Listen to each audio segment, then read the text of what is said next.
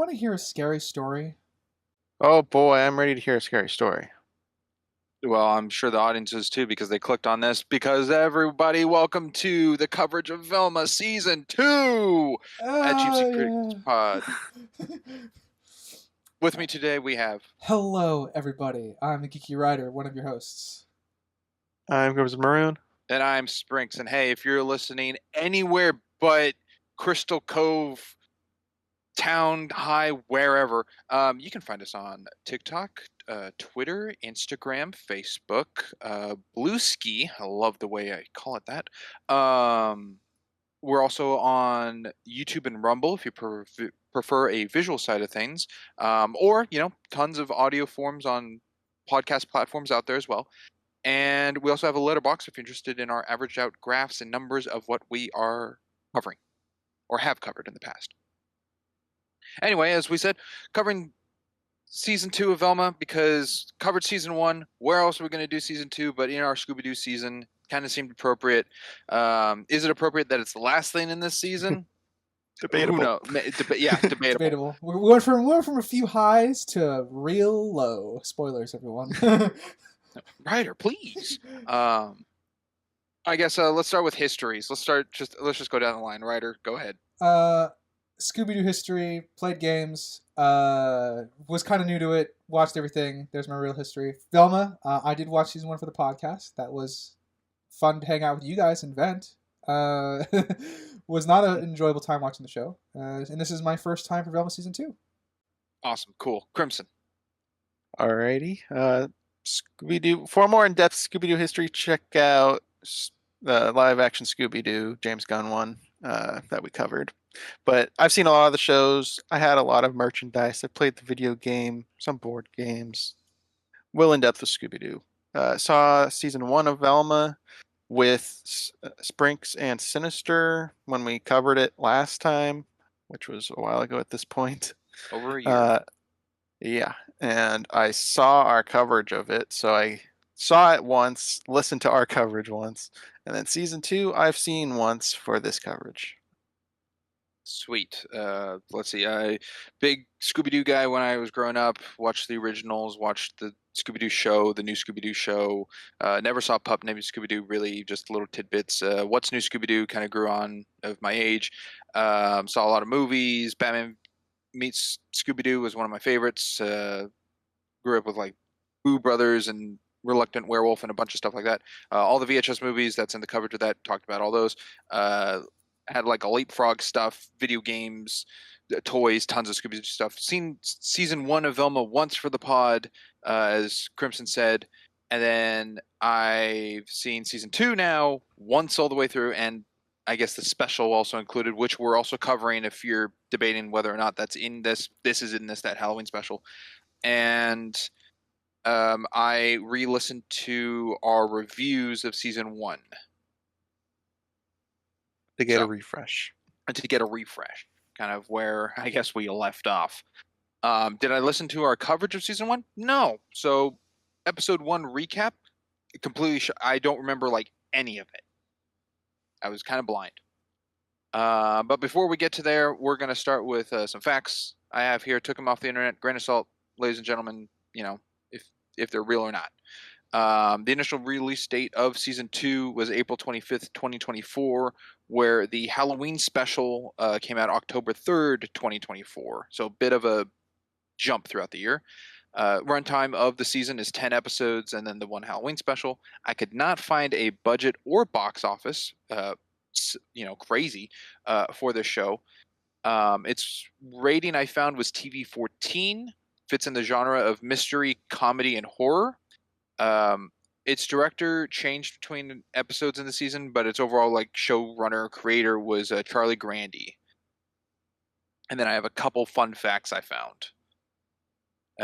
Fun being, maybe not a true word to its name here, but first one I found was, unlike the previous seasons that were released 2 episodes a week for 5 weeks, this season had all 10 episodes released on the same day.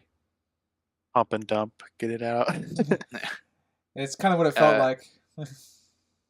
The New York Comic Con panel in 2022 had the showrunner Charlie Grandy cite 2 animated shows for the humor style of Velma, being both from the Harley Quinn show and Rick and Morty. That's Huh. awful. I don't really see the Rick and Morty aspect, but I don't see the Rick and Morty. I watch Rick and I Morty can see or the Harley seen Quinn it. stuff though. But I mean, I think that sense of humor is awful for this setting. yeah, next fact. Hopefully I pronounce it correctly. Gray Delisle mocked the show, the revoice of Daphne since Cyber Chase and kind of moving on, and tweeted out Jeepers with a link to the article showing the poor reception of the show. That being said, she refused to insult the voice actress Constant Wu, who performed Daphne in the show, saying that would not tear down a fellow voice actress's performance, which I think is admirable. While also Matthew Lillard, as Shaggy in the live actions, gave his support to the cast, including Sam Richardson, who voiced Shaggy or Norville in the show, but admitted he wasn't a fan of the show after watching it. All right, good takes. Yeah, good I'm takes. happy with that. Yeah, like I said, I don't From blame, both of them. I think the voice actors did a decent job. I don't blame them for this. They just took up a job. Yeah. And then the last fun fact I have here is, lo and behold, the show is canceled due to poor reviews and feedback. Whew, yes, finally, what? good news. It's been a rough year so far. Did you guys think season 1 was going to be the only season? I did No. when we covered it. I thought that was it. I was 50-50 because it was a lot of like hate watching, like people saying this is terrible, which got people to watch it, which I think bumped the numbers. That's why I was 50-50 on if it'll continue. The reason I thought there would be 2 seasons is because Netflix does. I know this is HBO, but Netflix does this all the time. They pay for 2 seasons up front. Usually when they book shows like this. So I assume we were going to be getting a second season because they already shilled the money out pretty much. I guess especially kind of going with recognizable the short episode length in a season. Yeah. Anywho, we're going to coverage. Structure is how we're going to do it because we're covering 11 episodes here. We're going to try to give each episode about 20 minutes of coverage. Roughly. So we will attempt to limit our tangents. Yeah. Try to get the most out of it. Yes, and we're going linear, like episode 1, episode 2. We're not jumping around kind of thing. So let us begin then. Episode 1. Let's start with Crimson. Crimson, All wherever right. you want. Linear in the episode, or I mean popcorn in the episode as well. Okay, I was just about to ask that clarifier. Okay. So I didn't rewatch season 1 for this, obviously. So I was trying to keep continuity in my head. And it was referenced that the moms were planning, when I say the moms, the Daphne's mom. She's Daphne's mom. Yeah, Daphne's moms. Because there's a lot of moms in this show. Those 2 in particular. They were planning to run for sheriff, or sheriff as they call it in here, weeks before the disappearance of Cogburn. And that would have crossed into the timeline of season 1, because this started to take place 3 weeks after season 1. Yeah. Season 1. So I felt like that should have been referenced within season 1. Yeah. That doesn't really line up. Also, the time frame of this season, is it like a little over a week? I think it's over a month. The whole month? thing. I think so. We'll cover it further in with like time stuff. Because there's a couple episodes where something's like happening on a Thursday and Friday of school, and then a weekend, and then the next thing starts on like a Monday.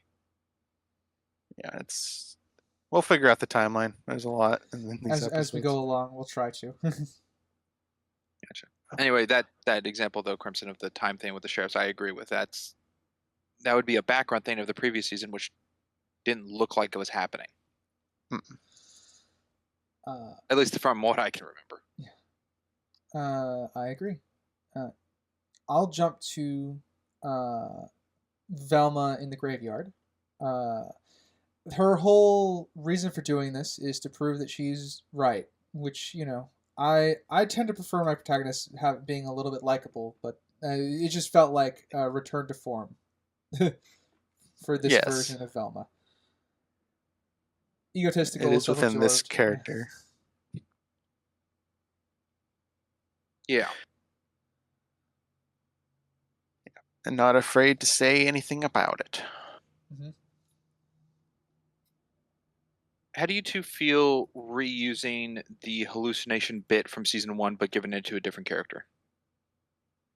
The way they portrayed it was different. So, and it wasn't really a hallucination this time. It was an actual ghost, Well, which will bring its own issues going. Yeah. But treating it as a hallucination in the beginning, I don't really have an issue with it.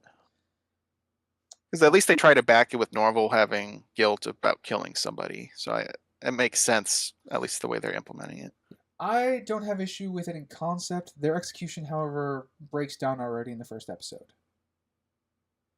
Because it's supposed to be Fred's mom, and that's the hallucination. But the problem is, in the first episode, he's hallucinating Fred. Which is categorically, Fred's mom is not Fred. Yeah, which... Yeah. I don't know how much we can jump around these episodes. I mean, I'm just pointing out... I feel like I want to talk about that a little bit, too. Yeah, I mean, it's revealed to be Fred's mom in this episode. Not necessarily what the source of the hallucination is, but the fact that it's about Fred's mom. And we see the form of Fred's mom in this episode, proving that this is, like, the start of it. But they appear as Fred to Norville, which is not consistent with anything else that happens afterward. Yes. Because Fred was the trigger. But Yeah, then there's nothing smart. to trigger because there wasn't a hallucination. So, well, I'll get there when that's relevant. Okay. Let's go to Crimson. All right. Huge surprise. I did not know how I never knew about this, but Thorn being here. Very irritated. Oh, yeah. I forgot to put that I in my... couldn't believe what I heard. Yeah, I forgot to put my timestamps in the in our Discord because I had timestamps for that. I just wrote Thorn in caps with question marks following. I couldn't believe it, and I was just... You look at her and you're like, oh man, I know the direction they're going to take with this character, and I'm so sad they're going to butcher her further than just this appearance. And I guess we can debate whether or not she gets butchered or anything, but episode 1 reveal, shocked. I don't know what you guys thought. I have it timestamped and I put in caps in my notes saying, "Oh fuck you, show." Okay, you two, I guess, took it harsher than I did for her introduction. I thought her introduction was kind of bland. It's just another name character in from previous Scooby-Doo things, and it's just adapted differently. It isn't until later to see like how far they go with that adaptation, but I thought like incorporating more from the world of Scooby-Doo was fine, of like a creative approach, like using what they have of characters connection. Necessarily my subjective of the character they do not a liking to. Yeah, let me clarify. Yeah, my reaction was completely subjective just because I have no faith in these writers. No, I had PTSD. Yeah. I felt... Yeah, it felt was not terrible because I know anything I cherish in Scooby-Doo gets introduced in this it's going to be subverted or brutalized before my own eyes. Yeah, I did not have an objective issue with her introduction. My reaction was completely subjective. Gotcha. I guess the only thing I could ask is like, where's the rest of the group? Where's Dusk and Luna or Luna? Is it Luna? Yeah, I think it's Luna. They didn't really explain where they went, but they don't really have to, No. I guess. And I don't know if it was actually stated, is Amber Thorne's daughter? Yes. I believe so. It is her daughter. Okay. I think she says that in the first episode only once. Okay. I guess I missed that little detail. Yeah. It was very convenient that they just happened to have a body. They happened to find a body that was terribly buried near a place where all the popular kids were partying. It's very convenient. Yeah. And it's also convenient once we realize who hid the body. Why would they do a poor job of hiding the body? But yeah. More on that, I guess. But it's convenient in this episode that they stumbled across the body there. Yeah, they stumbled across the plot. That's never a good sign. I don't know if it's an error that I caught. It just seemed odd. I didn't connect the house to house look, but our first kind of not first introduction, but I think the second part of Mr. Swendig, when Velma like goes to his house and like sees him like and talks in his front driveway kind of thing. He has a mailbox that says Rogers on it. Rogers. Is he at Norville's house? Or is that a background error? I had the same thing, and I didn't have a definitive answer on it because we don't really see him interact with the Rogers, right? No. His only connection is with Velma's mom, and that's not really relevant here. And nothing's ever said like why he would visit Norville, like a school thing. No, none of Norville's plot isn't really connected to anything in this season with the mainline storyline. Yeah, or like kind of loosely connected. Or Norville's dad or anything. Like nothing's connected to Swendig except Velma. No. So it could just be an asset mishap, I guess. They just reused the background and put him on there. I don't know. But I would probably constitute it as an error because they don't explain it. Yeah, I thought no, she wasn't going. Velma, I'm speaking of. Velma wasn't going to visit Norville in that scene, right? She was just happened to come across him leaving a house that looked like the Norvilles, or the Rogers or whatever. I guess it looked like it, but she went to go look for Swendig. Oh, okay. At Norville's house for some reason. Fair enough. Because if it is, his last name isn't Rogers. Mr. S. Unless they use his first name as it's just unorthodox. Mr. First name. Mm-hmm. Let's see. Fred's Catholic. Is this one? Is it? Yeah, he's a Catholic in this, right? Like he wanted to get like holy water and stuff for his business about spooky things. Yeah, he goes into the Catholic faith. Yep. Yeah, okay. Full dive, fully understanding every single aspect. Yeah. Said nobody. Ever. Yep. But yeah, that is an aspect to his character, at least in the beginning of this season. And I guess opening, how do you guys feel about Fred's reactions to his mom being dead? At least as of episode 1. Of the character they have, I think it's fitting to him to just like think and like be very narrow-minded and dead set on like an idea of something until proven wrong. Yeah, it comes across to me as a little bit of PTSD, which I think kind of works into this character. As with a lot of things in the show, I do think the storylines that are the most divorced from Velma happen to be I think it's complete accident that I think they're some of the better parts of this season 2. But I think him reacting the way he does, it makes sense with how he was characterized in the first season to this. So it comes across as a bit of PTSD because we know he's obsessively loves his parents. So it works. I didn't hate it.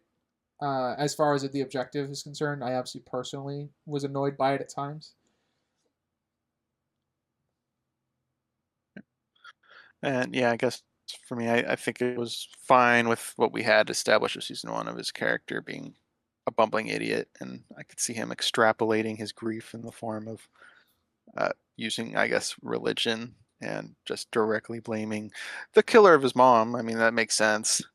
He would be mad at Norville for that. So, and he's also, I think it all fits with him. Yeah, and also, like I said, this is incidental. I think his driving force is well supported by the fact that he's under the firm belief that his mother was possessed by Norville's grandmother, which is why he's led himself into running the spooky business or whatever, and why he's doing things like holy water. Like there is a foundation for him as a character regarding that.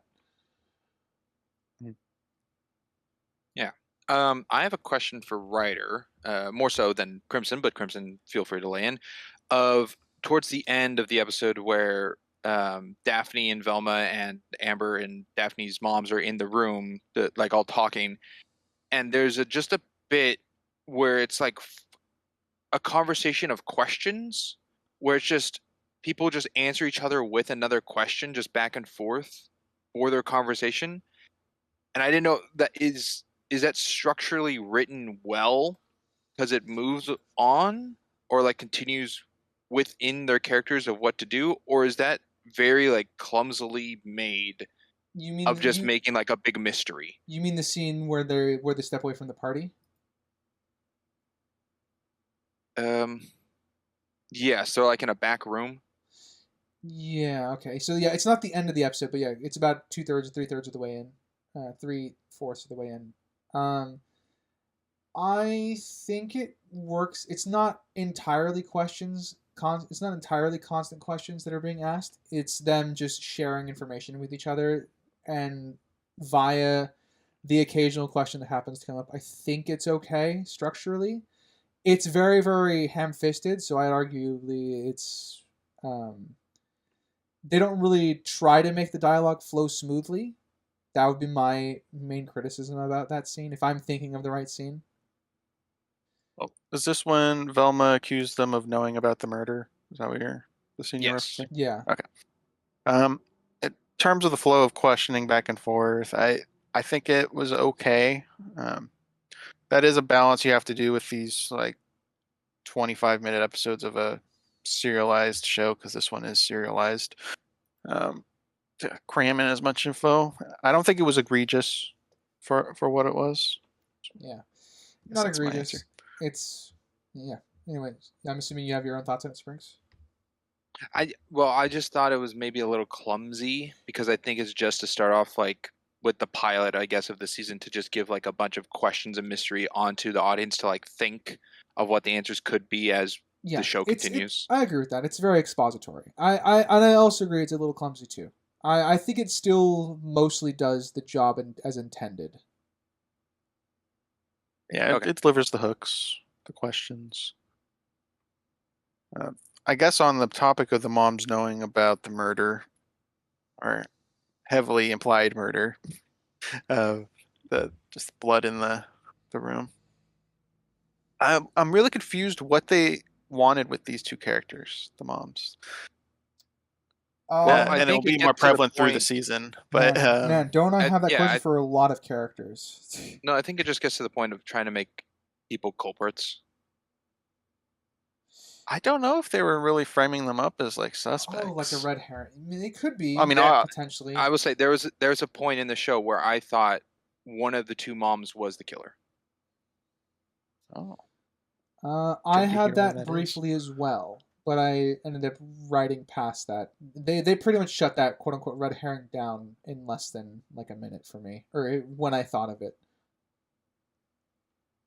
I think I'm the same. It just felt like it was building in the background with how prevalent they were in the episodes, but then it got to a point where they did just shut it down. Yeah, shut the and idea the down. characters just started fading away, which is I think an issue with the season as a whole. It's just a lot of characters that just fade away once they're no longer relevant. Like how Thorne disappears for like 4 episodes. Thorn or Merle Merle. Fogburn. Merle just disappears.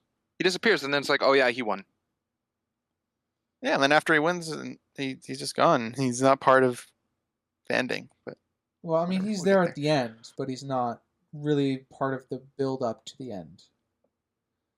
Yeah, like they gave him episode 5, and then just let him fizzle.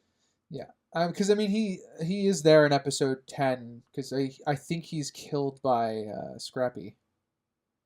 Yes. Was he? No. Was he one of the dead bodies on the ground? I don't know. I didn't. I think he didn't was see killed him. by Scrappy. I know he was there when they captured Scrappy, for sure. I just assumed Scrappy killed him because he was in the room. Okay. I don't Could be. remember him dying. Let's go to. I can't remember whose point that just was. Let's go to writer. All right. Lots of arbitrary enforced drama. I'm kind of used to with the Velma show, but obviously the mom not wanting Velma to go out and solve mysteries, and I don't remember the reason other than she probably thinks it's dangerous. She was worried because her writing caused Velma to be in danger in season 1, and now she doesn't want to write to keep her safe. And Velma investigating on her own is then putting herself in danger. So, I guess she's just worried because of season 1. Yeah, I will say that I'll jump to as well the scene between Norville and Velma when they repair their relationship in the car ride. It's very terrible. It's very like they repair their relationship as if nothing happened. There's no consequences, I guess. Yeah, just to continue with them not being at each other's throats or something, which it's very clumsily done, but it still, I think, functions. It's like, fixing a hole in a ship with duct tape. It still functioned continually. The relationship, big problem I had was between Velma and Daphne the whole season. Yeah, that was going to be my piggyback off of dynamics here in episode 1 with the drama. Is just Velma and Daph. Yeah, Velma. But, and Daph. This episode 1 title is The Mystery of Teen Romance. Yeah, well, it wasn't because I know the thing that they start butting heads over is witchcraft and manifesting. But what was their spat in this one about? Because they had a similar disagreement. It was about Velma saying "I love you" to Norville at the end of season 1. Oh, okay, Yeah, and then Velma spending a lot of time with Norville, at least with Daphne, seeing her with him a lot. Yeah, okay. Yeah, so a lot of it was not forced in this episode because there was set up for it, but it's contextualized with the rest of the season. It definitely feels quick the way that was just repaired between them. Oh, they're in the coffin, and then boom! I feel nothing, and it's dropped. It's dead now. Yeah. That plot line was killed in that coffin and buried later. And creepy Fred was in the coffin the whole time. Yeah. That's very yes, he was. Yeah, but they didn't care. They just had their conversation, and then when Fred, jumps out of the coffin, they're like, "Oh my God, Fred!" Pretty much, yeah.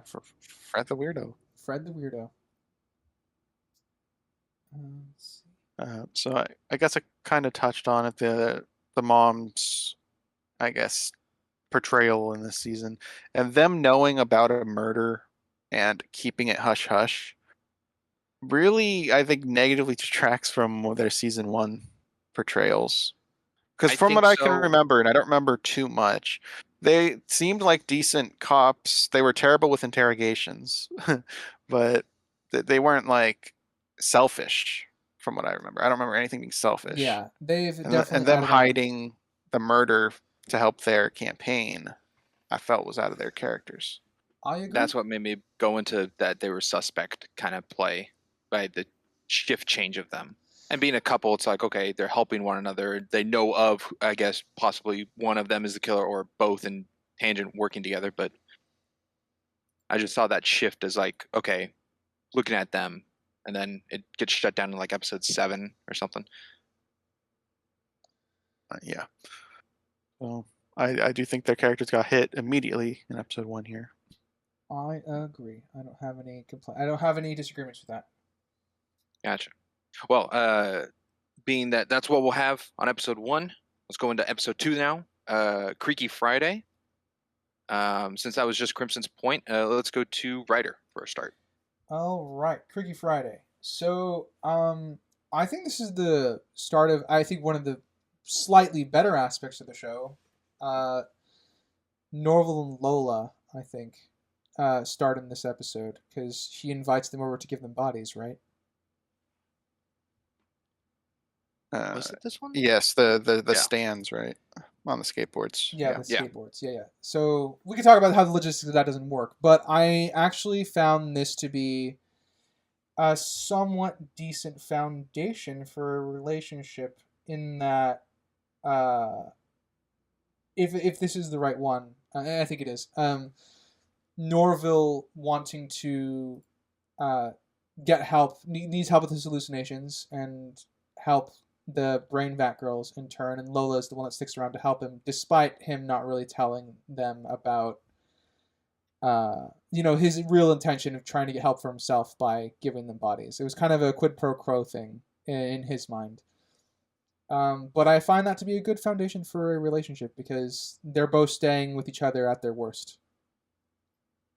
Yeah, I don't know what's up with this show and Norville's love interests being like the best parts. Like season 1, I liked Gigi.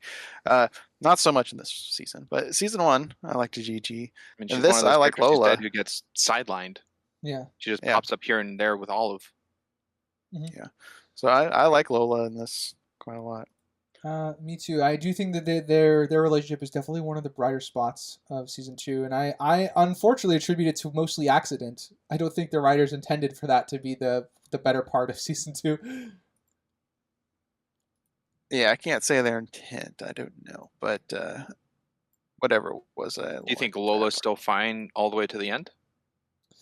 I think they insert drama here and there for them, but nothing that's character breaking. I would just say episode 11. I think takes a little bit of a hit. I think episode 11 would be mainline season. I feel like Lola was fairly consistent with herself, and the scenarios thrust upon her. Yeah, episode 11 I think is also is the only time where there is some damage done to them as far as their relationship is concerned, and I view that as mostly manufactured drama as well. But I'm talking more with Lola. I do think Norville takes hits with this relationship through the season, so the dynamic I think takes hits. I think Lola herself is fine. Gotcha. Yeah, I guess if I were to be, I probably feel the same way. I'm not entirely sure at the moment because I'm not there yet in my notes, obviously, where Norville exactly takes hits, but I probably agree with the statement just in my head. Okay. I found possibly another animation error, but it's a weirder one because it has effort behind it. Is at the end of the episode where Velma goes to see her mom in the apartment and she's with Fred's dad. When she opens the door goes all the way and it's shot on Velma, seeing the realization. And then it goes to show Fred's dad and Velma's mom, covering each other up on the bed, I think. Mm-hmm. And the light behind where Velma is moves, which I just find is a weird thing to edit in or keep because it's an effort made for it. And I don't know if that's signifying that the door is closing behind her, but then the episode ends, so I don't know why it's needed. It just seemed very strange. Yeah, I think it was the door closing, changing the light in the room. And it was probably also to signify her mental state of seeing she just looked at. Well, and at least that's what I can remember of that particular snippet. I didn't see an error, but if I go back to it, yeah, I don't think it's an error because it's in movement. Mm-hmm. It's it's animated that way, versus the last one where it's like a background asset that could have just been reused, kind of thing, with the Rogers mailbox. This one's edited this way, and I just don't know why it's trying to convey or do. I don't know if it's shedding light on this realization, or if it's trying to make Velma's life dark. I can't remember if it's adding light or taking away light, or if it's trying to darken a situation at hand at Velma's perception on it, or something like that. Yeah, and thinking about the scene you guys are talking about now, I think I agree. It's definitely oddly animated for sure. Yeah, I don't wrap my head around the purpose behind it. I'll jump to I think I didn't laugh because I don't think I laughed at anything in the show, but I think something that kind of made me almost smile was the cliche of the morgue gay couple, the subversion there. That one almost it got me to smile a little bit. Didn't really pull much out of me. I think it was a funny gag. The creepy coroner is creepy, but it's just oh yeah, he says everything creepy. Yeah, he's just normal. Says his boyfriend / husband. That was pretty funny. As far as didn't get me to laugh, but it was amusing. Yeah, I think there was 2 times in the season that I kind of got a chuckle. Not out loud, but something. It made you feel something. Not dead inside. Yeah. I do like that they return the animation style for the flashback of the 1890s. Helen stuff. Creaky. Oh yeah, Yeah. that was definitely a throwback. Because they used that animation in season 1 when doing the flashback to the Mayan stuff. So I like the return of that style. Because I remember us complimenting it in season 1, and I'm glad it returned. Yeah, some visual consistency is always nice. I agree. Looked decent. Actually looked pretty good. Yeah, I would say it was good. A I compliment. guess- Ooh. Another thing that I'll also compliment on is the stylization of the titles in every episode, I guess, that in season 1 didn't have. Season 1, when it was like after kind of like the hook beginning and then show Velma title, it was just Velma in orange.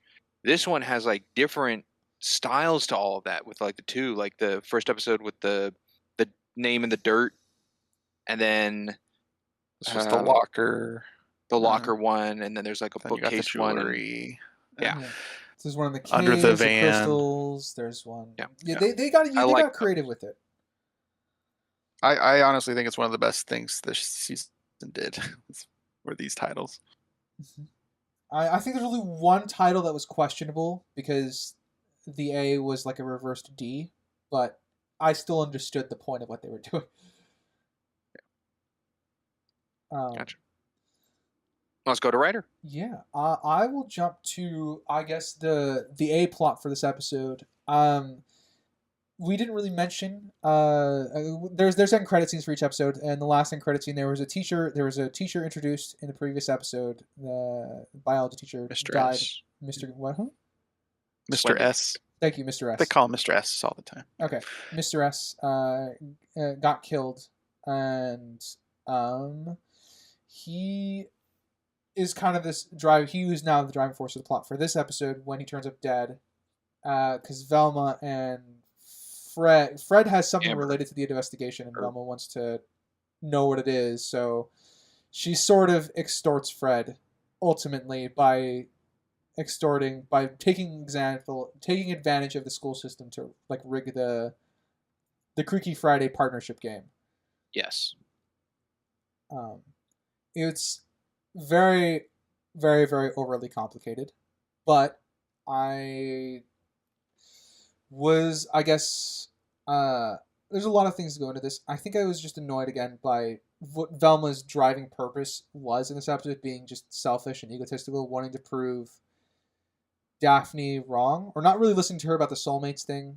Was kind of what the last episode ended up in, but Yeah, the whole soulmate stuff. yeah. It turns out Velma, not the most likable character. Yeah. I criticize that a lot because if you're going to have a long-running show, you need to make your characters somewhat likable. And I guess the vein of that funny enough that I want to think that I'm instantly thinking about is Rick from Rick and Morty. Rick is likable in the sense that he's entertaining to watch. You would hate to have him as a grandfather, kind of a thing. Well, the thing with Rick, he actually does change throughout seasons. Yeah, it's a very, very slow change, but you do see the progression in him too. Yeah. Because Velma, they're keeping kind of consistent, but it's not. It's not for the benefit of the show. No, and I think that was Sinister. One of Sinister's main pitches for his rating in season 1. It was about not having your main protagonist not being a likable character. Yeah. Yeah. Yeah, I see that as well. A detail I guess I missed. How did Velma get her balls for Creaky Friday of her and Fred's magnetized? Because it seemed like they were all ping pong balls. So she said she was going to fill it with metal shards. Okay. Yeah. That's what she snuck in to do. So I guess she succeeded in that. Yeah. I assume that's what she managed to do. Okay, then all good. That was just a detail I guess I missed. Yeah. So hey, at least they got that right. Yeah. It may not be a great explanation, but it was in fact an explanation. Well, and she didn't get punished for cheating either. She knocked over the whole thing. It's not enough to signify that she Velma getting punished for something? I don't think the show's capable of that. I guess she can't even type properly. Darn it! a fine detail of keeping the magnet on her. Once revealed, it didn't disappear. That's true. So like it still leads to a consequence because she forgot that she had it on. Yeah. Something I'm curious about the Creaky Friday is I didn't think it was going to be a competition thing, like there was a winner. And I immediately thought, how? How do you keep track of that stuff? I don't like fucking know.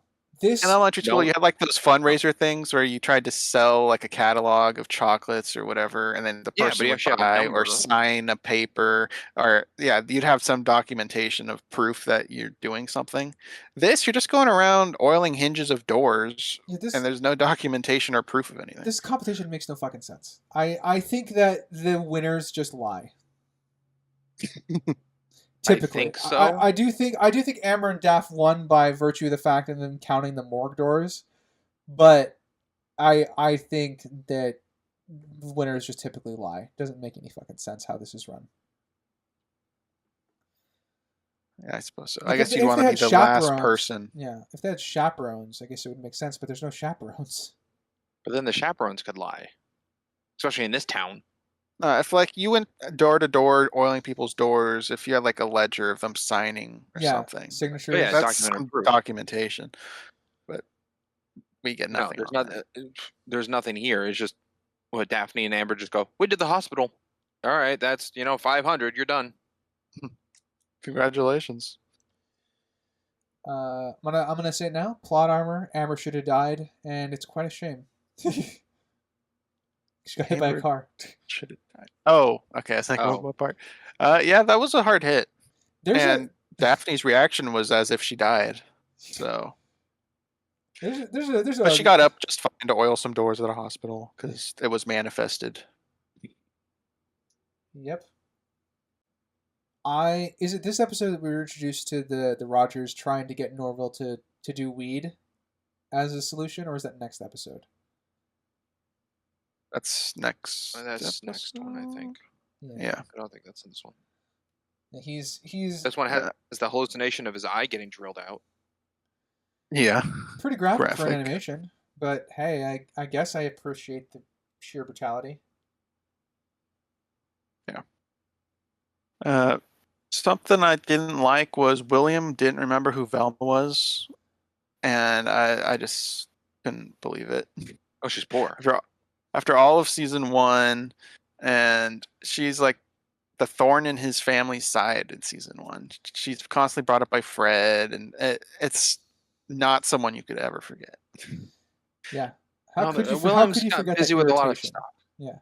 I mean, He's got the stocks on his mind, the mafia, the his war in son. Africa over the diamonds.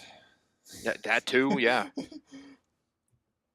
I mean, he clearly doesn't care too much about poor people because he ends up In the next engaging to episode. one. So Yeah. Faith is there was I think a quote from, was it Fred or Velma? Faith is believing in something. So faith is believing something is true even when it's verifiably false. That sounds like a Velma quote. Fred to said me. that. I think Fred said that in retaliation to Velma. Oh, I don't know. They had a whole belief argument in this. Yeah, Fred is not a smart character, but they try to do stuff with him later on in the season that I actually quite like. In the same way that I think Fred is actually actually a got an character. yeah.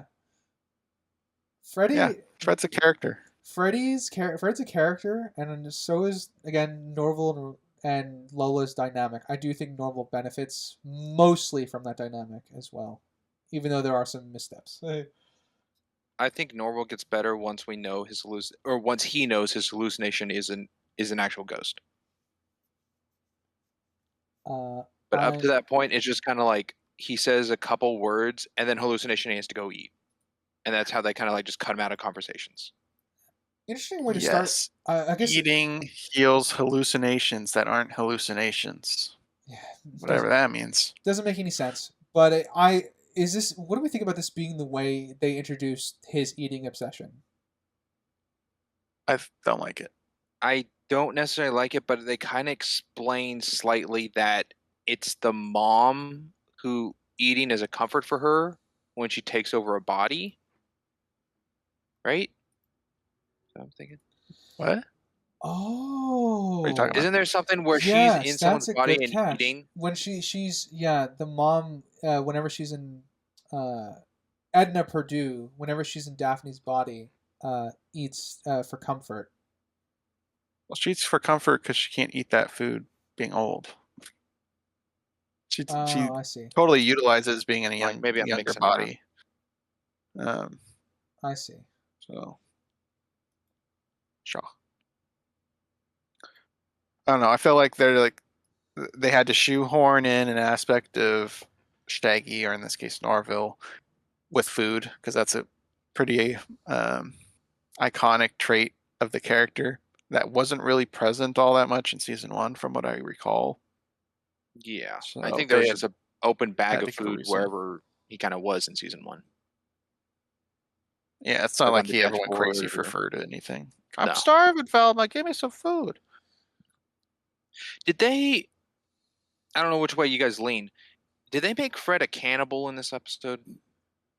I guess technically, I'm if we forgetting. believe the toe to be a real toe, I mean, Yeah, because he said first it tastes like caramel, and then he goes, "Oh, there's a oh, bone." that's a bone. Yeah, that would make him a cannibal. I guess totally, so. I skipped over that. I just thought it was an unfunny gag, but I guess that's technically true. Okay. I think the what do you think about the moms wanting to get the kids to investigate? Like their whole shtick is one getting of them, to anyways. investigate for The moms of Daphne's the moms. moms of Daphne. Because yes. Velma also has moms, I guess. But Yeah, sorry. The moms of Daphne, I need to specify. I think that's I don't know. I think that plays into the culprit thing again, or suspect onto them if they're like, oh, they're out and about doing something else, like red herrings, or going after other things that aren't connected to us to give them breathing room in the background to do things. Because it seemed like when they weren't, or episode 1 not investigating, they were around Daphne's house the whole time, which led to that conversation of like, oh, you know, the Cogburn's murder, you think this connection and everything. So to me, it played a little into that of like, by making her investigate, she was getting away from whatever they were going to do. I see. I guess for me, watching the whole season, I never suspected the Daphne's moms. Never suspected them. How many suspects did you guys think you had throughout the season? Actually? Honestly, I knew whoever the show was going to pick didn't make sense, so I didn't even bother collecting that many suspects. I figured like, how best my approach. I guess I'm thinking of what it was suspect, and just like, how would this suit the writer's purposes is kind of the angle I took, rather than what the writing was gonna tell me.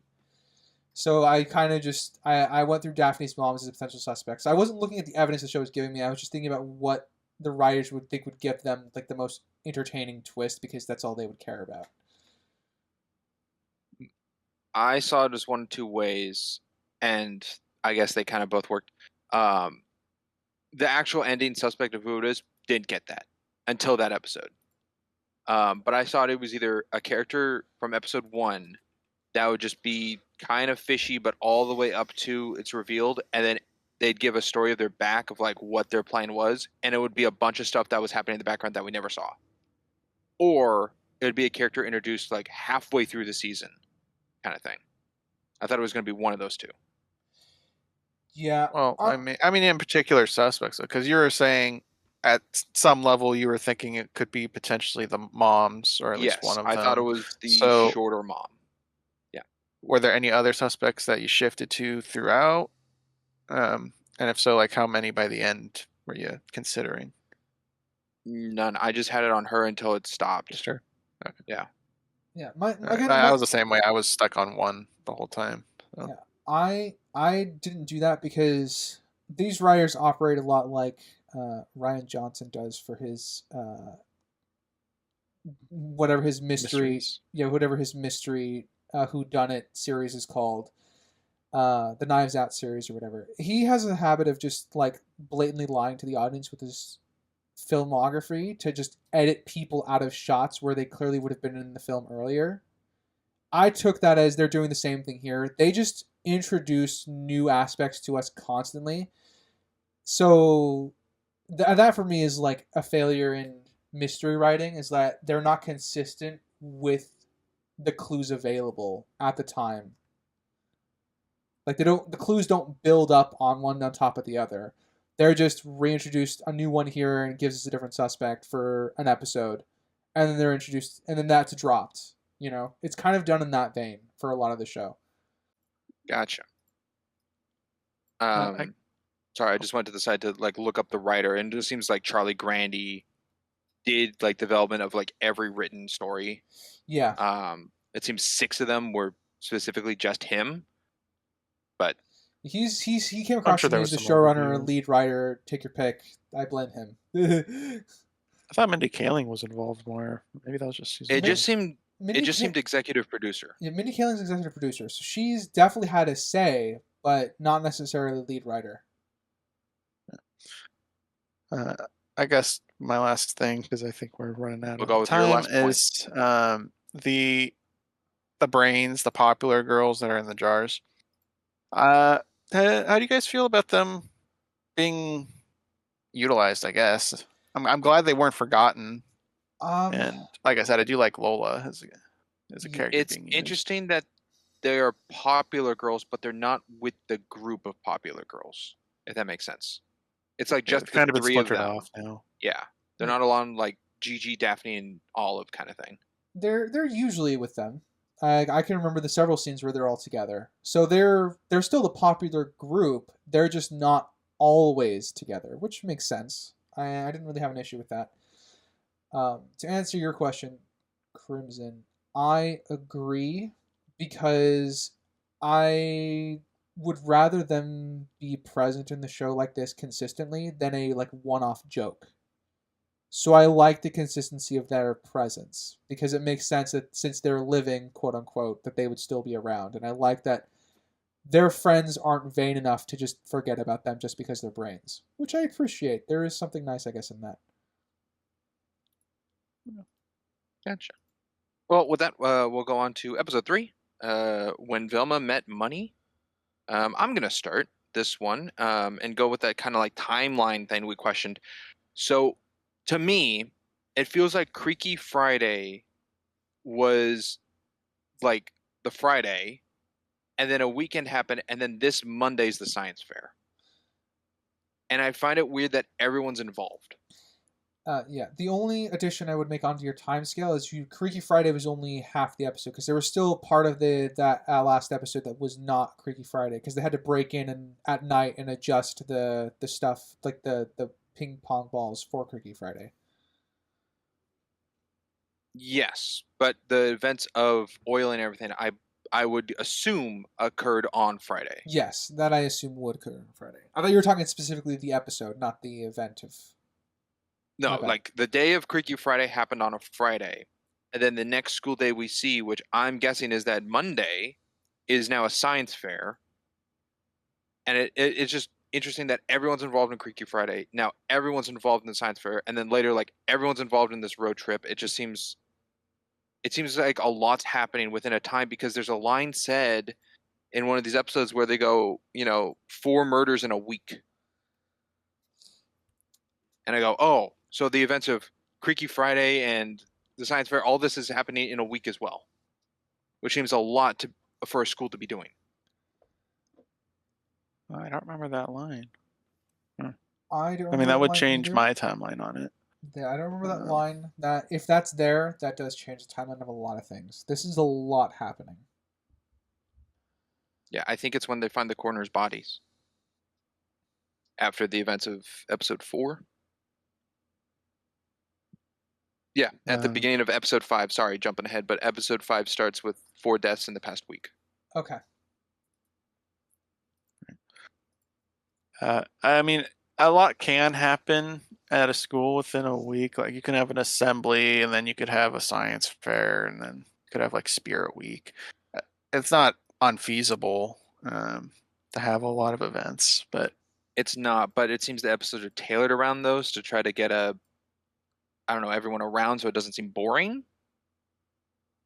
But Or yeah, I mean, the dull? writers want a lot to happen, so yeah, I would say there's more of a writing purpose than a realistic depiction of school, but it is still a possible depiction of school. Okay. Ryder, I know you brought it up earlier about Shaggy's, or I keep saying Shaggy, Norville's dad trying to push him into the weed. This is the episode that starts on that, if you had a point about that.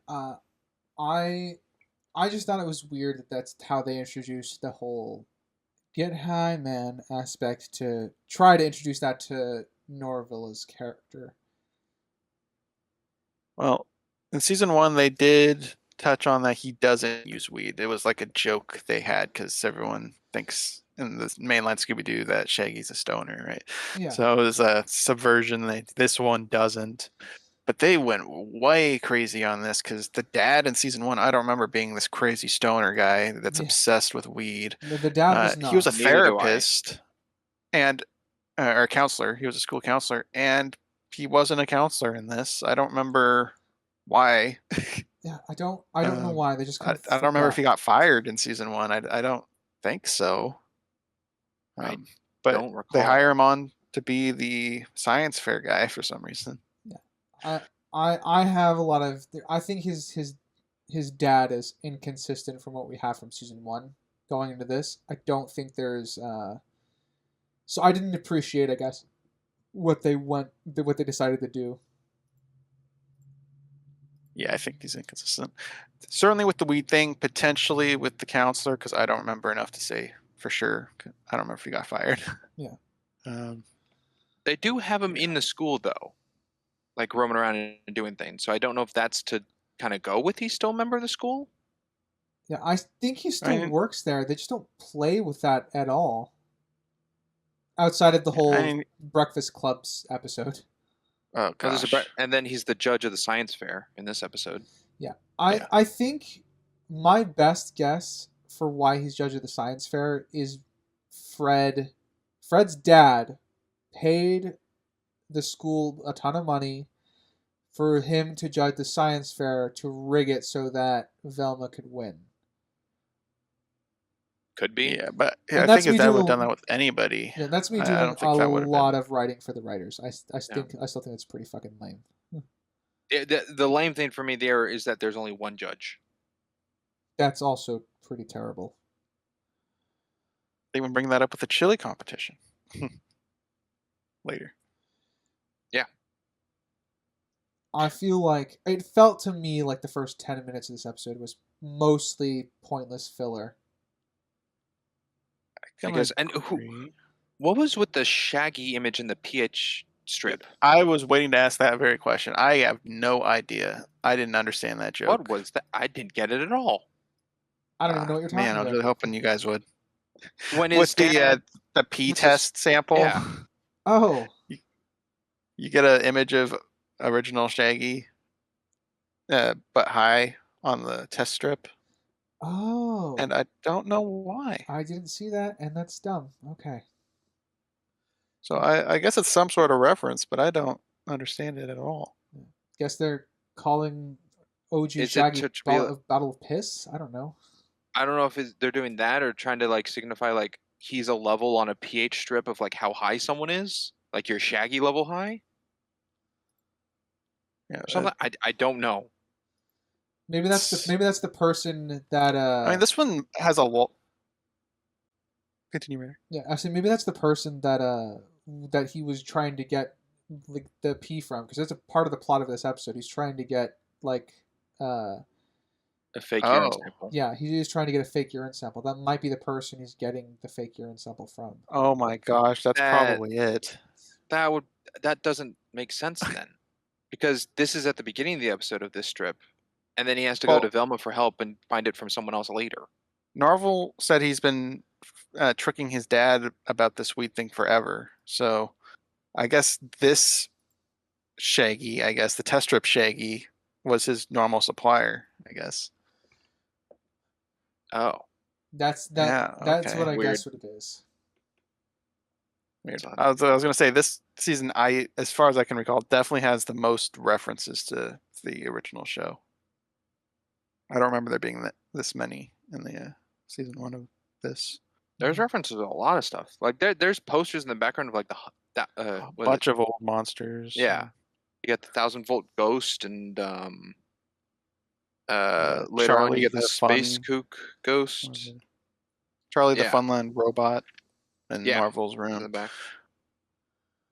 Yeah, there's a lot of posters in the background. Classic monsters. And even in the beginning of this one, Velma's popular and it's talking about how people are copying her. Or was that last episode? That was last episode. That I'll was figure it out. beginning of last one. Where she talked about people are copying her image, and you look to more classic Velma and Daphne, which is other people. So No, it's a I hated flip. that so much. Where she's saying the original's copying her. And Well, Velma yeah. is that vein. The show feels that Oh, yeah. vein. Makes sense. Oh, the show absolutely is. Also, I think it was in episode 1 where Velma said like their ship name is Velma and Daphne. Is that making a joke to the Daphne and Velma show? I was trying to think of the timeline. When did that come out? Beats me. I don't know. I feel like I it never was watched it. around this time, so I don't know if it was or was not. I remember. I know which one you're talking about. And I don't remember seeing anything for it. So Question, and I know Crimson, you probably won't know the answer, being how innocent you are. Is pink lemonade a cover for something? It's an actual drink. Yes, but is it trying to signify or is there a something in this context that episode? you want to supply for that? Because I don't. Well, just remember Velma having like pink lemonade at Fred's dad's place, and she goes, "Ooh, thank you." And I'm like, "Is this trying to signify something?" It's a little more expensive than normal lemonade. So I think Yeah, I it's think just- she was taking a jab at corporate pricings because pink lemonade is just lemonade with a new color on it. yeah.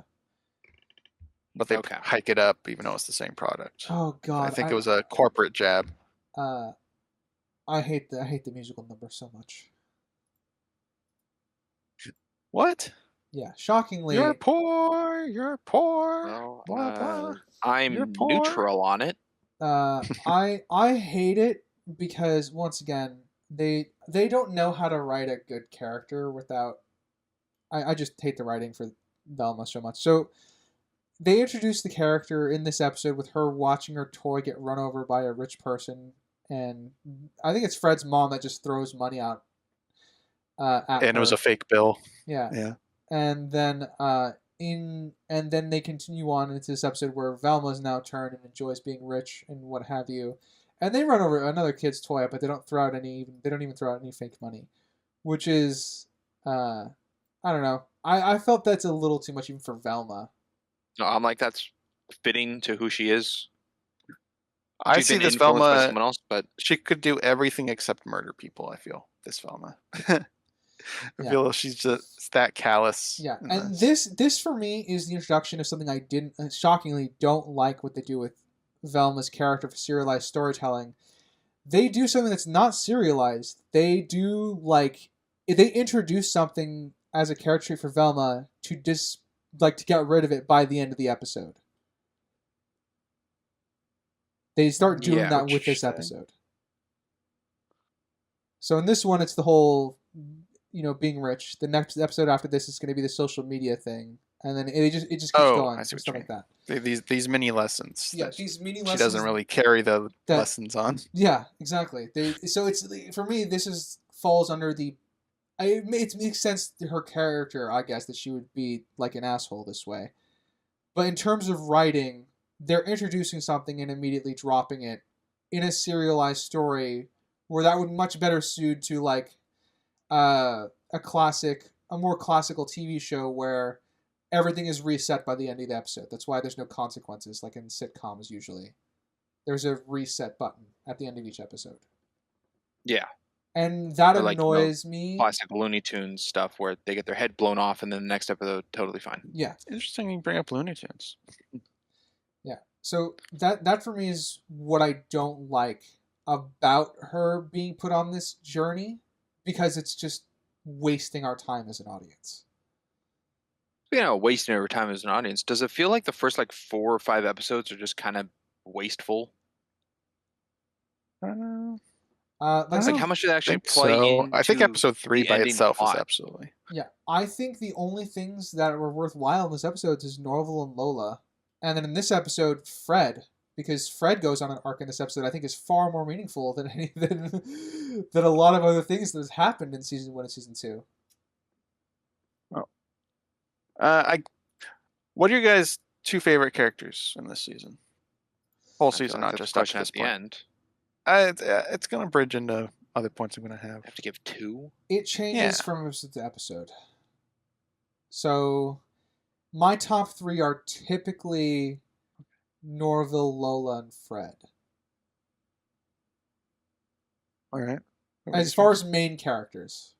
I'll go with Swendig and Barely had any screen time. and original Sheriff Cogburn. Wow. Well, for minimal screen times. Is that a cop-out answer? I guess I'll go with Kind of Fred is. then. Yeah, that is a cop-out answer, yeah. All right, I'll go with Fred. Okay. Yeah, I guess mine would be Lola, William, and then Fred if I had to do a third. Yeah. And I don't know. I find William interesting.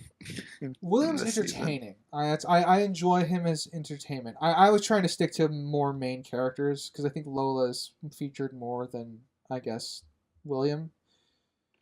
But in terms of likability, I suppose I would put William above Norville.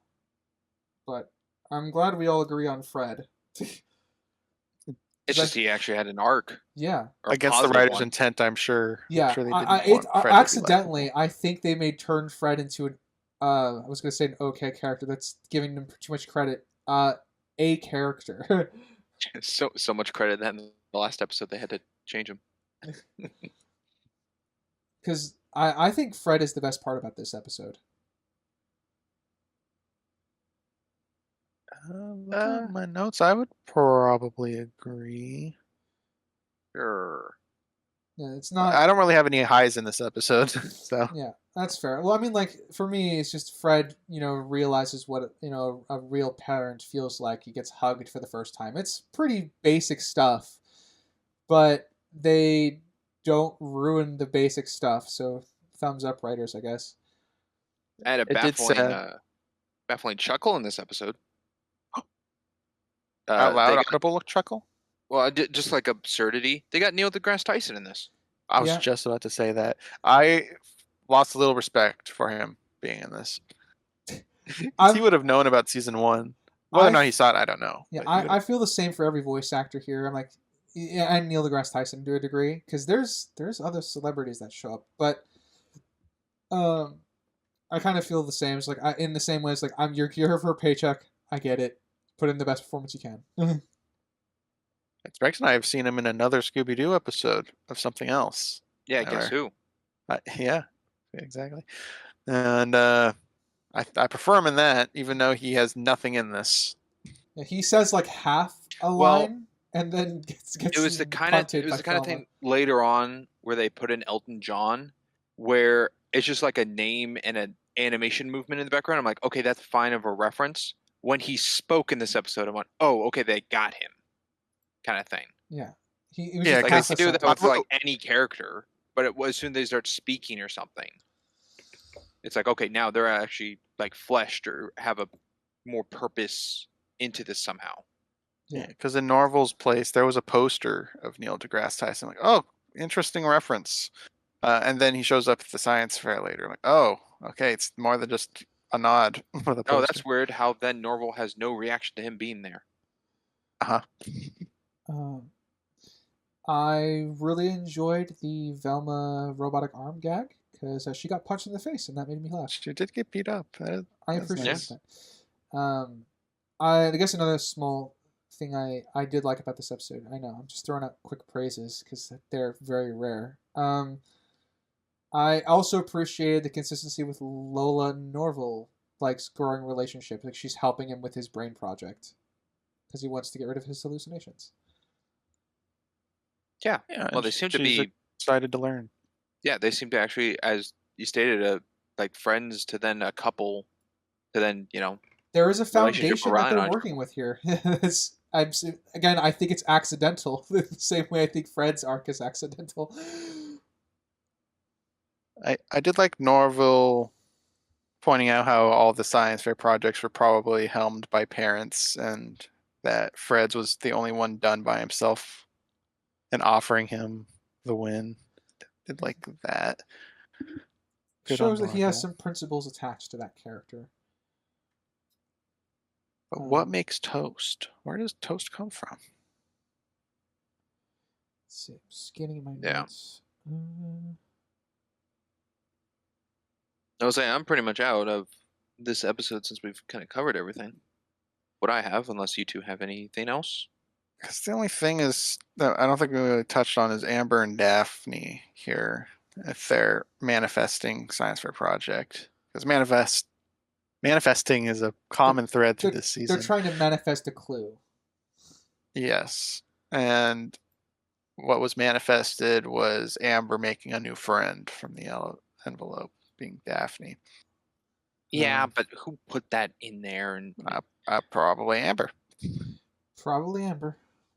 yeah, because it kind of plays off later with Amber that they kind of like not how much belief they have in manifesting and the Wiccan things of Thorn and everything. It just seems they put or like kind of like very tailored Daphne in parts, but it seems very shoehorned, kind of like slightly 180 like behind Daphne's back.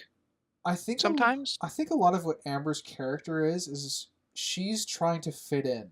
If you look at it through that lens, I think a lot of what her character is falls into place. Because Destiny. Yeah, because Velma is one of the popular girls, and she happens to live with Velma, so she wants to get along with her and make a friend with her. She's new to town, so she doesn't know anybody here. And that's always rough on somebody when you need to move into a new town to go to high school for the first time. You've left your life behind you. So I'm definitely writing a lot for the writers in that sense, because I think if you apply that lens, I think a lot of what Amber does functionally is just try to fit in. So that's her way of wanting to, befriend Daphne. She wants the seance to go well in the next episode because she wants to be cool. And then obviously she starts going after the other blonde popular girl when they go on the field trip. A lot of it's just her trying to fit in. Yeah. I see. And I guess my biggest thing between Daphne and Amber and the manifestation stuff is I think they were just too heavy-handed with it. I think they could have handled it with more subtlety, and we don't need like Daphne in new attire, which is directly referenced when she switches out of it. And they give mentioning it every scene she's in. They give a whole episode of a simple miscommunication of a kiss, just for the drama's sake.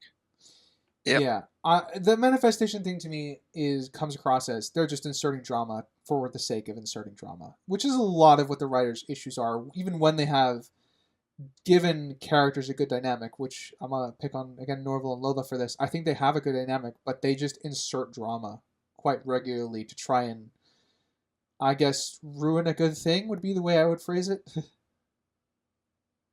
Yeah. Anywho, that'll be our last point then on that episode. And we'll move into episode 4, which I believe, just as how it's written, I believe it's called Seance. All right. Well, it is a word French that they twist. use in the episode. Yeah. Let's start with the Crimson. All right. Having seen the whole season now, I don't know how far in advance they planned when writing this, and this being the Halloween episode at the end. Why would they have Beyonce be the whole spiritual Velma thing and not bring her in for the last? Yeah, question. Well, I'm sure Beyonce's way too expensive for this, but switching it out with Sweetie in this episode, that was her name, right? Sweetie or something. Sweeney. Something.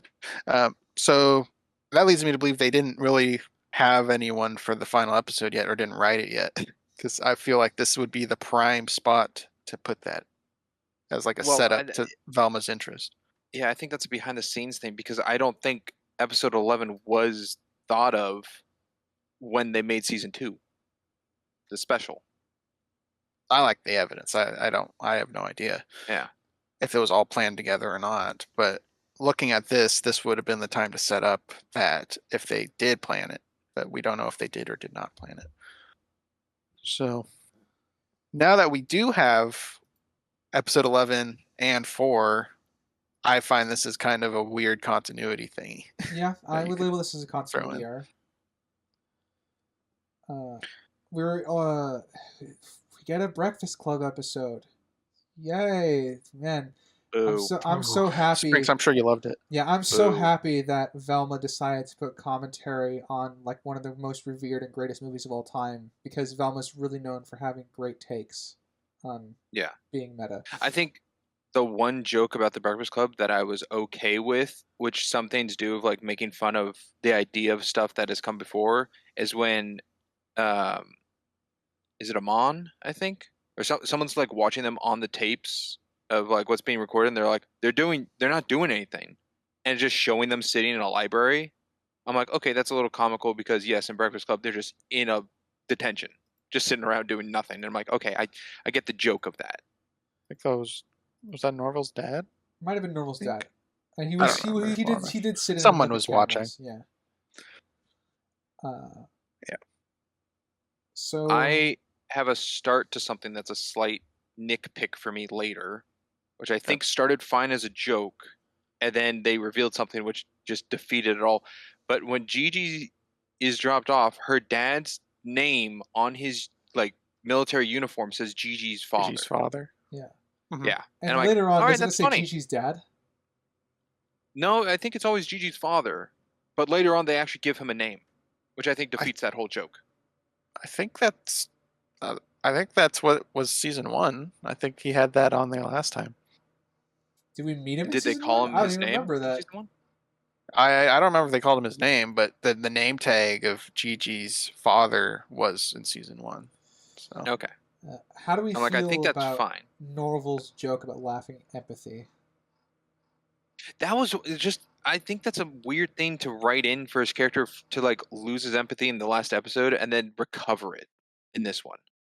Like, what purpose did it really put other than him kind of just putting his foot down to his dad? that's pretty much it. Yeah. I mean, I quite liked him putting his foot down to his dad because we get enough of their dynamic, and it's a lot of his dad trying to push the weed thing on him.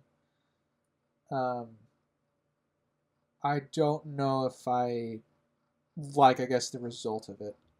Or I guess I'm sorry. I did like him snapping at Velma saying he didn't care. I Yeah. did like that. Yeah, well, we always enjoy when the one time when a character snaps at Velma and ends up being right, which is rare indeed. Yeah, I don't like the recovery of it. I don't like how like, oh yeah, your brain's just healing, you're fine, and then he's back to normal. Yeah, I'm just gonna say this now. This is already a shitty attempt at doing Breakfast Club already, just at face value. But they're all in detention with smartphones. Yeah. Didn't even think about that. They're all in detention with their smartphones out. That doesn't work for detention. Detention's a punishment. You can do anything on your smartphone. You can play a game. You can watch a movie. You can go onto YouTube. You can scroll stuff on the internet. I don't think that would be allowed. Even as I don't think so in a normal one. But then again, this is Crystal Cove High. I was just surprised that Norville's dad remembered the detention because right after he issues the detention, he's like, "What's going on?" Last episode, and then we cut to here where they're actually getting sent to detention. So that's true. Odd. It's impressive that he remembers the punishment. Oh, we didn't even cover the whole mob arc with him last episode because it's so nothing. Him owing money to the mob. Yeah. Yeah. Yeah, that's just so background, just humor, maybe? Just like how he's connected to the mafia mob, and then William's connected. But That that's never it. comes into It's just a play. background thing. Yeah, never really relevant. What? No, sorry. Oh, go ahead. I was gonna say it's convenient that his empathy starts coming back with his hallucinations, so we get him screaming randomly. Yeah, if that could spark it, maybe, but that doesn't necessarily mean. Well, It's convenient, is all it is. I yeah, don't. it's a convenience. I'm like, I don't think that's necessarily a healing Yeah. of something for your empathy to heal back when you're in fear. But that's brain logic stuff for neuroscientists that I don't have the info for. But yeah, I don't know. I was gonna ask, what's with the Steve Buscemi reference joke thing? That just seems so random. I could don't. say that with a lot of stuff. Well, but it feels random doing a Breakfast Club episode. I feel like a lot of jokes that Velma makes reference to just feels like random things to shove in as a reference. Yeah, but I found it weird that this one like continued. Like going to Fred's locker, like Breakfast Club, going to a locker or something. But his hand is in his locker. Mm-hmm. Yeah, just maintaining continuity with the joke that was referenced earlier. But I don't have an issue with it. It kind of feels like all the other jokes. Oh, okay. I disagree with that. Why? Why do you think it's different then? The continuation of a physical fact being present it seems like a more run-on than a one-sentence joke of a reference, which they do like the whole time. Like that's Velma's speak pattern is like a snarky answer followed by a reference to something. Like this one is like, oh yeah, Stu Buscemi's hand, and then that's it. And I'm like, okay, that just a random reference to him from something I might not know, and then they actually show it, and it's like, oh no, it's present, it's here, it's a thing, which doesn't really play to me. Then it's a joke or a reference. It's like a physical thing they have and have access to. So I'm assuming you feel the same way about the Neil deGrasse Tyson joke in the last episode then. Well, what was the start of that joke? Well, it started as a reference. He's talking about the reference as the poster. As a poster on the wall, and then now it became the joke of him getting knocked off stage by Velma. Oh, okay. To me, I didn't see the poster being a joke. I guess I never saw the poster. Well, I find it weird that Norville having a poster of someone in his room isn't like, oh man, I look up to you kind of thing, because that's weird to me. But if they made a reference of like I don't know, something like, oh, you'll never do that, like Neil deGrasse Tyson does this with space travel or something. Oh, you mean like a and reference? Then later showing him? You mean like a reference in the show from Velma making a one-off reference and then showing something real immediately afterwards? Yeah, or like it still continues with what's being said as the joke. Because to me, showing the proof of Stu Buscemi's hand, the first bit was not a joke then at all. Like that's not funny. Like why can't it be a joke? Because then it's showing fact that it's real. Well, why can't facts be funny though? Is what I'm stuck on your argument. This goes into the whole thing of like what people find funny. To me, it just falls flat in it because then it's not a reference of something in a conversation.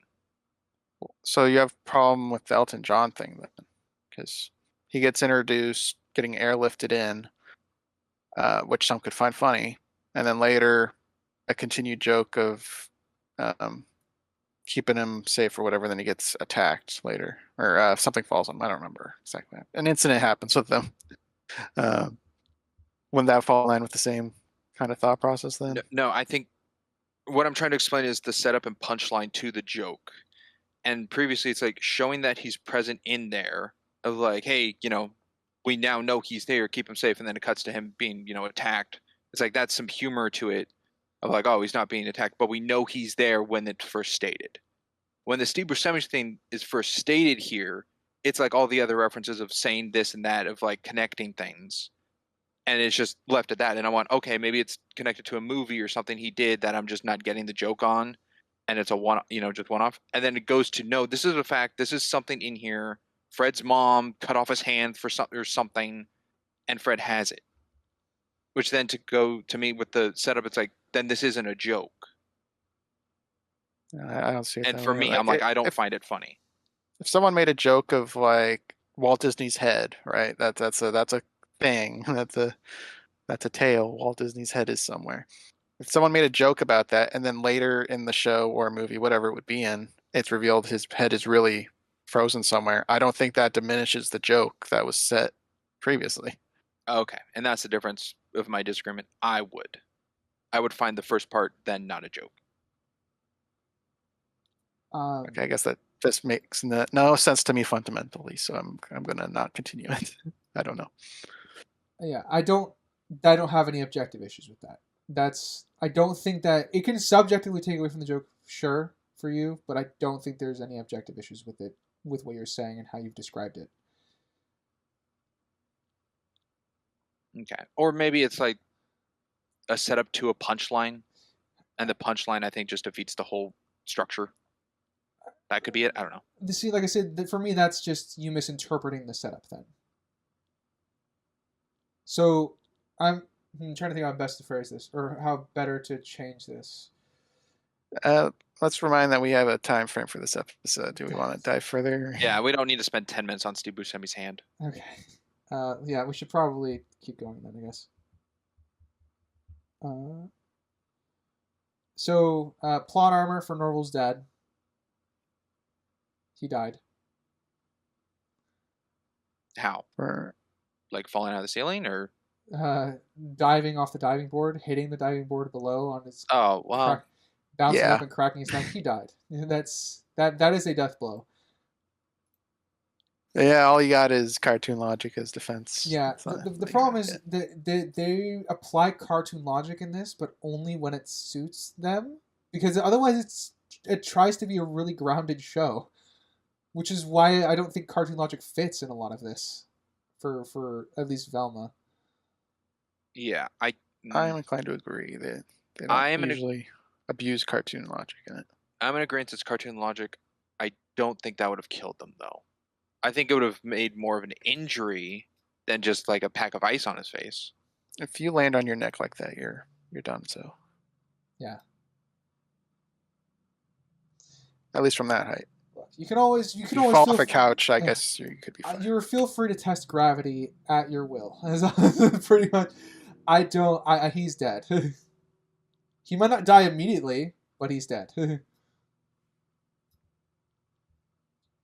So Sprinks, I'm sure you're a big '80s guy. You like '80s movies. I'm sure you really love this episode more than just Breakfast Club because they were listing '80s references and just time. Yeah. How'd you enjoy it? Again, neutral, because some of them were good and then some of them were overused just for the sake of like the joke that they're like, oh, 80s references of the whole episode. Mhm. So just middled out. There was a George R. R. Martin reference in this during the whole seance. And I think it was about him like finishing the next book and about something needing to be real or whatever. And I think that's the height of fantasy. George R. R. Martin's they're going to finish the next book. Yeah, but that was just brought up when it was getting cold. Yeah. Because he was, I think that was why it was brought up. Which is, again, I think that was a very forced reference. They do that too, where they just don't, a lot of references don't slide in naturally. They just say it to say it. Which is a lot of the issue I have with sort of the meta of the writing in this show. They don't earn their references, they just state them. Yeah. They just put them in.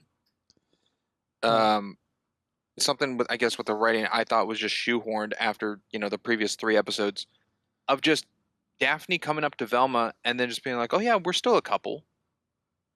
I'm like, I don't feel like there was any like tension or romance or heartbreak or development or anything from the previous 2 episodes other than the slight talk in episode 1 of the 2 of them.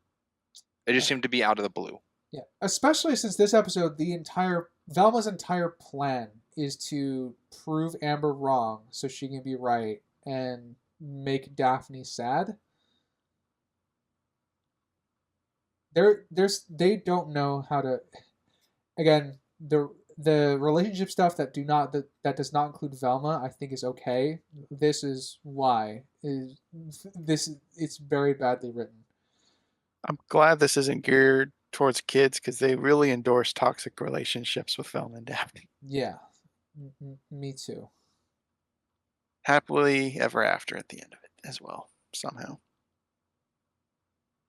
Continuity error I caught in Norville's father's office or some room he was in the school during detention. It said 10 p.m. on it. You're like, wow, that's a late detention. That's crazy. And then later, a line by was it the principal? Remember? Norville's So the mom. principal said, like, it's going on 5. Yep. You have to get out of here. Yeah, it's 4:45. We can't keep you past 5. So the clock in the office is incongruent with the actual time, Great. which another might be background error. the Rogers mailboxing, where it's just a background asset that they shoved in there. Because something I do feel, and there's no backing, it's just theorizing, kind of like Witch's Ghost that we covered. I feel like the animation took a little hit this year compared to the last one.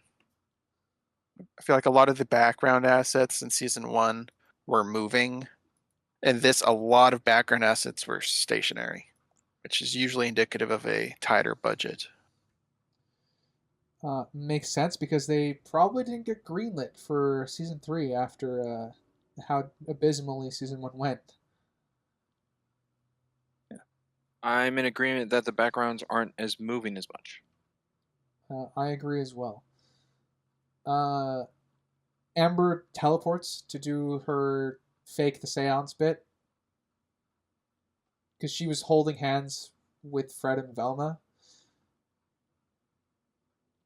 Yes. Yeah, she just appears on the other side of the Remember room correctly. when things start going wrong.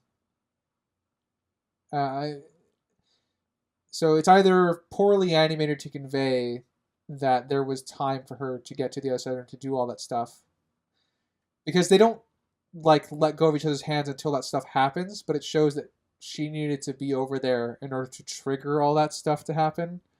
So she teleported. So Yeah, fair enough. um, We get the locket of, is it Victoria? Is that what her name was? The Fred's mom, yeah. Yeah. Fred's mom. Locket saying she only cared about the 2 dogs and nothing else. Yeah, just leaving that breadcrumb to maybe something relevant later in the show. Oh, well. can't wait Okay. for it to get there then.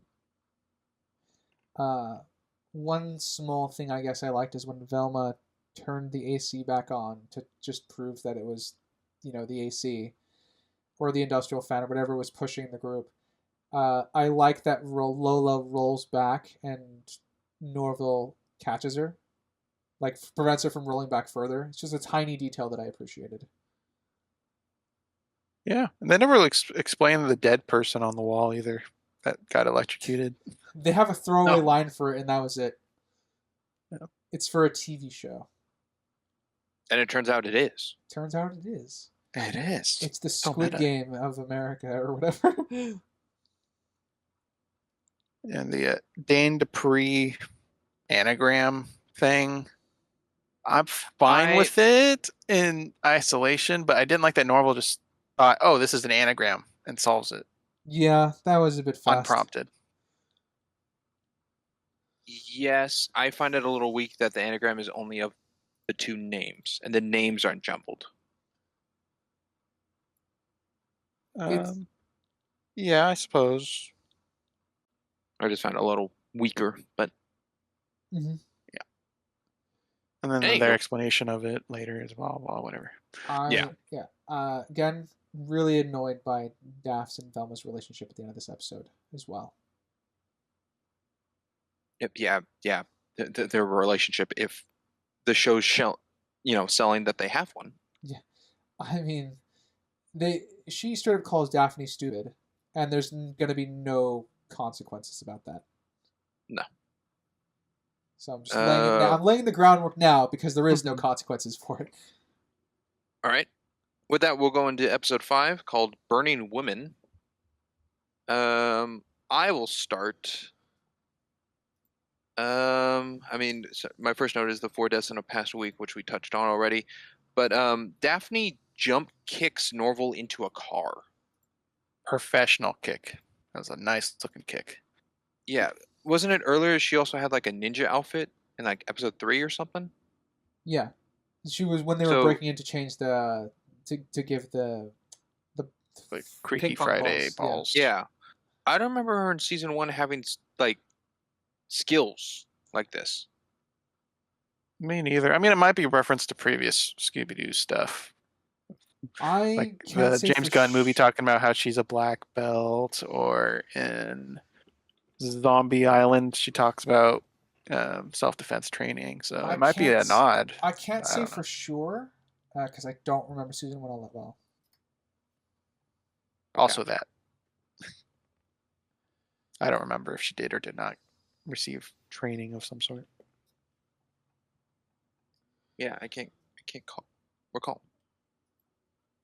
All right, let's go to writer. All right.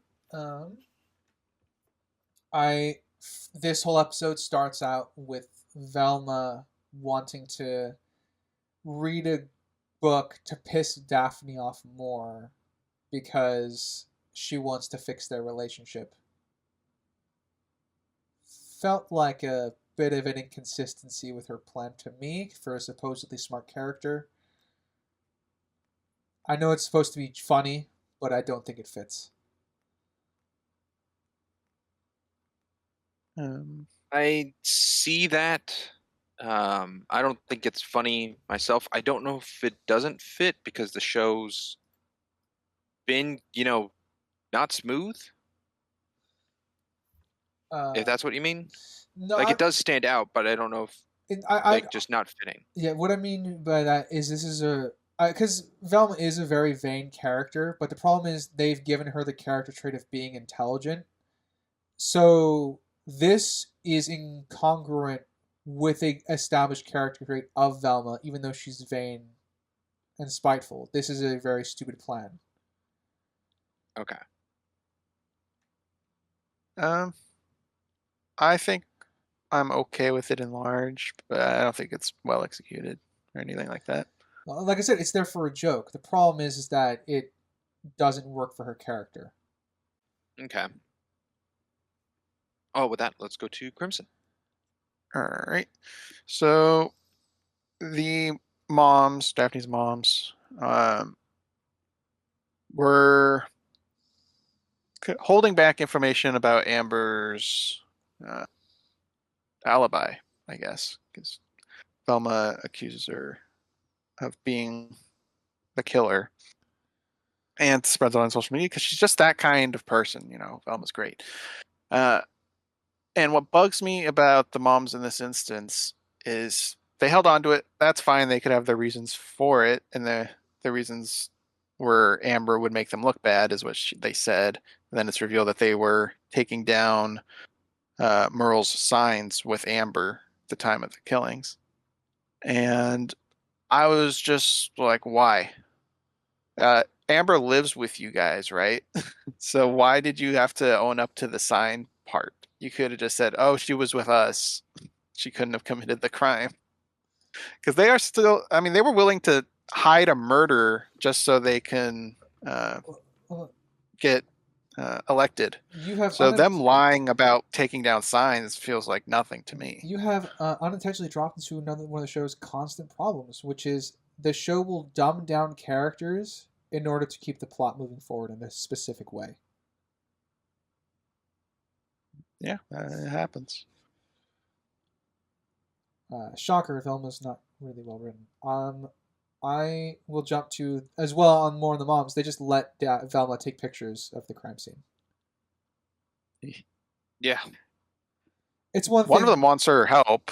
The other one doesn't, though, so I don't know. And yeah, they also let Norville kneel in front of the dead bodies too. He gets really close, and he's not really a part of who they expect to solve the mystery. Well, we've now established, as of season 2, they're bad cops. Yeah, that So, will be very consistent that's going fine. forward, unfortunately. Yeah. One of me, them even puked on a crime scene. So, to me, it played into the culprit thing again of the change of these two. And that earlier they told like Velma to go investigate, so her being close to investigations was like something, I guess, to cover them. Norville, I don't remember how much Norville was around Velma like all the time pretty much in season 1, so just having him around I think is okay, passable for the two of them to think of. But like normally, of course, this is all out of whack. But I think what they've shown is okay. well, you were saying that as them being potential bad guys, but we find out later that they aren't. So would that not make this more damaging as characters then?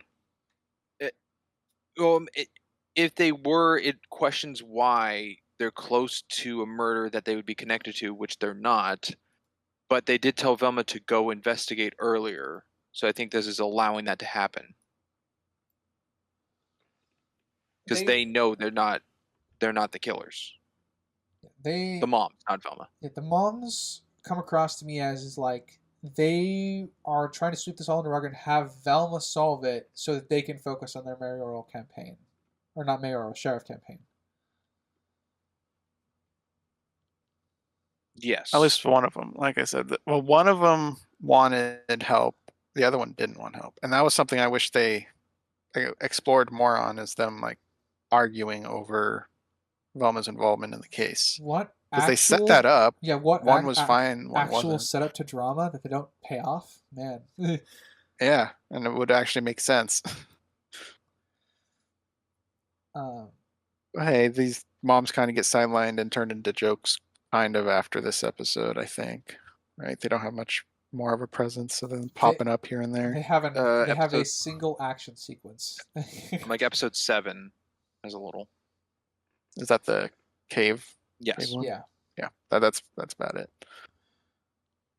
Velma can keep up with a car on her bike. It's not the first time it happens. It's just No, that's okay because they're in a neighborhood. Yeah, like I said, well, she would still technically be having to go 30 miles an hour. That's not easy to do on even a bike.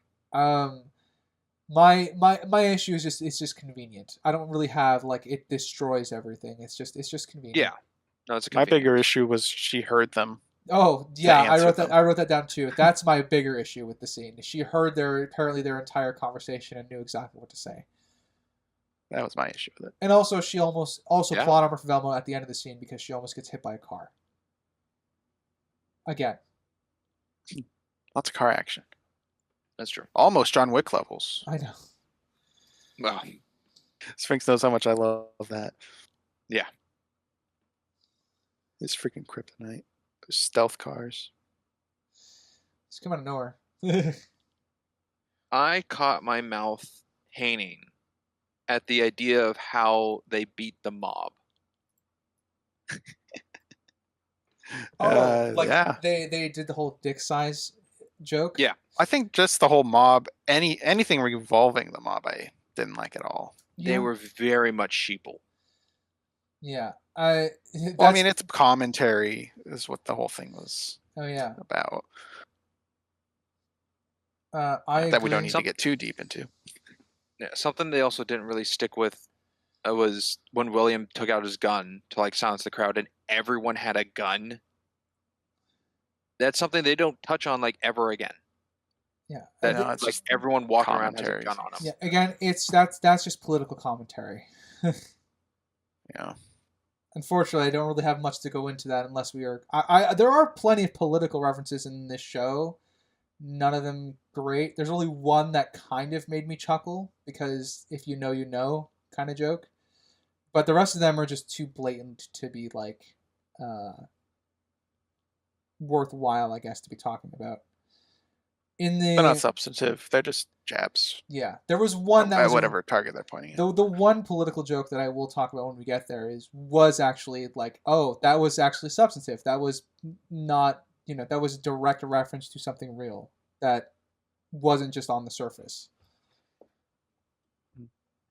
Yeah. But yeah, I agree. Mob is sheeple. There's no individuals in this crowd. They're all they're all at the will of the writer. I won't even say they're at the will They're all of Merle. Yeah, I will not say they're at the will of Merle. They're at the will of the writers and what they want. Okay, let's go to Crimson. Good dookie.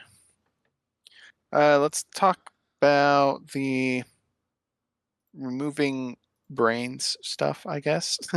So they can learn about themselves. I believe that's this Edna's one, whole right? plan. Yeah. Is okay, I guess. I mean, I don't really know what her deal was. I mean, like Edna's plan. Like she was part of the Scooby project, yes, that And then Yeah. originally, yes. and that was for like super soldiers, and then that got transitioned into just watching teenagers. So I don't really know how she transitions from super soldier plan to just rich people brains in jars. There were two different projects. So there was the first iteration of Project Scoobi, which she was a part of, and then when that fell apart, she got shipped off to the asylum and stuff like that. And then Project Scooby 2 was more about the teenager focused aspect. So she's completely divorced from the initial project. It's their research that they're using for the current one. They based everything that they're doing off of her old research. Yes, I get that. I just don't know why she's doing what she's doing right now. She's hiding from the government, and she has this side hustle of giving rich people time to think on their lives in jars. Yeah, she's giving them like a much needed therapy or something like that. Maybe all of which have eyes on their tanks and would know about the facility that she's so desperate that no one should know her whereabouts on. Do they all have eyes on their tanks? I didn't notice that. What's her they're all the same thing. lab connected to again? The asylum's connected to where through the tunnels? Oh yeah, it was connected to something. I don't remember what. Is it William's house? That's what I was thinking, but I don't remember anything stating that. I know that's There's where a part in an missed that episode one. where they're going and Norville and Lola go down the tunnel, Just in the tunnel, and then they get to the brain room. Yeah. Well, that's because that's where I think that's where her old lab was, maybe, because that's obviously where Fred's mom operated out of, that one underneath their house. It might be connected to the base because the dogs take the bodies and then bring it through the tunnel to her. That's true. It might be. Oh, is that it? It's the army base is connected? Yeah, that would be my guess. If that's the case, then I have issues with the army not finding her. I'm like, the tunnel is connected to two places. Yeah, but, it's probably the base because the dogs take the bodies there, and then she needs the material, the liquid. I forgot what the resource was that she needed. That she has Velma go look for fake, I guess. She could have gotten it from the base through the tunnel, so that's probably unless she relocated her asylum, like brain operation, everything to that new place. That's why the government doesn't know of. Like they just know it's connected to that place. But there's no equipment in there until a point, but it's not shown like when she moved it. It might be the underside of William's house that's connected to the military base, and the asylum is connected to something else. Or not connected at all. It might be isolated. Well, we have 3 locations. One of them is not connected to anything. Yeah. The asylum, Williams, and the military base. Yeah, I think it would make more sense with what we have that the military base is connected to William's house. Because the dogs need to get the bodies from there to William's house, and it's William's house. No, it's not William's house. The bodies were at the asylum, not William's house. Yeah. No, I think it is William's house because isn't that the day the wedding is and they go to the basement? Yeah, the bodies aren't at the asylum. The bodies are in Project Scoobi at the military base. That's where they start. Yes, but they go through the doors, which goes into the tunnel, and that tunnel leads to William's house. Yeah. That's what I'm saying. I think the base is connected to William's house. Okay. I don't know. This seems like similar vibes to the James Gunn Scooby-Doo, where we talked about the underground network. Yeah, I don't. This doesn't feel well defined either. Yeah, it does. It doesn't feel well defined. Yeah, which is a shame because I think it needs to be well defined. I thought it was pretty clear of the dog pushing the 3 girls' bodies to the other end of the tunnel from the military base, because we see Velma peer through the closet and like see through the vent the bodies of Project Scoobi. Yeah. And they get taken down the tunnel, and that same dog is there with the bodies with Edna, but Edna's now in, I think, William's basement, because later on in that brain swapping with Daphne, it's the downstairs of the wedding, which is being hosted at William's manor. The only thing I have of like why the military doesn't know about the connection to the tunnel is if Edna moved her asylum equipment to William's basement. I just don't know when that happened, if at all. Well, I know. Well, she moved out of her asylum because she has a throwaway line when Velma was missing and the whole group went out to find them. She's in the van. She has a line saying the military is sniffing around the asylum, so I'm moving shop. And then moves into William's basement because she knows there's equipment there that she can use. Okay, in that case, that's a really dumb thing to do. Yes. The military sniffing around the asylum, so she moves to a place that's connected to the military base. Yeah, I agree. That's very dumb. That is the line. The show being smart. Yeah, that is what the dialogue of the show says. It's like that's why she's moved there. Okay. Speaking on the brain stuff, it kind of reminds me the whole them having eyes on the brain vats. It does take a lot out of the wind of the sails of stuff that I would have complimented about that part of the episode. Having eyes on the brain vats? Yeah, because there's an idea of like finding yourself, the idea of like being disconnected from everything, so it's just you and all you can do is think. There's like a deprivation tank. Yeah, it's kind of like a deprivation tank going to the extreme, which I actually liked a lot in concept. But if their eyes are connected to the brain vats, that makes no fucking sense. Yes. The eyes are connected. Yeah, also, vocal patterns are connected. That's how they can talk. Mm-hmm. Yeah. Amon and Sophie... Amon just accidentally saving all of our main characters, or not? Ooh. That was terrible. Bad. Hated that. Yeah, and it wasn't just. I mean, if he saved him, sure, but that wasn't his intention. No, It was completely accidental. Even though this huge bonfire burning people is right outside the front lawn, like he can look out his window. Yeah, it's really dumb. One thing I do like is I like that Fred extorts Velma a bit when she comes to him for help to pay off the mob because he's a rich person or whatever. Yes, is that when he's outside the church in his van? No. Velma goes to get him from his house because I think her logic is they'll listen to a rich person. Ah, yes. Something I had written down, and I don't remember it enough. So hopefully you guys could have an answer. When Daphne kicked Norville, was that the first time they interacted this season? Directly? Yes. Because I wrote in my notes at the time, Daph kicked Norville into the car, first meeting, ? Because I didn't remember if there was anything before that. Directly, I believe so. They never have a conversation or talk or at all previously, but they're in the same room of stuff. They do interact in season 1, but this is their first time. This season, episode 5, their first interaction is her kicking him into the car. Yeah. They don't say anything at the seance. They don't say anything at the science fair. Yeah. Very, very appropriate for this show. Not building the relationships of the gang. Actually, yeah. The closest you got maybe is Norville talking back to his dad, and then Daphne going like with the rest of the group, just gasping. Yeah. But that's still not direct. And you have Daphne in the background being jealous of Velma hanging out with him, but that's not a direct thing either. Oh yeah, he's not around. So that's just conversation. Yeah, that's just crazy. 5 episodes in, first interaction, kick him in a car. Yeah. Well, then again, does Daphne also not interact with Fred?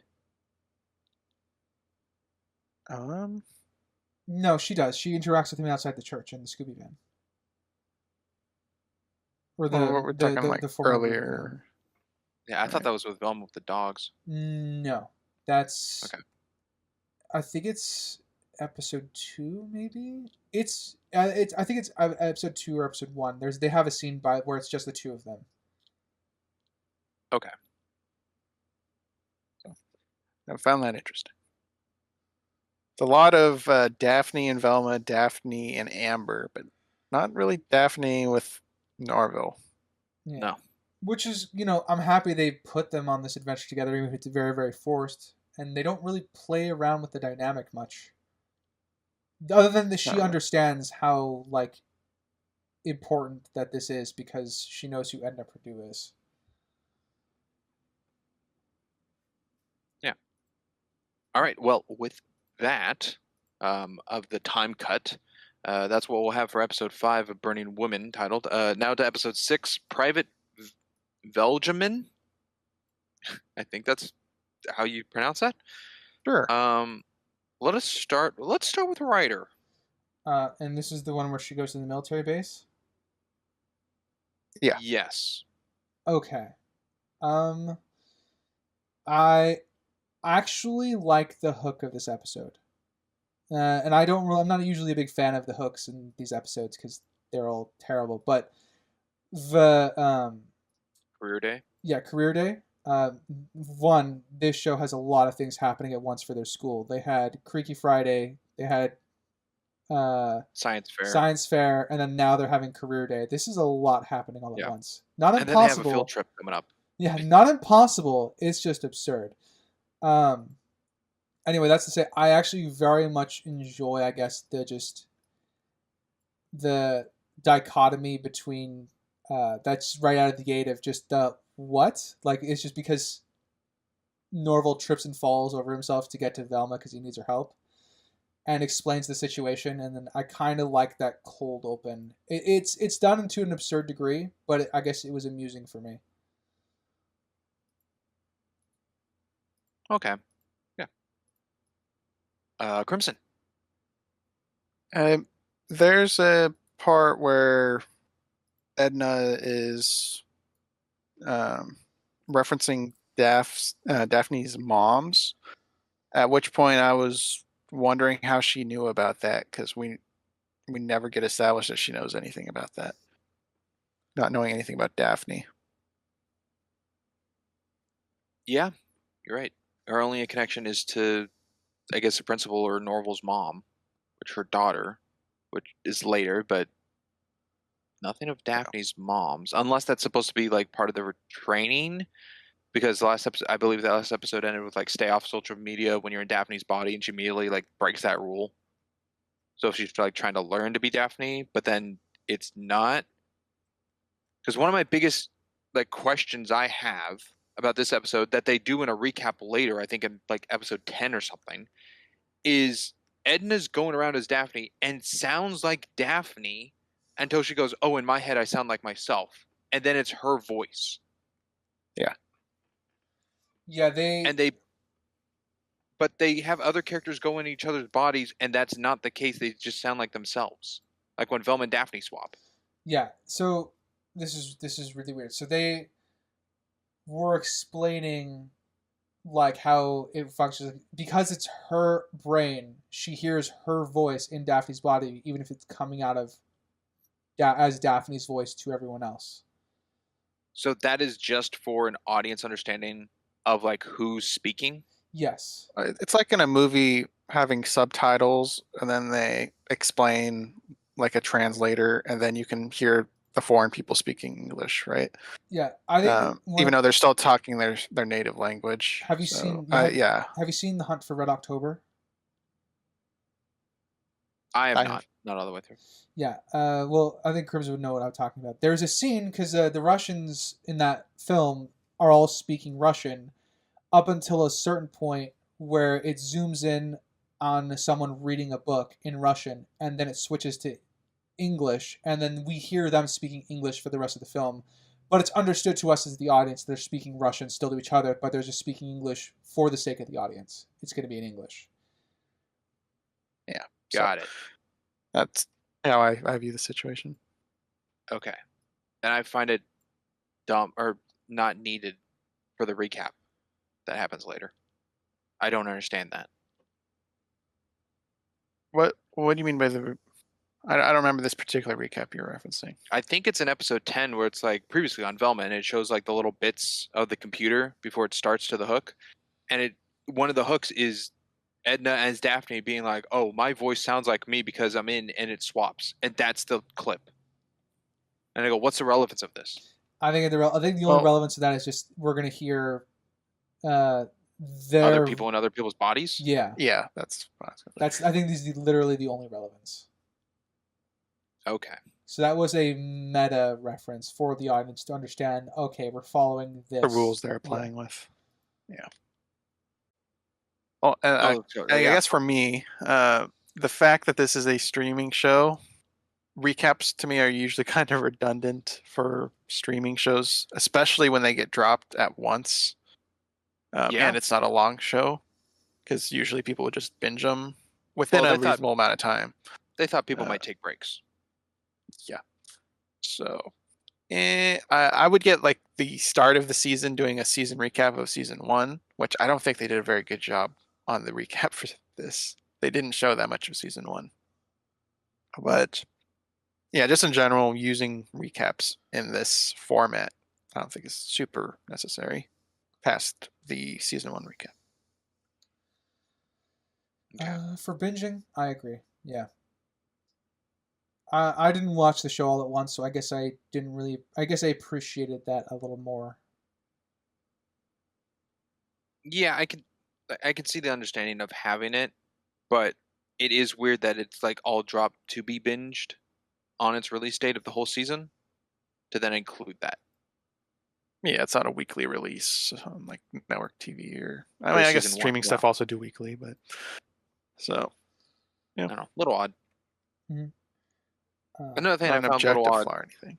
Is another little odd thing is Amon leaves his car window down at night just so the plot of Fred can smell pennies in his cup holder.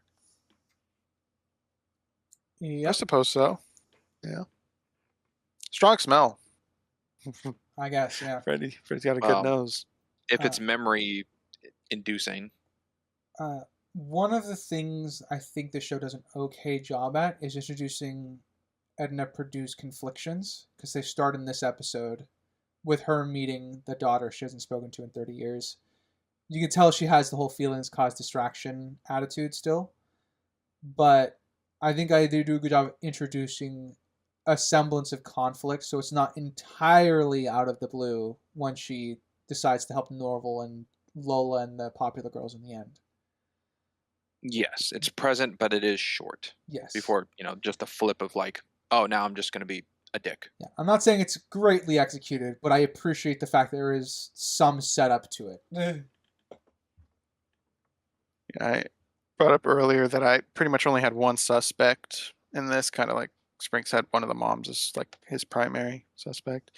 And it was Edna, because up to this point, I know in most shows, you're just going to get thrown mostly red herrings in the first half or so. So I don't really put much thought into them. But this was halfway through the show. And I'm like, okay, she's getting introduced here. And she seems like a morally gray character. So they could play with her being like a misunderstood bad guy. So I was kind of leaning on her being the bad guy from her introduction to obviously when it's not fully revealed to her being a bad guy, but that's a fair assumption. Yeah. I didn't really talk about it last episode because it's more relevant this episode, but the brain vat popular girls are dying because the juice that they're suspended in is running out of nutrients. Yes, and it's relevant just for this one episode for that B plot. Yeah. It's pushing the plot forward and stuff like that. The good thing that comes out of it is I like that Norville goes to help them fulfill their wishes. He says a Snyder mark, and then Edna helps him. Again, it's another little setup to showing that Edna's not entirely a bad person. Which I have on your bucket list. Yeah. Yeah. And it shows nice. Sorry.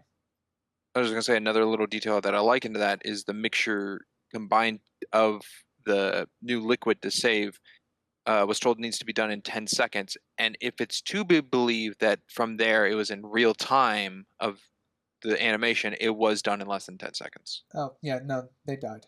But, again, plot armor for the brain vats, which is weird to say. I just love how immediate it is, because you'd think there'd be some soaking time. Because it is within the 10 seconds. It's just weird that it's an immediate fix. Oh, touch the brain, it's cured. We're good to go. That's fine. Just a really good juice mixture. Yeah. Which was an issue I had, was Velma was in charge of mixing this thing that she had no idea what it was. Yeah. I mean, the first time she did it, like, overflowed or in the biolab or something, like it wasn't right. Well, that was Edna, right? That wasn't Velma mixing that? No, Velma was mixing that. I thought it was Velma Velma. mixed it. Because she Okay, looks Velma. back when it's overflowing. Yeah. It's like something's wrong here. Yeah, Velma is the one that's mixing it. We learned that Edna personally sabotaged it, but... Yeah. So, lucky her. She got the mixture right. Yeah, lucky her. I guess I was amused by the reason that they wanted to recruit Fred into the military is because they need a good fall guy. What I don't like is that it just plays into the importance of the show immediately in that episode. Yeah. It's just another quick And he's not a good setup. fall guy either. No, it's not. He can't stick to his script. No, we got to make sure. What, bears have arms? Yeah. Yeah, the right for bears for arms or whatever. Yeah. Yeah. I forgot how they phrased it. Yep. And more on the, I guess, cartoon logic aspect, because we kind of agree there's not too much in this, but the cockroaches, definitely a cartoon aspect here. Oh, yeah. Oh yeah, cartoon logic. They get some benefit for being lab cockroaches, but this is still insane. They don't decide to kill Daphne outright because she decided to kill a few of them. Yeah. They decided to praise her for reasons really unknown. Beyond our comprehension. And it's also thanks to the cockroaches that Daphne ends up back in her own body, because she goes missing after this. Well, she leaves the building and then she's back in the building. Yeah, that's something they do twice that I think is just a cop-out excuse of the brain like leaking liquid or, being shut off, and it's the void area, and then they're just fine. They're back in their bodies totally fine. That happens with Daphne and Velma. Yeah, the best faith assumption is that worse. as soon as it started leaking, they went to get help immediately. During the whole void I guess so, but sequence. we also don't know how much time has passed. We don't. Could the same thing happen with Lola? Did they have more than 10 seconds to get that mixture? Would they just go in that unconscious state and then it's like, minute later, here we go. They wouldn't die immediately. It's certainly possible. They cut all that to avoid that answer. Yeah. Yeah. They just cut out from the white void. I think the Velma one's way worse, which we'll get to when that's... Yeah, because she doesn't even have the bad juice. She just has, nothing. No, so it just doesn't have the Daphne used up didn't juice. have bad juice either. Yeah. I forget. Daphne does not go on her hallucinogenic trip this episode. It's the next episode.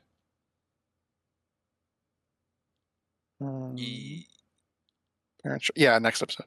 Yeah.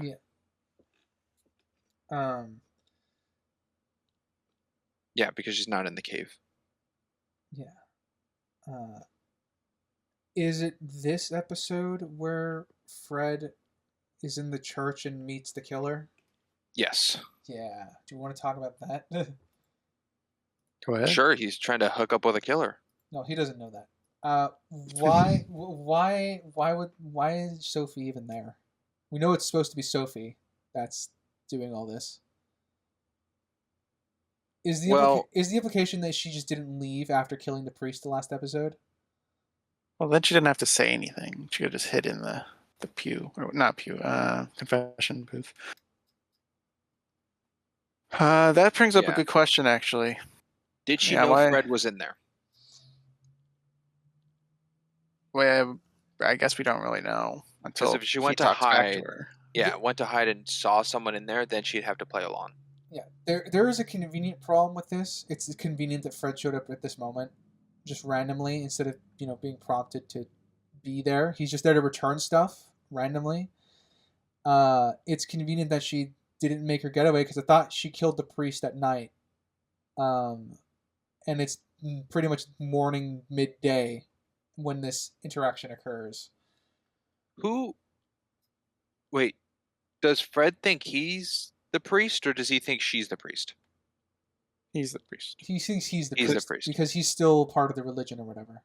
Then that's dumb of Sophie, after just killing the priest, to engage in think that this is the priest. Yeah. Yeah, there's a lot of things that are really dumb about this scene. Well, she doesn't think he's the priest. My issue is why she started up the conversation. Yeah, Is If this she was just trying to hide. her way trying to get the ploy to the courtroom? Of like, oh, if I can give this boy my number and call him later, and then the body push. I don't know how she pushed that body off, but if that's the goal, then I am gonna. Well, I mean, let's be honest. The master plan here is already shit, but that just puts more holes. it gets into written into that way though. Yeah, Like it wouldn't have worked with Fred for her to speak over the phone then if she didn't do this scene. What was the point of the body getting shoved over the edge? A It's fear great tactic. I don't know. Fear tactic. That's legitimately Everyone the was only around to fucking see it. reason. Then yeah, that's horrible to me. Yeah, the plan is think already that's how it's- terrible, but Yeah, I think that's how it's written though. if that's their intention, you didn't over. Then Then I it comes find down to how did she know he was going to be there? Yeah, That's- then? it's still I was gonna it's go still, question it's that. still very Convenient to blame convenient. Fred. It makes sense that she wants the number now. It's convenient that he's there at all, and the plan is I'm like, still terrible. would she have just done it differently in the courtroom without Fred, like over speakers or something? Still push the body in the room. It's just because of Fred she was able to get it over a speaker or on his phone.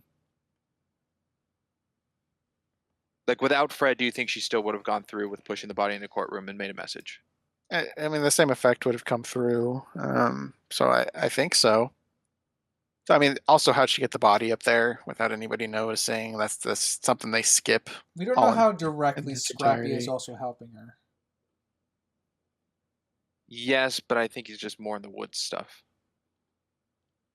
I mean, we don't really know what he's doing in the background until he's revealed to be something. That's true. Other than Sophie, is it Sophie or Sophie? It's Sophie. I call her Sophie. Sophie. She Uncle fears him. Scooby. That's all we really get. Yeah. I find it a little humorous of the military shooting down a missile with 2 missiles.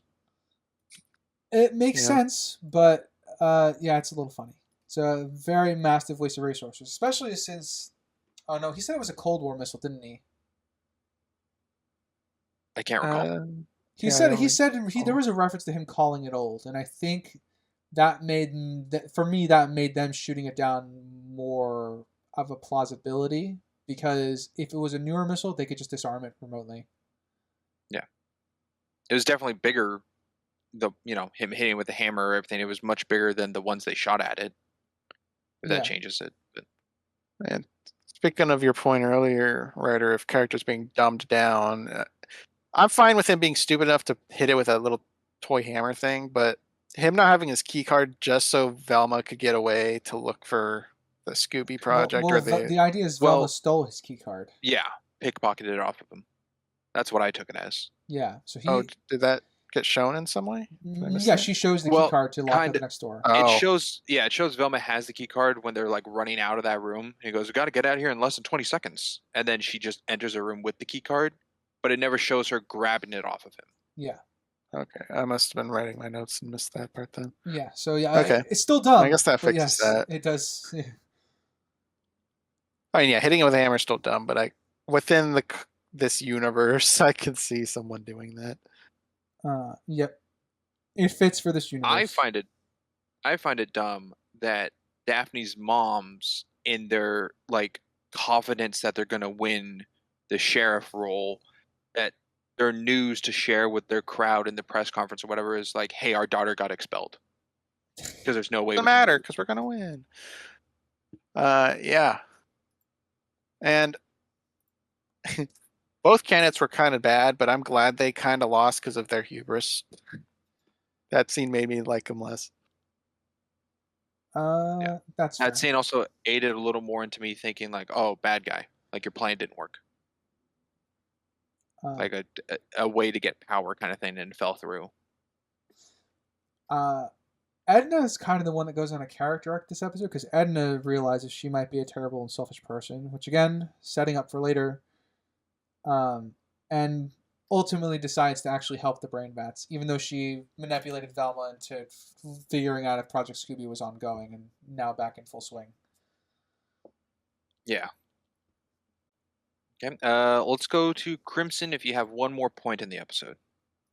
Okay. I like how they establish Edna to not just be scientifically smart, but just overall intelligent, with being able to judge Velma as a character and manipulate her to do.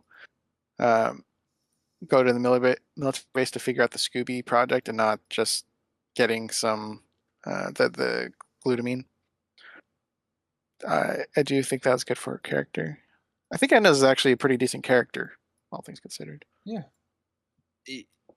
Yes, but again, with what was said earlier, sometimes they do dumb her down just for the sake of the plot to move on.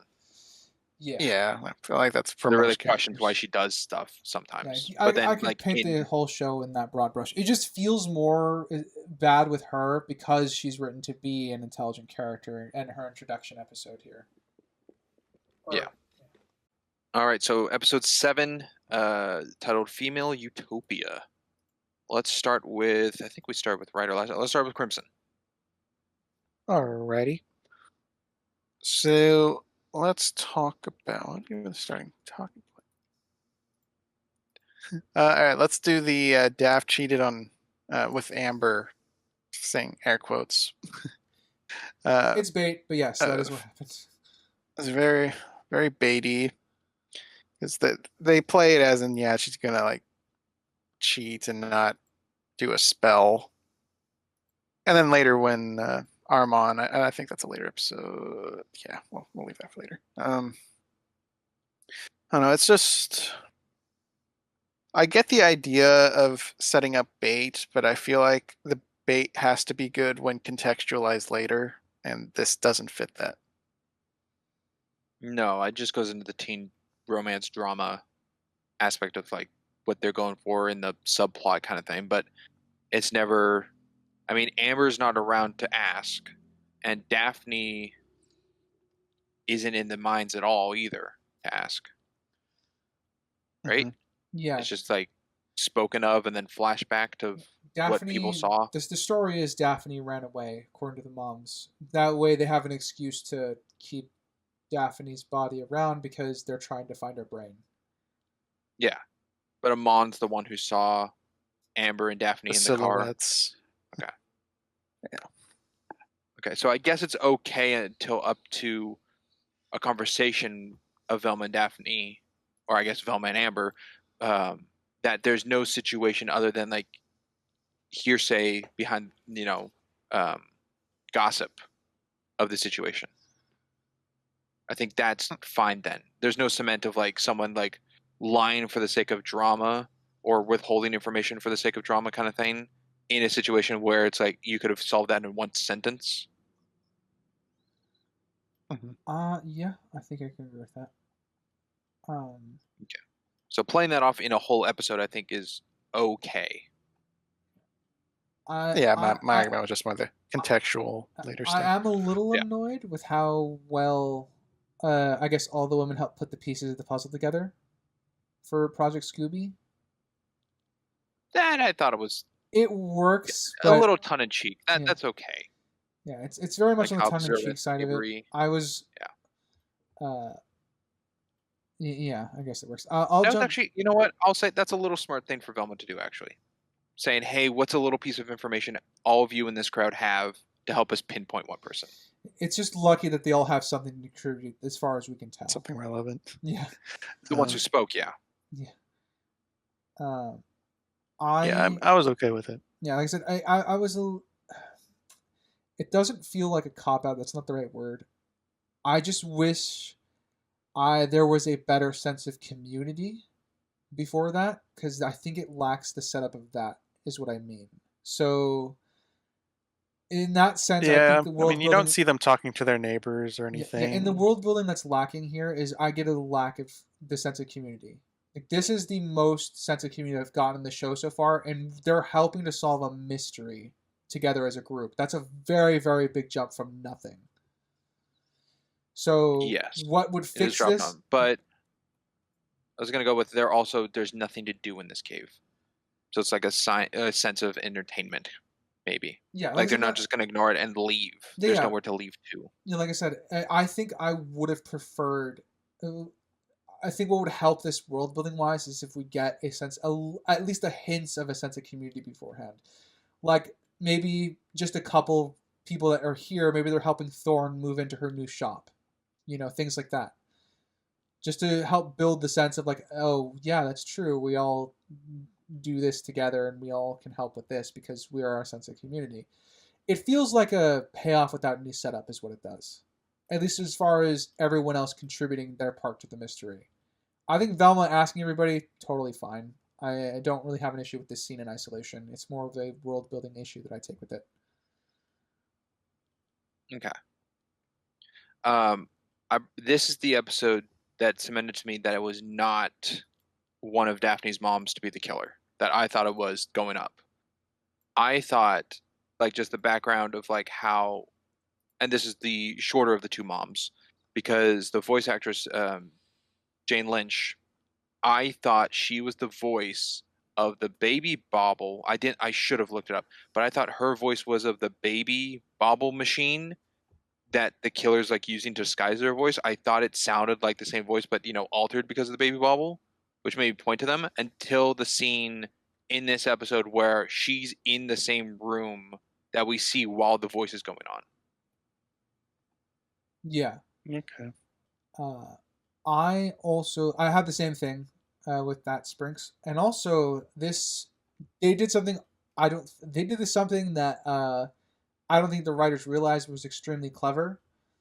The fact that it's Sophie's baby that imitates the serial killer as a joke, because chances are the baby heard the mom use the baby bauble to do the voice. Oh, clever. Interesting. Yeah.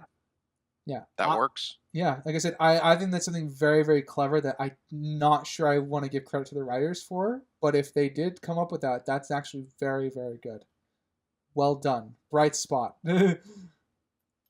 I guess on the topic of the baby babble box, say that 10 times fast.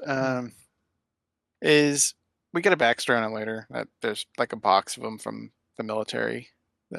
Project and Scoobi or whatever. It goes like Lever yeah, and it leaves to me, why is there more than one?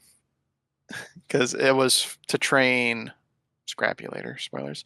I know.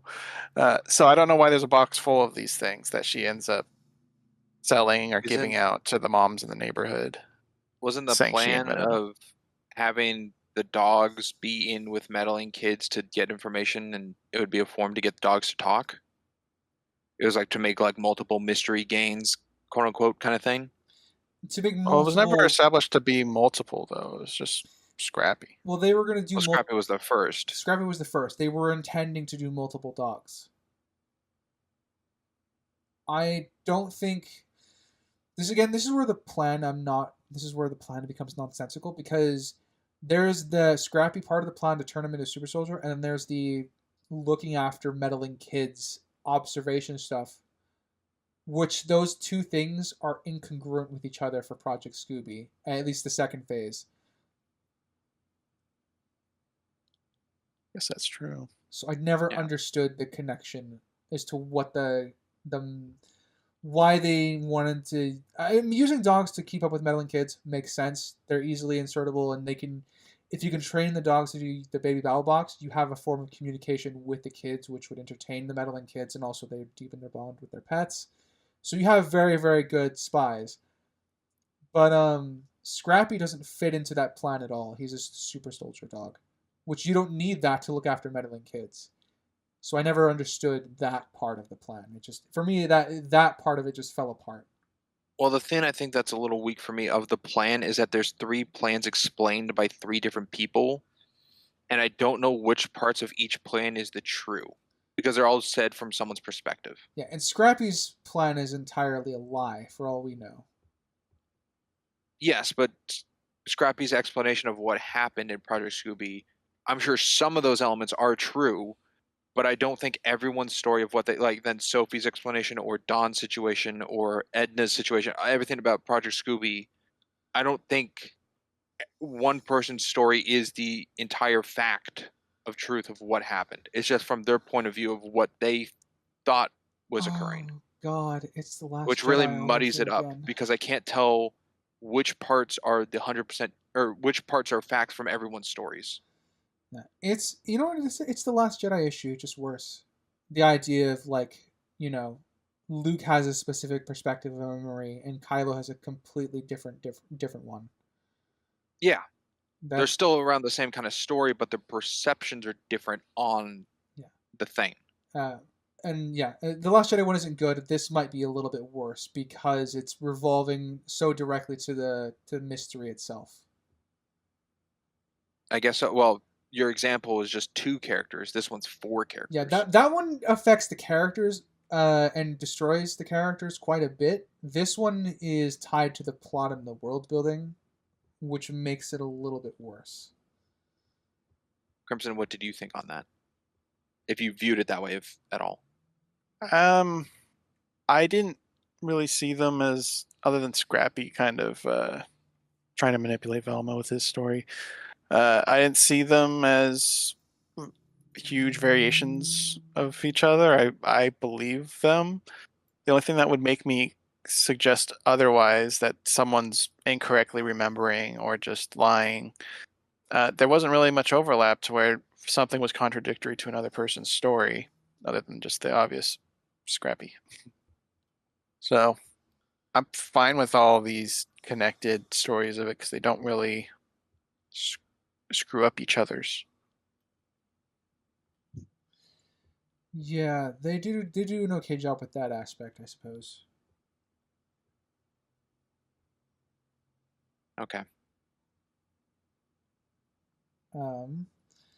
You kind of touched on it last episode. It's convenient that Daphne is now back inside the asylum in a hole in the wall when we see her being carried out in the last episode. Yep. With a king Yes. roach. Yes. Now, Some it was just, was hierarchy. that something Edna said? Like the cockroaches like brought you, or Yeah, Brought her back. Yeah, brought her yeah, back. because she shows her the crown. Yeah. Cockroaches really like you. Yeah. Queen of the cockroaches. This episode had a big nitpick for me, or I guess issue. Once Norville figures out or believes to himself that Fred's mom is a ghost and not a hallucination, he is no longer scared whatsoever. Yeah, and the issue is that it seems like Fred's mom, because she's a ghost instead of a hallucination, even though she would be aware that she's a consciousness, fuck me, is that she's also just growing bored of hallucinating for him.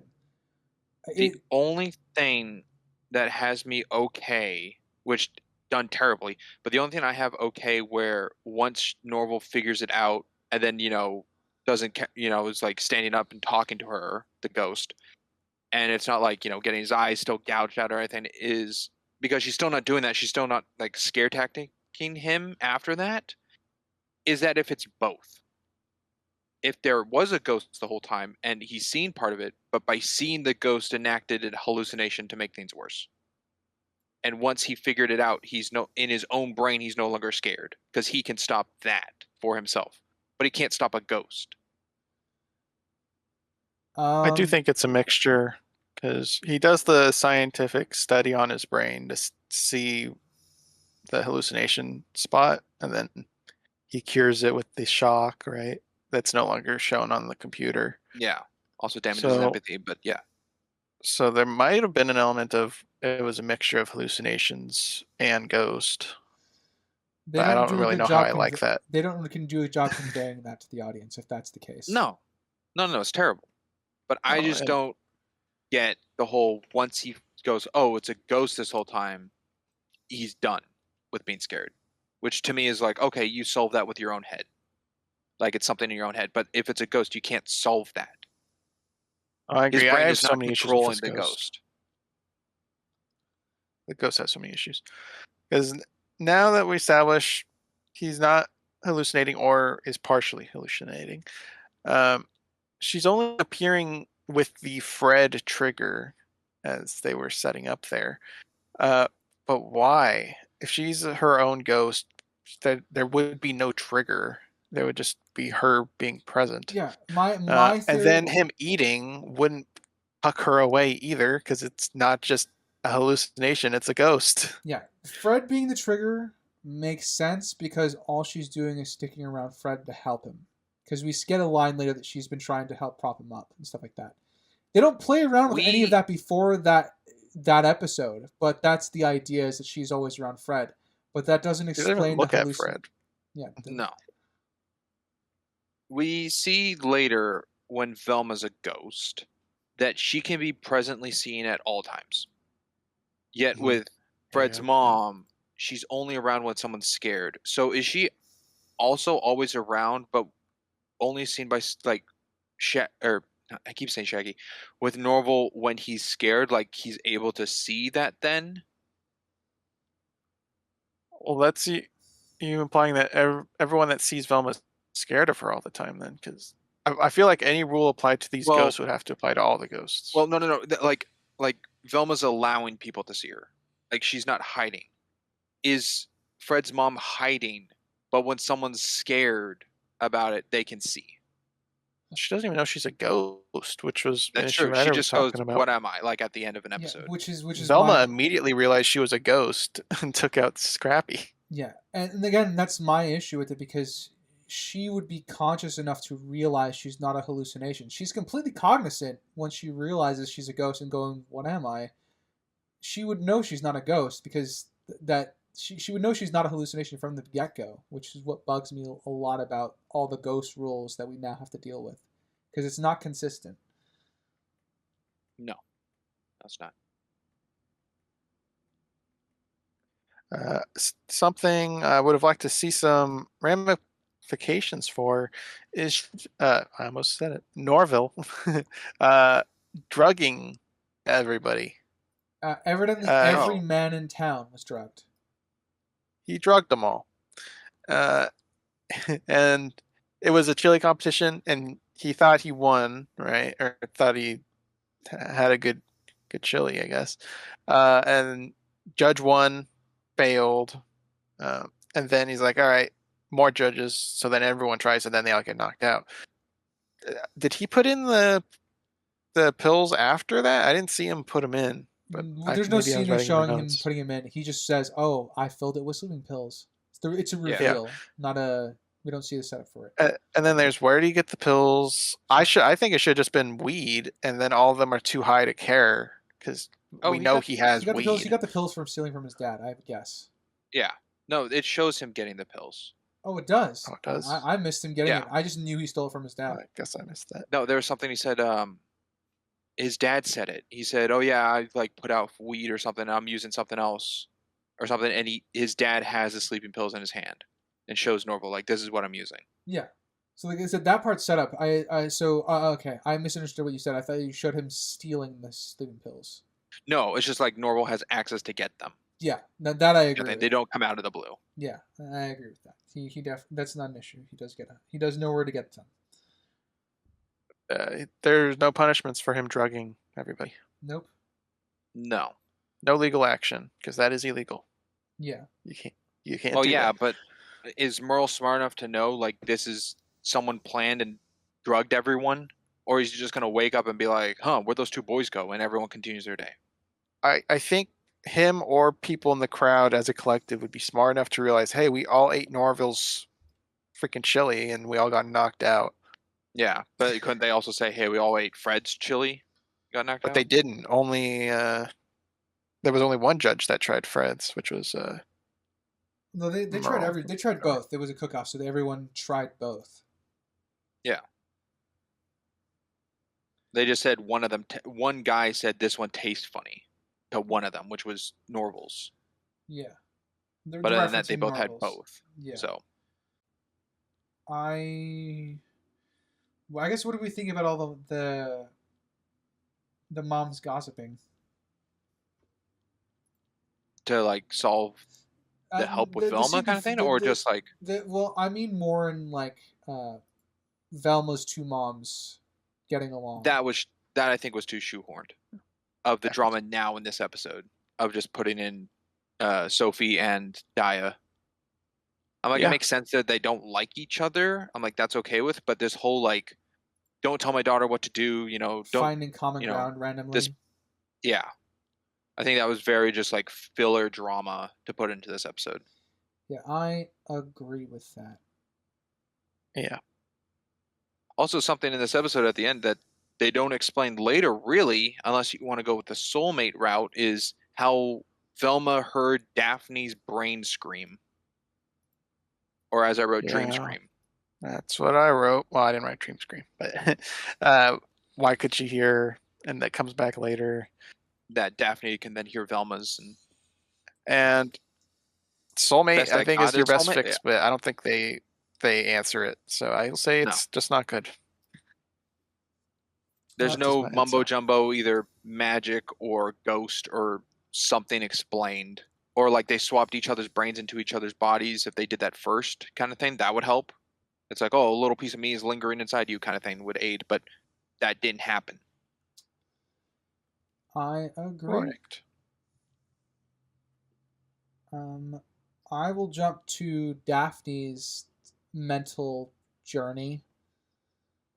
Okay, this will be the last jump. Okay. I think this feels very forced. This is a really weird way to reveal to the audience that this is why she's feeling guilty. Because it feels like we wasted the time with her last episode to get to this point. Yeah, it's also a way to just bring her parents back, like assets, I guess, because they were only in one episode in season 1, I think. One or two. One episode, season 2 here. Yeah, they were in a couple. Yeah. I don't know. It's weird because they built up her being guilty with Velma and her not. This is the reveal that she was cheating on her, but not really cheating on her because they're saving that reveal for the next episode.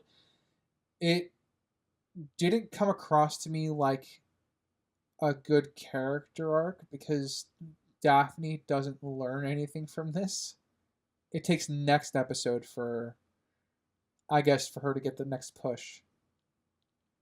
Daphne herself even referenced why the heck these two are there because she doesn't even care about him anymore. Yeah. So. I agree. I mean, I guess you could view that as being better, though, right? You were talking about earlier how everything happens within an episode, the lesson. So the fact that it carries on to the next episode is something. That's something. But and again, it's not the only direct relation to Velma is that she can't look her in the eye. So again, it's divorced from Velma. Here, it just felt like it made the last episode feel like filler with Daphne's scenes, because that last Halloween episode, one. Huh? The Halloween? You mean the last episode? No, I said or last is in the previous. Last is in the previous. Okay. Is because that made that feel just like filler because they could have started playing around with that in that episode. So she was just bouncing around and getting dealt cockroaches until she was knocked out, pretty much, for this to happen. Yeah, I suppose so, to some degree. Okay, All right, there was one more I wanted, but you got the time frame. Yeah. I got a broader one, but I can bring it up whenever. So. Okay. I think we'll allow like one more last big thing at the end, if need be. Anyway, episode 8, titled Amon Hunt. I'll start with it's brought up with Daphne and Velma like talking about the relationship, and I think Daphne says it, but it's been 3 weeks or something, and I'm like, that it feels like a lot of drama has occurred in a 3-week span. Yeah. I just don't. I feel like Yes. there should have been a point where they broke up or something, but they don't. They're just like, oh yeah, we'll forgive one another with a conversation thing. And by thing, I mean it's not really a solid conversation. It's Daphne posing a question of the two of them and Velma going, "Oh, me, reference." And Daphne goes, "Okay, well, I forgive you." But I mean, the 3 weeks though, we don't know how much time they spent together, right? We don't know if they had a lot of I opportunities should have to wrote down the line. rekindle. No, I should have wrote down the line because this is the field trip episode, and they say something about a 3-week time. But I should have wrote down the quote. It was Yeah, when they're on the looking at my notes, I bus. didn't have it. Don't remember definitively on it. 3 weeks sounds right. Anyway, let's go to writer. I found it amusing that Amon was about to confess everything, and then the military just got Gigi's father just bursts in. Again, amusing, I guess, dichotomy of a cold opening. Another one that I guess. Yeah, I don't know why he would hold back though from Daphne's mom's if it only takes like 3 seconds for him to break.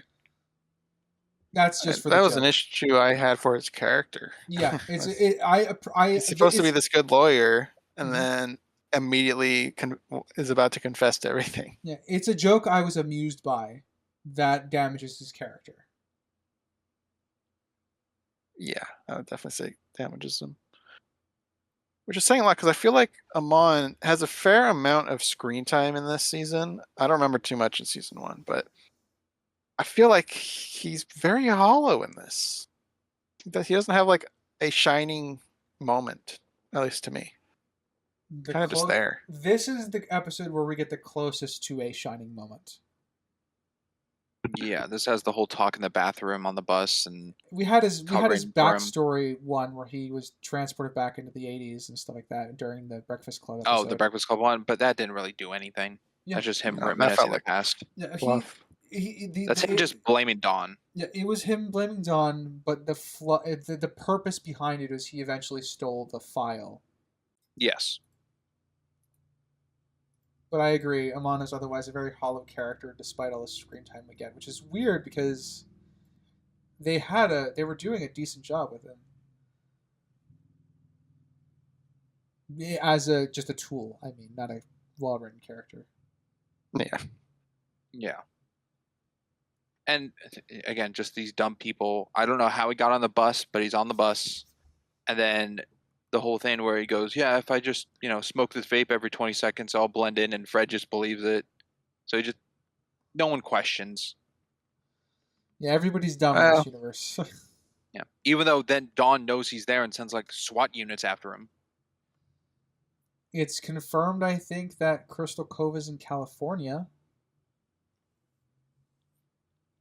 Does that help? The Sacramento thing. Yeah. Well, there's a lot of dumb people there. I'm just, I'm joking. Jeez.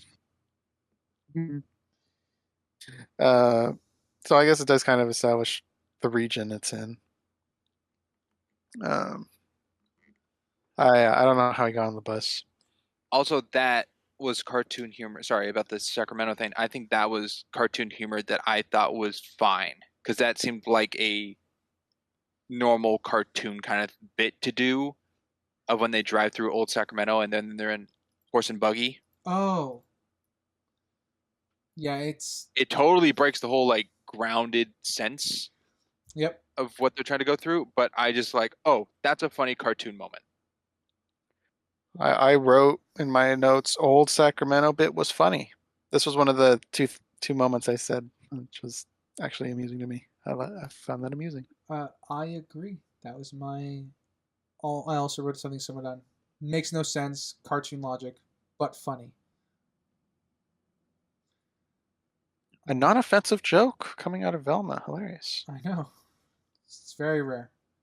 That's slightly one of my big praises for this season. What do you mean? I just don't think this season is as offensive as the first season. I would probably agree with that broadly. I didn't feel as I felt insulted still a lot, but it wasn't as insulting. Still never gonna rewatch it, but Let's go to Crimson. All right. I guess I'm just going to jump straight to the end of the episode where Velma's piecing together all these clues on the bus. You got shoes that are ripped up, the 4th of July, the speakers of the baby things, the baby babbles, the crotch shots on the corpses, and coming to the realization that it was a dog, I guess. She kind of gets taken away before it's really stated, I think. Yeah, not human. Mm-hmm. And the only thing I knew going into the season was Scrappy was to kill Velma. That's all I knew. So this reveal of Scrappy in isolation, I would have felt like it was cheap because I don't feel like that was good evidence. I don't know. What do you guys feel? I think compared to what we saw, well, it's interesting that she's solving 2 cases which lead to 2 different people. One of them's leading to Sophie, and one of them's leading to Scrappy. Mhm.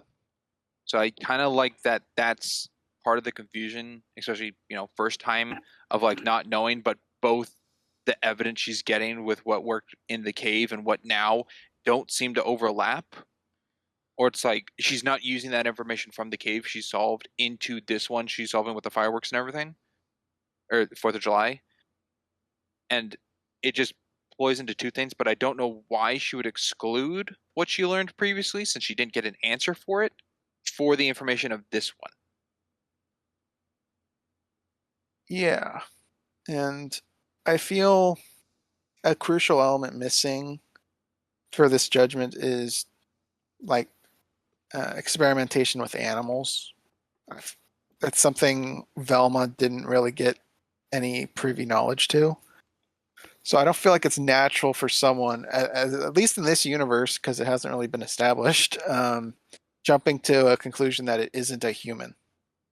Yeah, I feel like that's something Daphne would have told her with her brain in the animal area. Yeah, with like That's sentient information Daphne cockroaches or knows. something. Yeah. So they have the information they could deliver to Velma for her to get this conclusion. It's just it never makes it that way. So it feels like she comes up with it out of thin air. Something, as an audience, we don't see that she's privy to. She never learns any animal stuff. Yeah, but that's weird. That's dumb. That she jumped to the conclusion that it's not human? No, just like, why is it written that she has access to the information through use of conversations with like Daphne, but they don't do that, yet she still jumps to it? Good idea. I'll tell you why. The writers don't know what they're doing. Well, and I guess devil's advocate, Daphne doesn't really know what she saw would be relevant information. Well, that's true, but you'd still catch her up on your experience because they're reforging their bond or whatever. So Daphne would be telling Velma what happened to her. Unless they're too fearful of the bus gossip. Which seems to be the start of Velma's like thing of like, oh, can't be emotional, can't do anything because of bus gossip. Yeah, I don't think they care at that point. No, I think she's in the back. No, is she in the back of the bus? She's in the very middle back. Wait, she's in the very back? front. I don't know.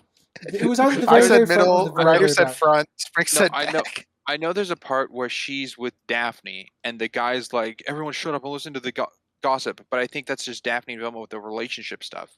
Yeah. And then I thought Velma goes back to sit with Norville and comes up with what Crimson said of like all the ideas. Oh, I thought Fred went to go sit with Norville. Or do you mean on the...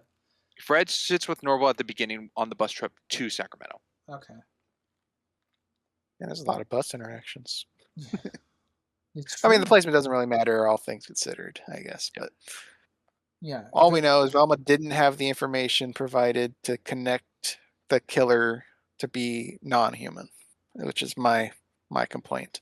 And I agree with that. It's a very big jump. And for just a second, because I knew nothing. I didn't know it was going to be Scrappy or Scooby. I was like, oh wow, it'd be interesting to have a war-torn veteran dog and Scooby, and then it's turned out to be Scrappy. Scrappy's the bad guy again? Yeah. Oh boy. Again, I'm Oh, just boy. happy that Scooby the dog is not present in this show. It allows me to divorce it even more. Well, He didn't get with assassinated. Exactly. them talking, I think with Dawn before they got back on the bus, that there was something connected to a character called Uncle Scooby. I wrote like, oh, Uncle Scooby, so there's a Scrappy somewhere. Little did you know.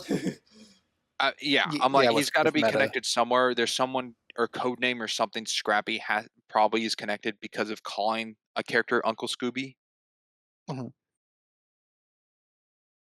Yeah, that's true. Also, do you think it's too harsh of the realization of what Daphne and Amber did in that car to put a curse on Velma for what Velma did to Daphne? Because it was just like teaching Daphne about manifesting and the ways of like Wiccan and everything in this world. And then because of a little fall through, I guess, of jealousy with Velma, she decides to go curse her. I think that's like a step jealousy, a little too far. Jealousy about what?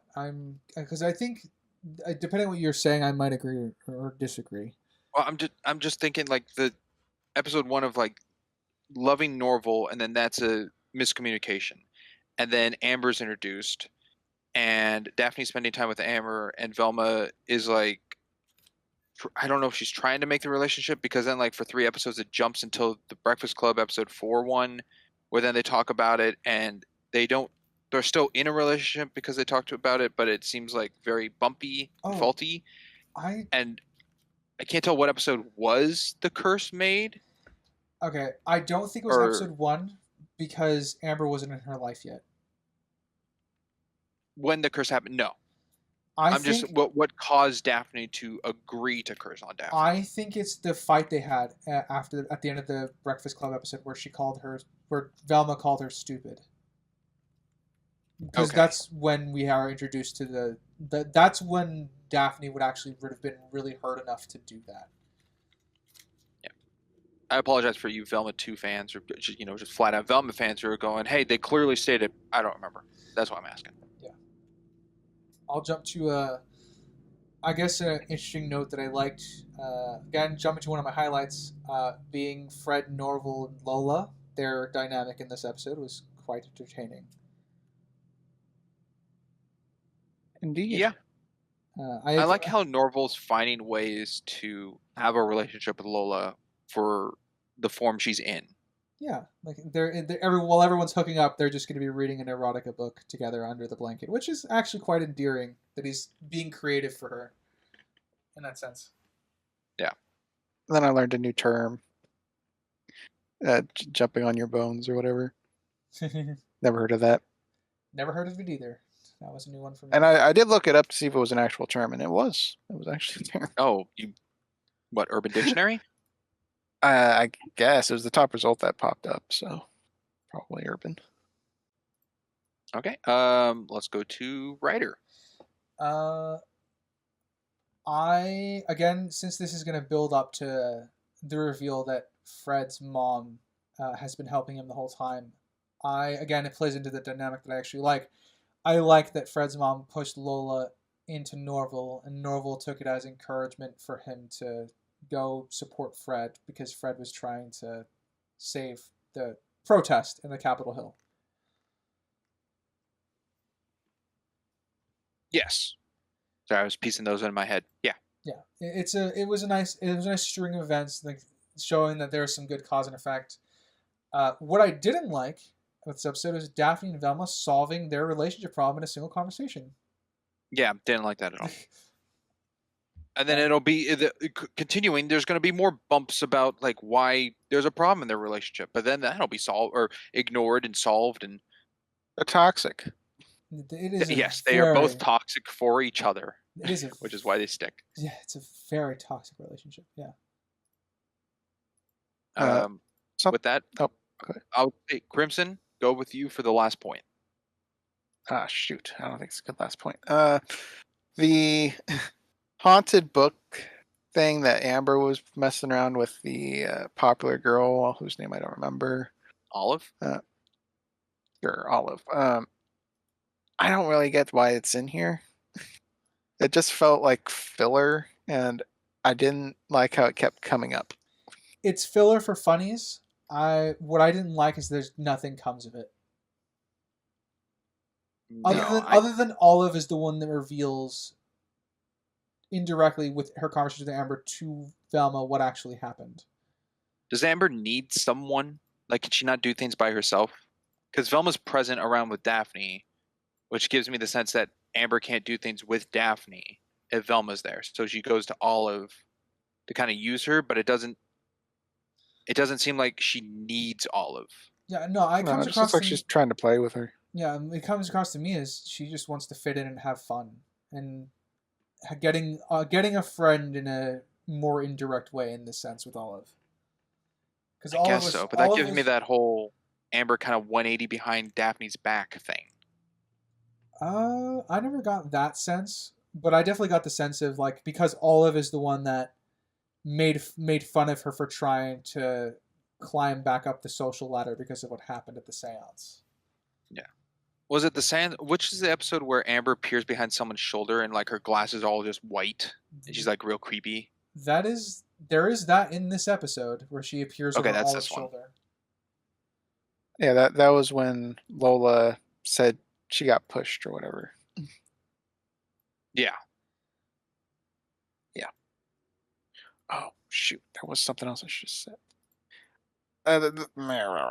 This was the reveal of all of them being connected with the Scooby project, the victims. Yes. And I don't really know why they're now connected. Works for Edna. Yes. Which could have happened because Amber was the only one that noticed Edna was in Daphne. She was the only one that noticed that Daphne was not Daphne. Yeah.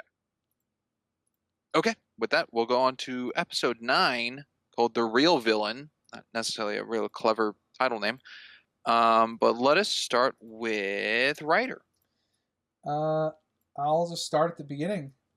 Scrappy has a big setup for his villain lair, and he doesn't come off very well to even try to fool Velma that he's not the villain at any point, I think.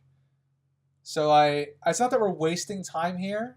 It's just it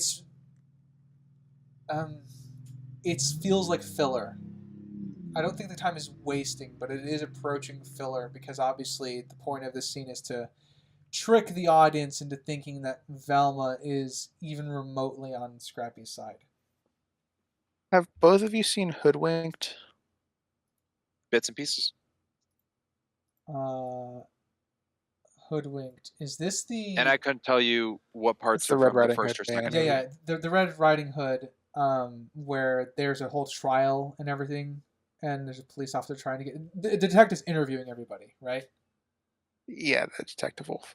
Yes. Sounds like you guys don't know enough. I'll just say No, the I've seen the bunny movie. and the audience. Yeah. Springs. You said bits. Does that mean you haven't seen all of it? No. Yeah, I know the bunny because Alright, I've seen I the won't movie spoil many it for times. you.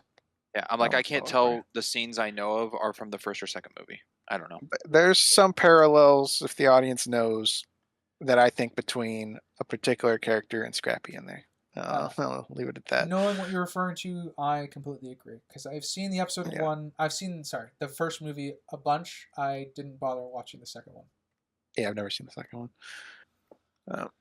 But yeah, I think here with Scrappy's intro, laid on thick, he's bad. They got a really cool. I like his look when he's introduced, the evil face. He's got definitely the war dog look to him. Yeah, looks cool. And the fact that the twist is he's a bad guy after all. Later, and he was trying to trick Velma, but as an audience, we see he didn't really try at all. I don't know. It felt weak. Yeah. Well, he only attacks guys. Just the guys involved in the Scooby project. Yeah. Until later, he just goes on a murder rampage for some reason. Yeah. Well, to be fair, he has to kill the police that were holding him captive so he can get out. Even though he's invincible, so maybe not. Well, he talked He to goes those to the other wedding dogs. and starts killing everybody. Yeah. He broke out of But jail yeah, from 2 other dogs who were in there. Yes. But I are sorry. you a No, no. writer? Okay. I enjoyed even though it's obviously very plot contrived and very convenient that the military and William are fighting over who gets jurisdiction to search for Velma. The kids just go off on their own to search for her. It's a very, very meta. Oh, look, the Scooby Gang has to solve it because the adults are too busy fighting amongst themselves. It was amusing. I take issue with it mostly because they could just search for Velma instead of wasting time arguing over it. It has the same thing I did not like in the first season of the chase scene on the pier. Same thing here with the classic repeating background and 60s music. Oh yeah, when they're just walking through the forest. I hate it. Yeah, no, I didn't like it either. And they do the classic tension break where they just have Lola slip in a puddle or something. It's just get caught. You couldn't just have the scene. You had to throw in something just to break the scene up. Yeah. It's okay, I think, with them going like, oh, we've gone in a circle because the background's repeated. Yeah. I guess that's a little, tongue-in-cheek to the play of the background. Evidently, Lola also got stuck again in the same spot. Yeah. Let's go to... Oh, whose point was that? That was Ryder's point. I don't know if either of you caught it, but the beginning on the TV is a parody of The Shining using Dick Dastardly as Jack Torrance. No. No, I don't think I saw that. Okay. Just another Hanna-Barbera character from, was it, I want to say Wacky Races? Is that what it was called? I think it's Wacky Races, yeah.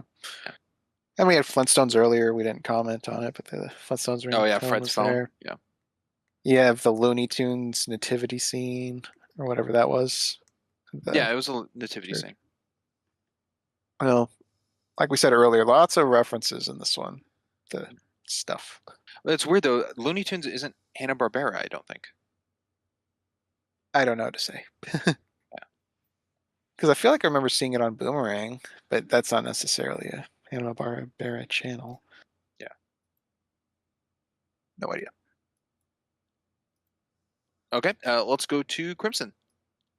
All right, so Velma knew Scrappy was bad all along since his reveal, and came up with this whole convoluted plan of having Daphne involved in tricking him.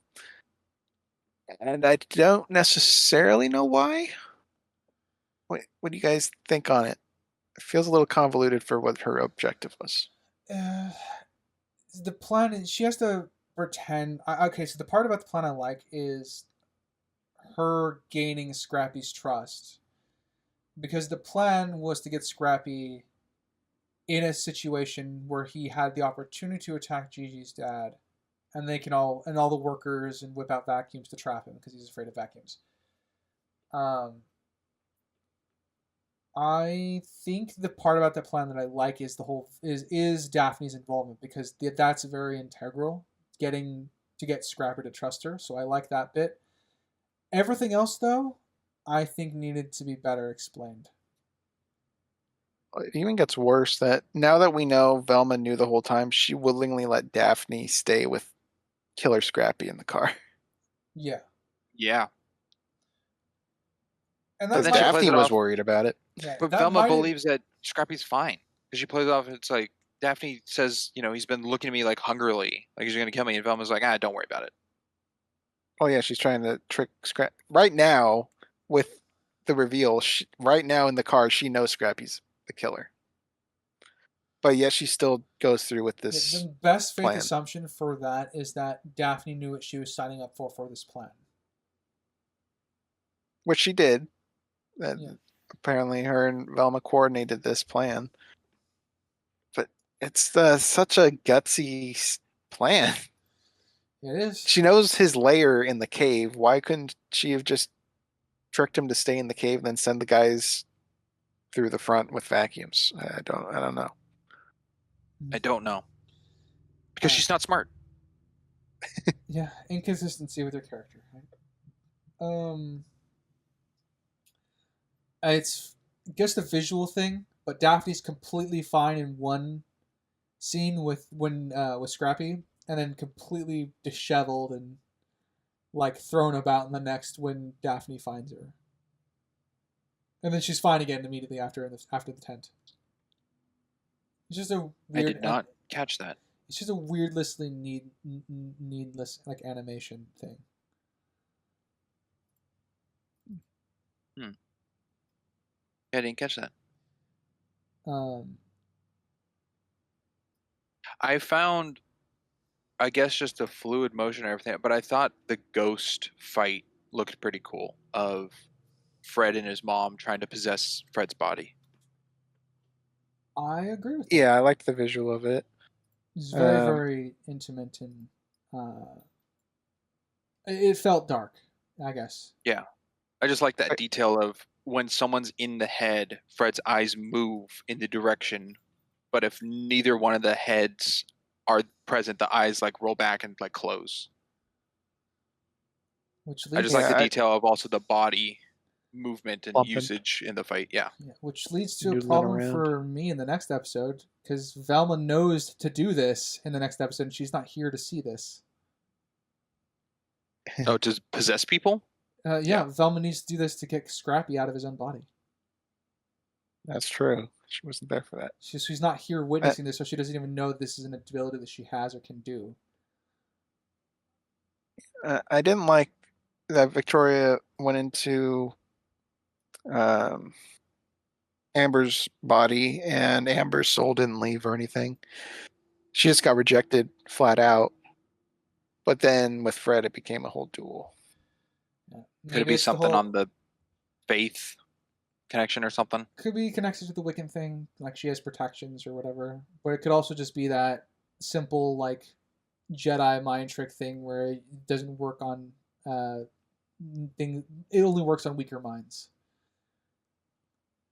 Possibly. And based off of what you guys remember of the mom as a character in season 1, do you think she was trying to teach Fred to be a man, or she really was just trying to take his body? In this, for season 2, I buy into it more that she was trying to help her son. Because I'm gonna go with both. I think her goal is trying to leave. At this point, yeah, I think she's trying to leave. And if leaving is to get Fred a man so she can leave, then that's what she aims for. Or if she can force him out and take his body and leave in his body, that's what she's going to do. Yeah, and this leads into more issues with the ghosts in this. Is why aren't there more? What constitutes a ghost? How does one become a ghost? Do you need infamy? Do you just... Oh, man. This is the whole Robert Zemeckis Christmas Carol again. Yep. Well, I mean, if it's like you've been murdered, then you become a ghost, then why didn't the murder victims show up? Where's the morticians? Where's the priest? Where are all these ghosts? They never show up. And if that's the case, why is Velma... Well, I guess... Was Velma technically murdered? She's more like she got exploded. I mean, Scrappy slashed her and she fell to her death, so I constitute that as a kill. Oh, the explosion didn't kill her? I mean, could be. I mean, we see her arm bloody, so she's still intact, and So it's she's on the amazing that she's table, still intact. so she's still intact. Okay, well, I don't but that's mean next she episode. exploded, but still could be force kill. I mean, we don't see what explicitly kills her, if it was the fall or the explosion, don't know. But she died. And episode 11 has the Black Knight ghost guy who was murdered. So I just don't get the rules of the ghosts. Neither do I. They're inconsistent. Are the ghosts possibly present? It's just they're not in the scene that we need. Like, they're not following the game the whole time. They're just like by their bodies or somewhere else. Like, there's a whole could be side story of the ghost going around trying to find something and it's just not shown. Way too much to read into. There's nothing for that. Well, all I have is you saying, like, where are their ghosts? And they're just, unless they're following the game, they don't have to be around. Why wouldn't they? They'd want to help solve their murders. And they think the most faith is in them, and that also goes into each Opposed to what? person walking around wondering. The moron Merle or the Possibly incompetent mothers? Possibly finding their own get the point. Beyonce already and just going to the light. I don't think all 5 of these murders go, hey, I know who can help me, Velma. Or I guess 6 if you want to throw in original Cogburn. What makes the ghosts we do see, I guess the 3, what makes them special that the other 5 don't need to be present for? The only Why difference wouldn't is Mr. S be involved in some capacity? I'm not saying he wouldn't be. I'm not saying they couldn't be ghosts. I'm just saying they're not in the scene we see unless they're following. And I don't think there's anything needed of them following. Or possibly it's been so much time, quote unquote, a day by this time thing or whatever, where they try to get talk or something situated with Velma and it doesn't work, so they leave. That also could be a thing. I'm trying to communicate based off of what we have info on. I mean, you can like craft theories. I'm trying to work off of evidence, and we don't have anything. Only thing I really see before the whole Velma thing, or Velma's ghost, is that the ghost is used for haunting someone, and Fred's mom is used to haunt Norville. And whether Norville sees that as a hallucination or how far the haunting goes into a hallucination is in Norville's head. But the ghost is around the whole time to haunt him. And I think that's a choice onto the mom. So why wouldn't Scrappy get haunted then? Why isn't there a line of him acknowledging ghosts or something? I don't know. That's up to the ghost. I don't know. I also don't really get the full thing of why Norville's mom would haunt Norville. I guess for the story of because he killed her, but why she would stay around if she has a choice of leaving. Because she thought she was a hallucination of someone else, apparently. I guess so, because she didn't know what she was. And that could apply to these other ghosts if not they're real, if they even know what they are. Velma knows immediately. Red or Black Knight ghost knows who he is. I just don't think they put any thought into the ghosts. Okay. Quickly give my take. Yeah, I didn't put any thought into the ghosts. You're making a lot of inferences and assumptions that's getting to the point of being, I think, out of the spectrum of reasonable with the ghosts. Because with what we were given with how the writers function, it's a bit on the... it's too much to make the assumption that there are other ghosts around. To just assume they're just not special. Because we're shown that a lot of ghosts, that characters could just become ghosts. So the question then can become, what's the point of being alive? And once you reach that point, you've gone too far in the other direction. And that's kind of where I think, if everyone's a ghost and we don't need to see them, we're getting into what's the point of being alive territory. Could be. And I don't know. As you said, there's not enough information given one way or another. Yeah. There's zero information, which is my issue with it. Yeah. What bothers me about the ghosts is they're corporeal at some points, and then they're not corporeal at other points. There are points where you could physically touch the ghost, and other points where you can't physically touch the ghost at all, and they're inconsistent with that. Yeah.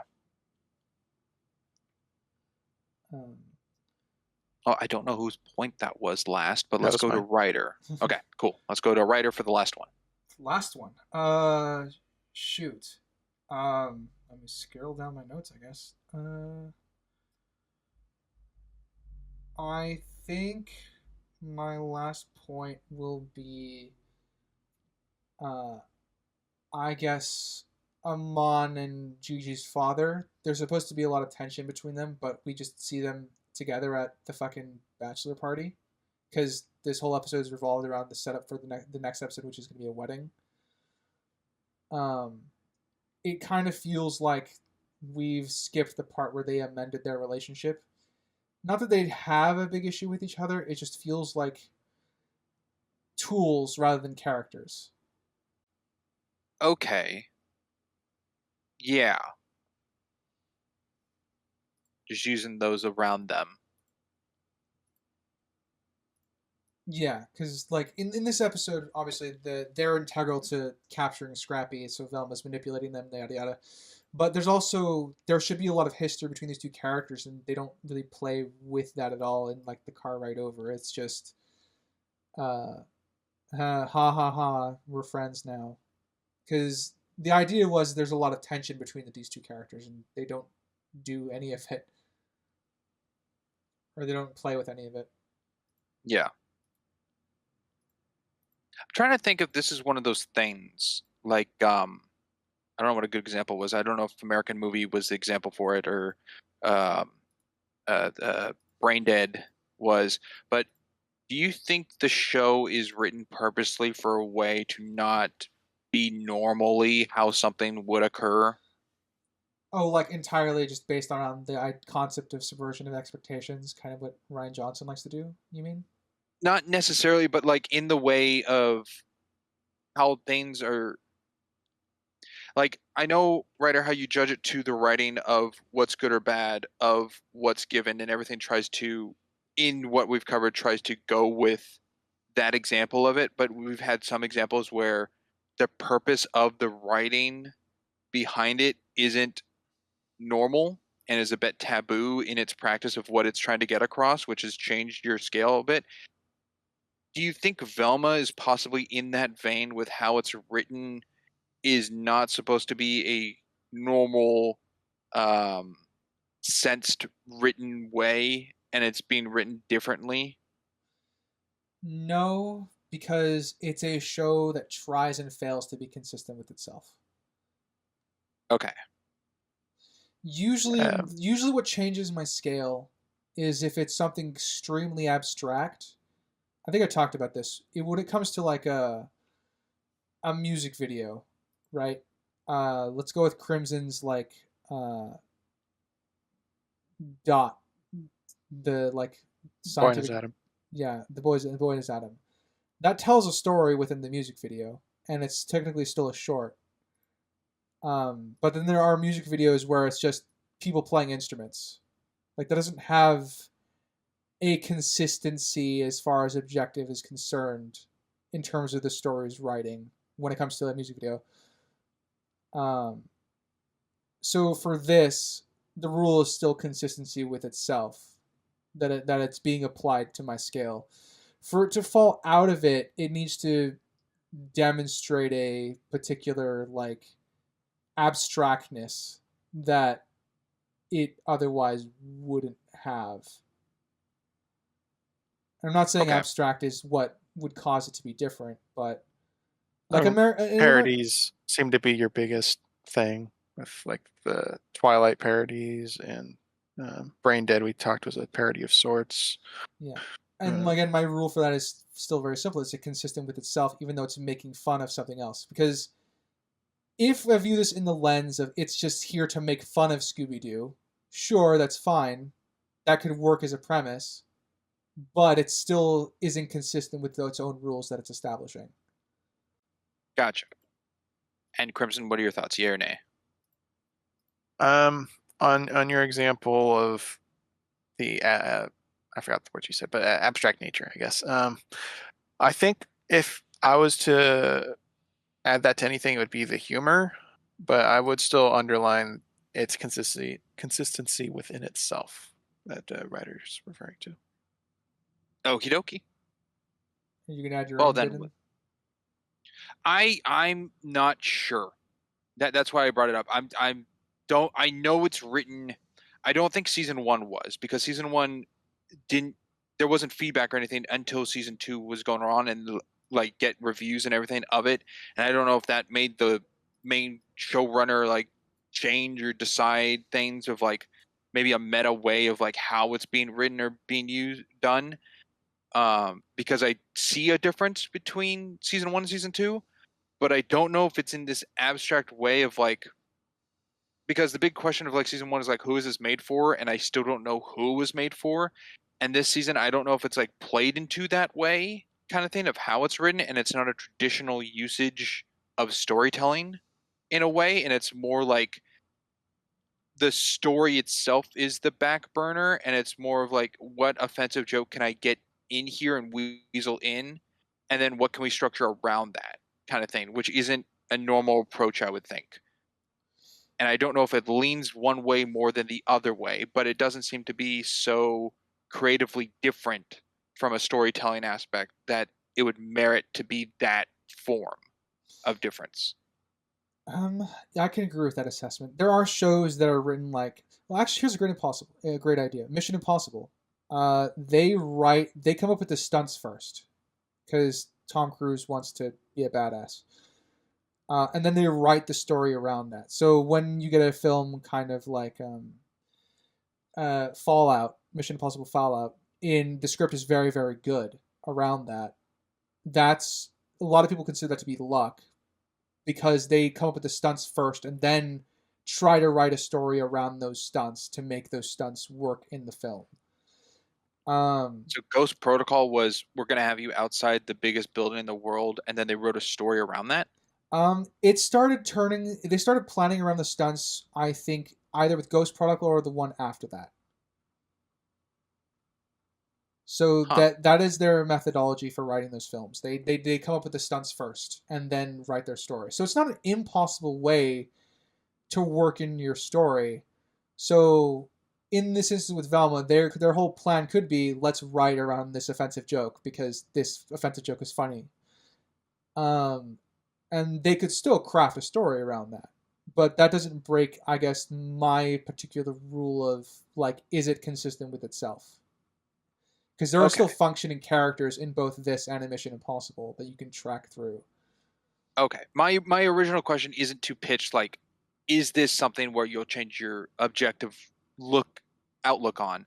That wasn't what I was going for. I was just going with, could one see it as being something by how it's created to be in that abstract vein? I absolutely think so. Because of how many, like, meta jokes there are, I do think that's definitely a way they could have written the show, and it wouldn't surprise me if that is how they wrote the show.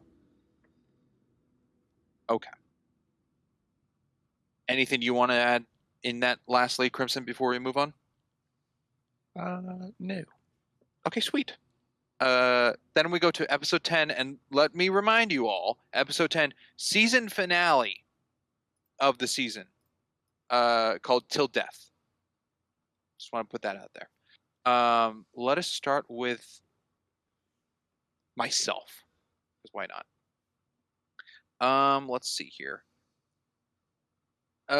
When we see Uncle Scooby, quote unquote, in, what was it, at Velma, in like her room, and it's like, hey, stop following me. Uncle Scooby's unarmed, and everyone's just like around once Velma's like, you know, they were here. Why didn't they go out, like jump them, go after them? So the plot could happen. Okay, so... Okay. I'm like, did Velma think it was a dream? Because she then told everyone about it. Yeah, so what happened, as far as I understand this opening here, is she was in the house with her mother, because her mother is the one that comes in, and by that point Scooby's already gone. We have like a brief opening, and then everybody's there kind of searching her room, because it makes sense, because the killer was there, so they're all there looking for evidence. So I think there's a time skip, and it's just very poorly executed. Okay. Yeah, I guess, yeah, okay. And then with Crimson, you had the plot thing. Because I just figured, they just, Amon tackles Uncle Scooby, done. Yep. But I guess Amon also doesn't question why, well, I guess it is later of a little time jump, like, why isn't, like, Sophie in his bed or something? Like, where is she? Yes. Yeah. Couldn't Actually, that's tell you. never brought up. It never gets brought up of like why Amon questions where Sophie went. Oh, he never questions it. Like I said, this is what comes across to me is like there's no breadcrumbs to lead the audience to Sophie when there clearly would be, because they're just obscuring that, like stuff like that. Yeah, unless they're trying to say that before Sophie and Amon were in a relationship, she did all of Project Scoobi and then put it on the back burner. But that wouldn't be true because then she sees Daya with the journal in the diner. Unless it's saying that whole story that Sophie gives is all out of whack in time. Not necessarily it has to be linear. I don't think it is, but if it's just jumping all over the place. Don't know if that's what they were going for though. I feel like it was pretty linear. But on Ryder's point of no breadcrumbs, it is really what it felt like. Because her flashbacks of everything was just like the baby thing. Because I saw a cute video of a dog, and like, could we have what the put that flashbacks together? You know what the I think we flashbacks could have are? put that together. Yeah, the flashbacks are. They're a necessity here in the way that towels were a necessity in Beth Cooper, that flashback. Oh, So it's not good, but it's better than nothing. That's what these flashbacks are. oh yeah, it's better than well. Do you think it would have been better if Velma explained the reasoning and Sophie just agreed to it, or do you think it's better that Sophie explained her story? Like I in would a question classic how Velma Scooby-Doo, like came together with it. Yeah, I would question why Velma has put specific things together in the way that we would get the flashbacks, assuming the flashbacks still happen in this version you're making. yes, but it's like going off of Scrappy's story and what she knows about Dawn and Project Scooby and Eda. Sorry.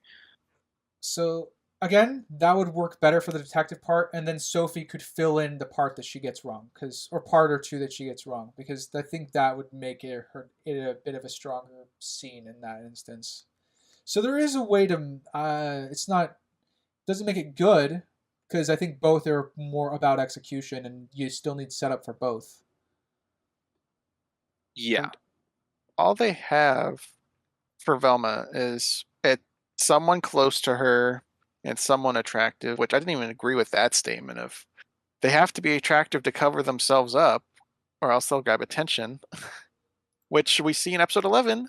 There's a guy who died with his face covered. So I think that was just a weak excuse for Velma to piece it together. It's that it was very dumb. Sophie. So I don't think she would have had anything to even explain that it was her, other than just the superficial. She had to be hot because her face was covered, and they know me. So, but that was also a weird thing in this episode because Daphne isn't always, wanted by men, like at all times. Oh, I wrote that down. I'm like, wow, cool that Daphne is now attractive to the populace, because there was not an issue in season 1. Our characters. It's not a problem here, up to this point. Yeah, it's one of those things where I don't get a sense of the world at all beyond our characters. Yeah, and then Daphne as Velma learns what it's like to be Velma, but Velma's just a terrible person, so of course people don't treat her. Yeah, that's why nobody likes Velma, is that she's just a terrible person. So. Yeah. I'm going to put this out there of a thought I had that they didn't do, but I think it would have been a little down the route of just like discussed. I thought with the plan of putting Scrappy's head into one of the girls, like Lola or Brenda or whatever, and Scrappy's head was going to be in there. And then Norville and Lola asked if Lola's head could go into her body for 10 minutes, which just hints at what they're going to do in 10 minutes. I thought there's going to be a possibility if Scrappy did get into the body, if they went through with that he would be in Lola's body pregnant with Norville's child. And I don't think that would be too out of the vein for this show trying to go with something like big and shocking for its finale. It didn't do that, but that was a thought I had. Quite the thought, but I guess it could have happened. Yeah, could have happened. If Scrappy actually stole one of the bodies. Happy it didn't, I guess, because that would have... disgusting. Yeah. Disgusting is a word. On the subject of Lola and Norville, since they just came up, very convenient they happen across Edna while she's moving the bodies. Oh, extremely. Yeah. Extremely. Also, convenient. extremely convenient that Edna managed to hide them was Daphne and Velma came down to switch bodies. Also true. Maybe she had security cameras. I mean, I don't know. it's the like underground estate of the Williams household, but it's still Yeah. Something that really bugged me at the end here was she said she was unable to reanimate Velma's body to inhabit, and I was just like, so these girls have been dead for like a month, but they're still somehow swappable with the mind. the I'm idea behind that confused. is that Velma's body wasn't restored enough. I think that's what they're trying to get at. Doesn't it And we see still? by 11, her body looks perfectly normal. Yeah, it doesn't make any fucking sense. But that's the line I guess they gave in this. So I found it extremely weak. Yep. And then with also episode 11, I guess Jeff gets his body back and he's just bones and some flesh. Yeah. He's zombified. And he's alive somehow. Yeah, so I think it was just very weak. Of like, oh, we can't save her even though we have this technology that can absolutely save her. Yeah. It's not good. No, I'm agreeing. That's kind of weak. Something I found also weird. I don't know if one of you two found it funny or understand it more than I do. When Velma is trying to escape on the helicopter and is like, "Oh, I need chocolate," I got it, and reaches in and has baby carrots because Daphne like swapped it. That's a callback back to the funeral where like Fred is like, "Oh, all that's here is baby carrots." Why? And even better than that, Fred's like, I don't hate you enough to give you those. So is that saying that Daphne hated Velma and gave her carrots? That doesn't make sense. Maybe? With all the journey they just went on together. I'm going to guess yes, because why else would they be baby carrots? I don't know. Maybe Because I have the same thoughts. World, the connection to it. I didn't have those thoughts at all. I just assumed Daphne just liked baby carrots because she's also hinting. She's also a terrible person. Hint, hint. So that's the idea. Oh. I had the same thoughts as Spring. So they set it up as Fred saying, you have to hate somebody to give baby carrots, and then Daphne gives Velma baby carrots. It's kind of a weird thing to do. Yeah. Especially with the now that you guys rekindling have of pointed like out, yeah, soulmate talk. That is now that you guys have pointed out, that is a very, very weird payoff to give it. Yeah, they Unless shouldn't have been Daphne baby still carrots. secretly hates Velma. Pretty sure that's not what they're going for. I mean, I don't think so. I'm just gonna say it's some sort of weird goof that they did. Like they didn't realize they put that line earlier, but that's very weird. If they did like broccoli, okay, or celery or something, then it's just like, oh, Daphne's a health nut.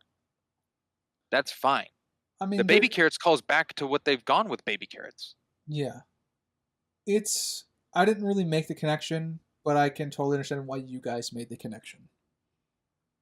Unless they're just reusing animation and they're like, oh, we don't want to draw broccoli. If I find that far, then that's really lazy.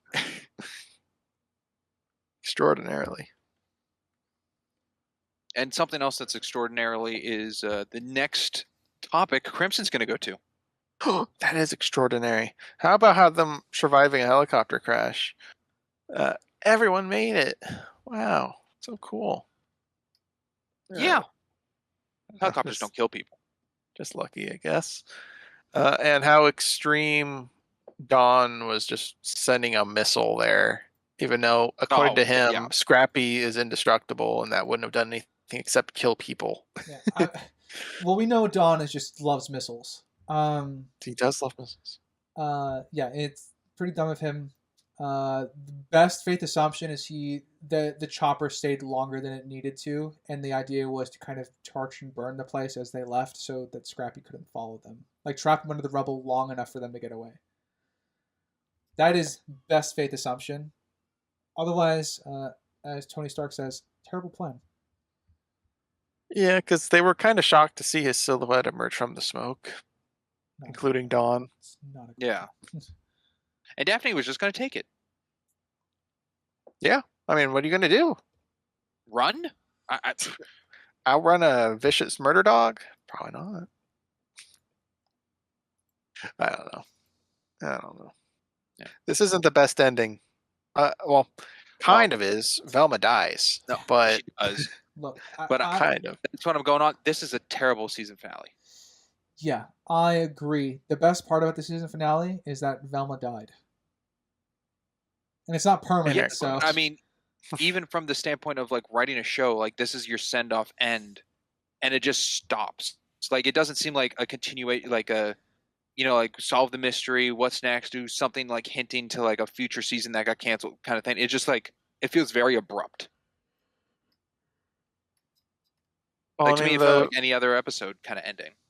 the post scene kind of hinted towards like a hook, but the just stopping at Velma being a ghost, I felt was also abrupt. There's no like recap of how the town's doing. Like, I don't know what's going on with Merle. I don't know what's going on with Daphne's moms, or like I said, I don't really know best what assumption happened is to Merle is everybody. dead. That's all I got.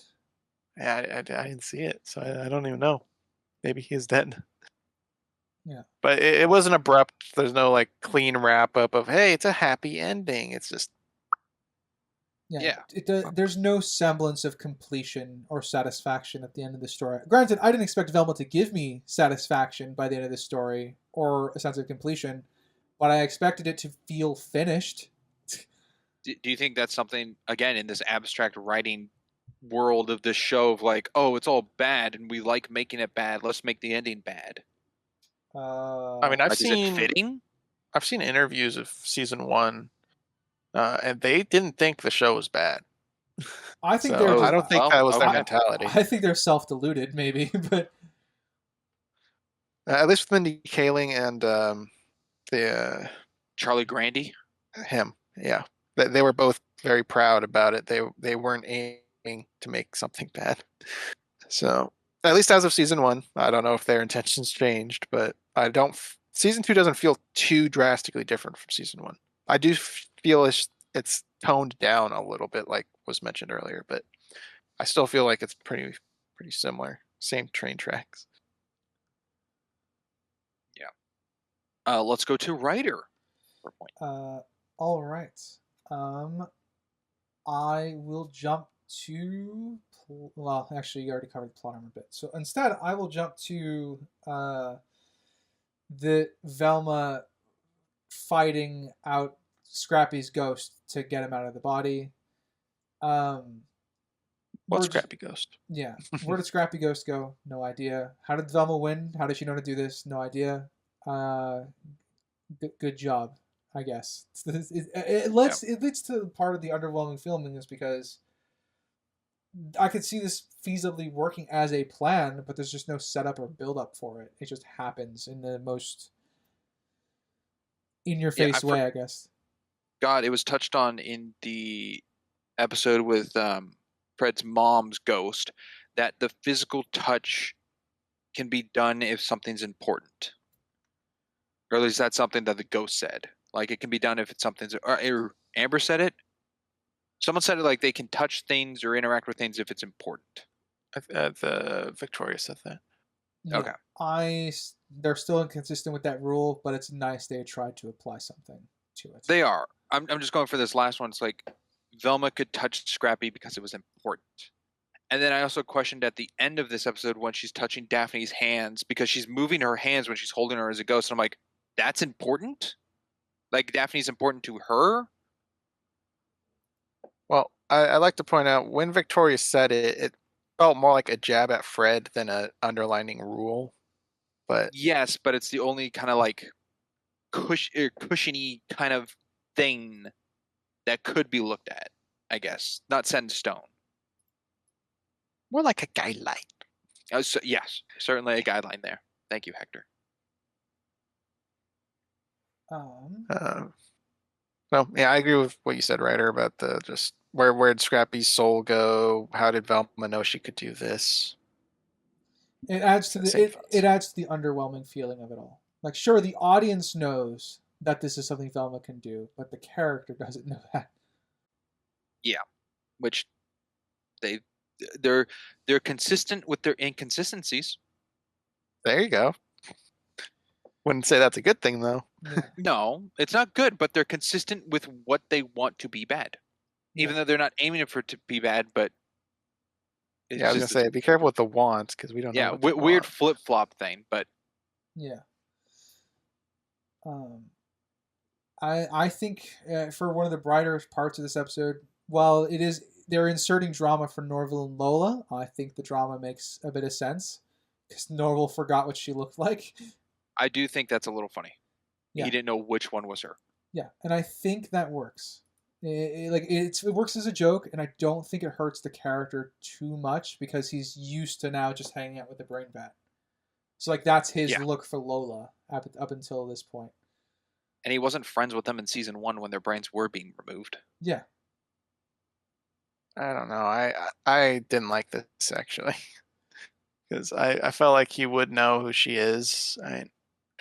I don't know about you guys, but usually you would know the popular kids, even though you wouldn't really be friends or interact with them.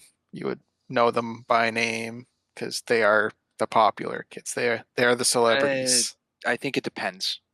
Depends on how individually characterized they are. We saw in season 1 how upfront these popular girls are. Everyone bows to them and everything. But are they all the same character? And they are so popular that even when their brains in jars, they're still popular. That's their level of epic popularity. Even when they're not attractive anymore, they're still popular. Just from their past images. So I would say that level of epicness, I think you would know. But I kind of talked over what you just asked, Springs. What'd you ask? Well, their characteristics.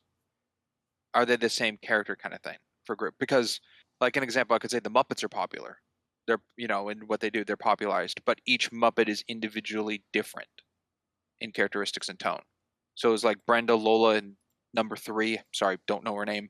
But were they all stand out differently in what they did as popular girls? Or was it just like the clique of popular, kind of like Mean Girls? Like they're all just the clique? I'd have to Because to rewatch people season 1. because to outsiders, it would be like, yeah, that's a popular group over there. Like I know that's the group, but I couldn't tell you a single name of who's in the group, kind of thing. So for Norville, it was like, yeah, I know Lola's one of those popular girls, but did he ever know which one was which in like names of like that one's different? That's the one that like falls into things. That's the one who's always put on, nail polish. That's like, did they have a standout characteristic about them that could identify them? So I think Norville recognizes the group that they're popular. I'm not sure if he would recognize Lola individually unless they had a direct interaction, just the two of them in season 1. Yeah. That's why I'm okay with the thing of like, in his head, he's guessing or thinks that Lola is, I guess, the one he finds the most attractive physically.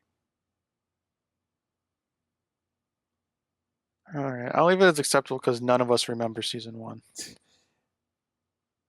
That'll be my caveat.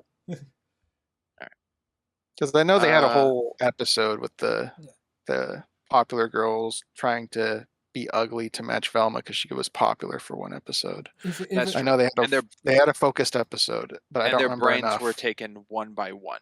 It wasn't like all 3 at the same time. Yeah. If it helps, just leave it ambiguous. If it helps Crimson, I also went through the same thing. I'm like, all right, would Norville actually not remember who Lola was?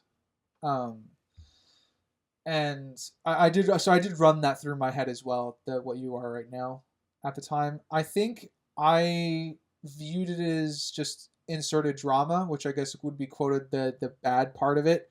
I don't think it irritated me with the level of inserted drama. Like it would make sense that Lola would be angry that Norville either forgot who she was or thought she was the wrong person.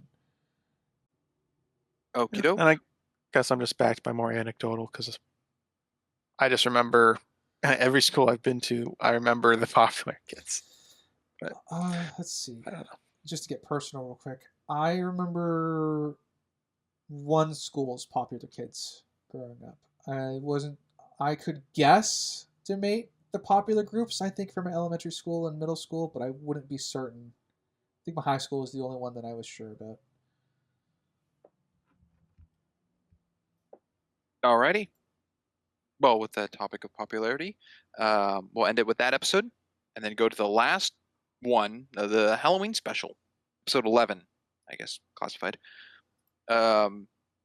This Halloween needs to be more special. What a very clever title. What a very true title. Yeah. Okay.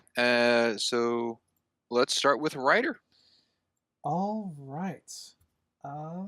I will start with, I guess, the cold open. I actually think it's very smart of the group to try and to revivify Velma at the start of Halloween, so it gives them the whole day in case something goes wrong.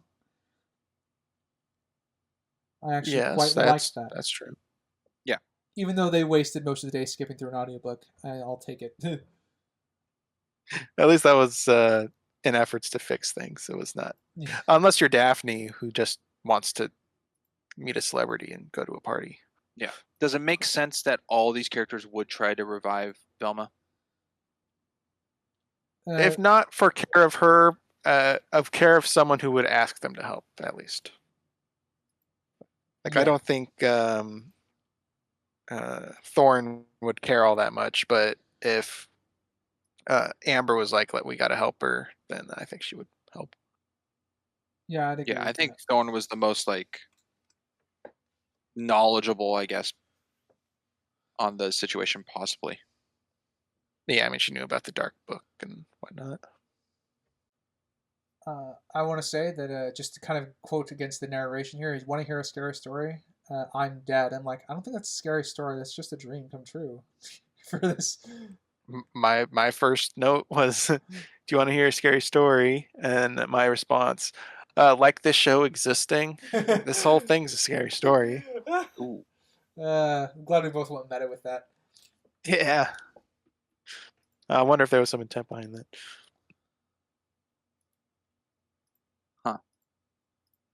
I don't know.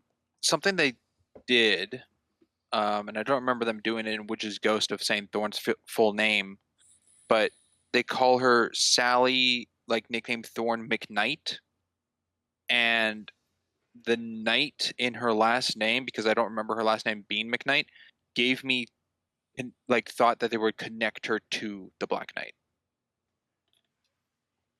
It's funny, they connected everybody but her to the Black Knight.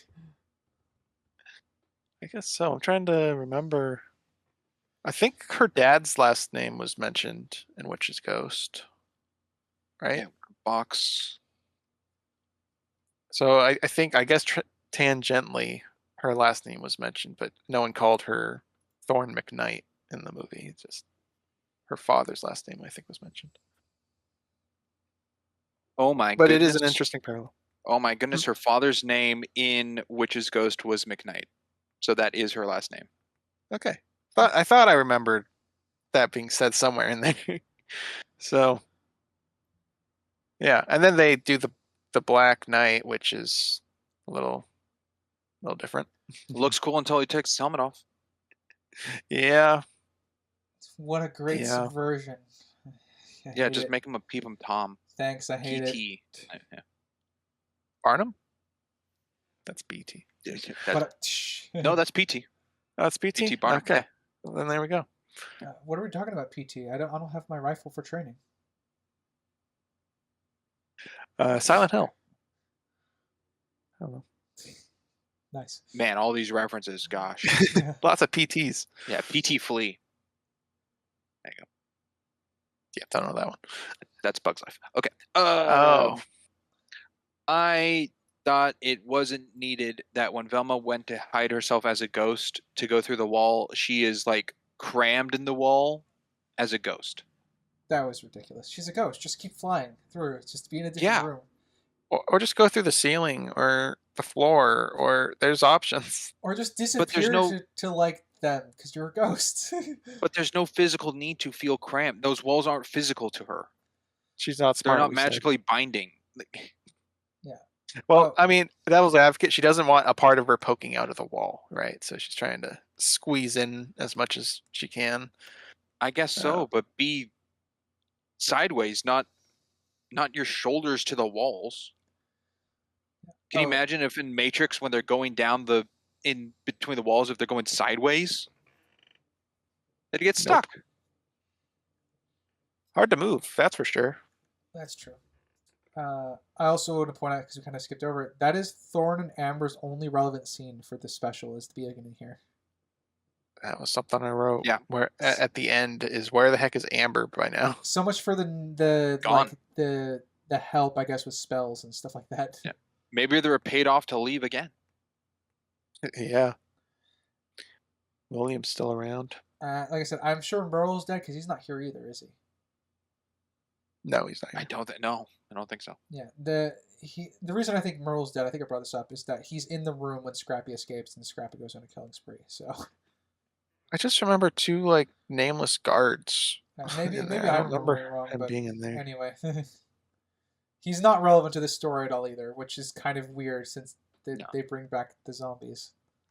I was so worried. I was so worried they were gonna start playing Terror Time, and I was gonna be super pissed off. Oh man. I mean, I was already irritated that we had a hex girl in this. I'm like, if Saweetie did a rendition of Terror Time, ooh. Ooh, might have thrown a fit. Did you guys know who Sweetie was? No. Yes. I'd never heard of her before. Never heard of her before, and this convinced me never to look her up. She had a connection with McDonald's. She was one of the she had a Saweetie meal kind of thing, which people have had. A Sweetie meal. That's good advertising there. I guess, yeah. I know a bunch of people have had those, but just to prove that Velma and Daphne deserve each other because they're both toxic, Daphne just throws Norville under the bus by suggesting he's going to go to the sexy party instead of the one that his mom is making him go to, trying to make him go to. Yeah, right in front of her. Yeah, good job, Daphne. Really, really feeling the friendship bonding between the gang here. Well, there's so much, she kicks him into a van, she throws him under the bus in front of his mom. She just doesn't like Norville. No, she doesn't. No. The best faith is they don't really have many scenes together. Yeah. What, Springs? I said I don't know why. Oh, yeah, I don't know either. Isn't it weird that it took a special after the end of technically the original Velma season 2 to this to get the entire gang in one place together? Or Scooby. No. Minus Scooby. Is that true? That might be true. Like Fred, Daphne, Velma, and Norville all together working together on the same thing. Yes. That's not happened at all in the show. No. Not in season 2. Not in season 1 either. They don't even have the mystery machine yet. They have Fred's Season 3 guys. They have Fred's spooky ghost mystery car. solvers or whatever. Yeah. But yeah. It just the breadcrumbs. It feels so defeating. Yeah, I suppose so. I know with Spirit Halloween and everything gets a sexy costume and everything. Total shock. Never expected to see a Pinky in the Brain sexy costume. No, did not. Also, I believe not Hanna-Barbera. So they're just getting Cartoon Network properties. Good on them. I guess Warner Brother properties. Yeah. I think some writer lore. There was a furry party on the street I grew up. So I've seen Stranger. Okay. Wow. Thanks for sharing. Yeah. Good lore to write down. Ryder, I think you have the most lore sprinkled throughout the pod. Yeah. Of anyone. I have a lot of history that could be explained without necessarily needing to explain. Just nudges. I don't I don't know like anything other than the McDonald's thing about Sweetie and how she's connected in like the show. If they're like, hey, you want to be in? I guess maybe she was like, yeah, sure. I don't understand how Richard Kind is in this episode. It's He's left field thing. Yeah. I'm like, what And I kind just of saw him in something dirt too. or something do they have on him to be in this? I don't feel like he's massive.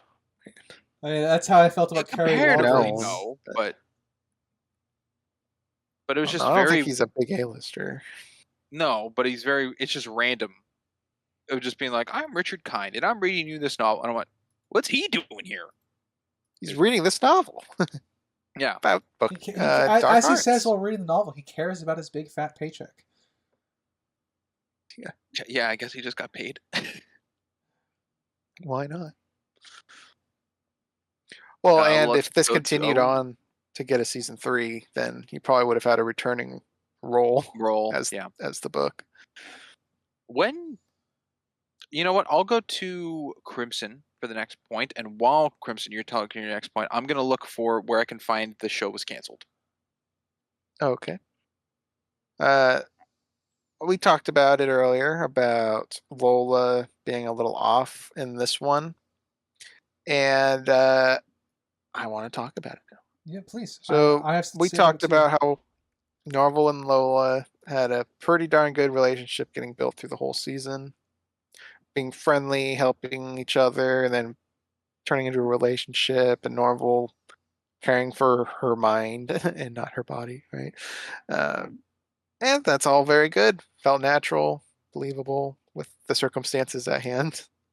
And here, she seems so disconnected. That he says he loves her. She's good with that. And then he breaks up with her, and she's like, I don't really care about you as much as I care about myself, so I guess I'm okay.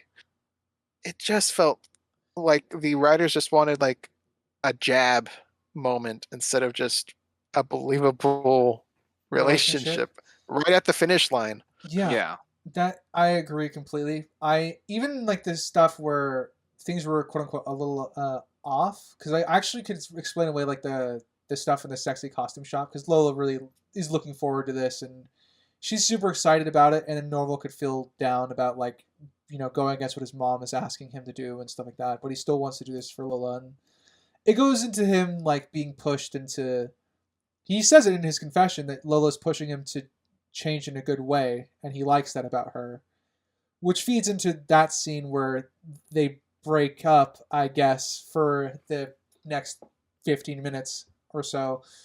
And then that to me was the only scene that felt really off, because they just felt so disconnected from the relationship that they've had previously.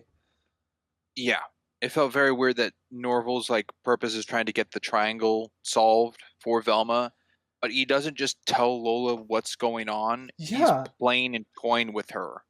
Yeah, and for me, that's that's what bugged the show. This is why I felt more off about Norville, because that Norville, I feel like, would talk to Lola about that at this point. Norville's big thing is not to hurt people, and that's what he has to do for his fear, is to hurt someone. Yeah, and it would Would be. he fear that if he told her, then he would have? There's no way he could hurt her because she knows that's going to happen. So he had to keep it a secret. Yeah, like that. He doesn't seem smart enough to do that. And then as soon as like if it had worked in that case, if he hurt her, right, he could just confess everything after, like, I'm so sorry, like I didn't mean to do this. Like there could be ways to play around that and into that, but they just got it in for a joke, so it just comes off as a very unfeeling, unreal relationship compared to everything beforehand. Yeah. One word, disappointing. Yeah. In a word, yes. Yeah. But I do agree, it's still, Lola starts in this episode, she just feels a little off or different from the season. It's not just on to Norville. Yeah. I agree. For me, the feeling was it just comes across as her being excited / pushy, which I can explain that away, you know? Yeah. I mean, some time has passed. But is it a little weird that her other friends aren't here? Like with her? Like they do everything together? See, I think that shows, like, for me, the small bits like that shows how important Norville has become to her. Which is Yeah, but which they're is like why not that at the scene party. feels so off at the party. Yeah, Well, they were in the group photo, were they not? The year popular girl photo. They were in that. I think so. I- Yeah. Yeah, I can't recall. I know I all think of they them were, but but they didn't have any focus at the party directly, though.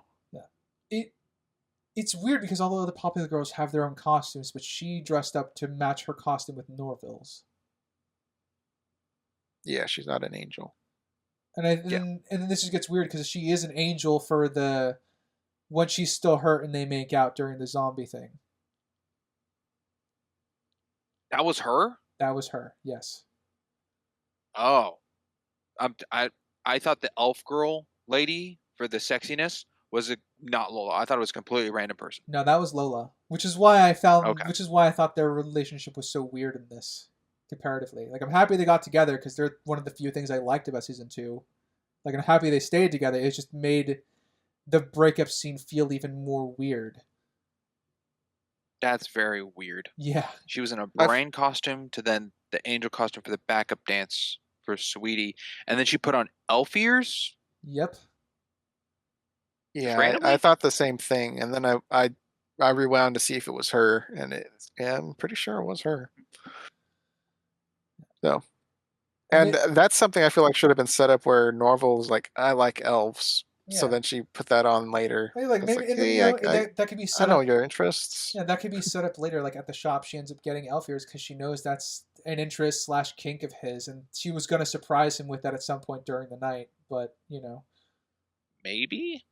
so like there is a way to work that in. It's because of, again, their breakup scene. It just makes it feel so odd. Even though they're supposed to start acting sexy because that's how they're going to combat fear. What the fuck ever. Yeah. Something just for the plot relevance, just to continue the story of everything. I found it so weird that in the girls' bathroom when Velma and Daphne are having like their scuffle, and then Velma almost goes into the light with Daphne and gets saved by the Black Knight, and like that's okay. That then all the parents come into the girls' bathroom. Yeah, Yep. that was so Got weird. that. Just for the scream. Also lucky that the camera was important enough to be a physical object. Well, Yeah. Yeah, I suppose. It's Well, important. it's important. I guess the only explanation for that is Saving someone's life is important. Well, yeah, it's an important, but it has to be an important object to that person, right? There's no real hard rules. Yeah, I on know. it. I'm It's just, No, I'm it's just, not, my yeah. point is here is they're being inconsistent with the ghost rules still. Shocker. Yeah. I Another wrote in. well, Oh, go ahead. go ahead. I wrote in my notes how the light was facing the wrong way with Velma. Beam me up, The light Angela. taking her? Yeah, I don't think she would be going up. Is Yeah. what I was Oh. going with. Which in is my why notes. we were very happy when she got dragged into hell by the end of the episode. I was very happy. I'm I like- wrote in my notes right where she belongs. Yeah.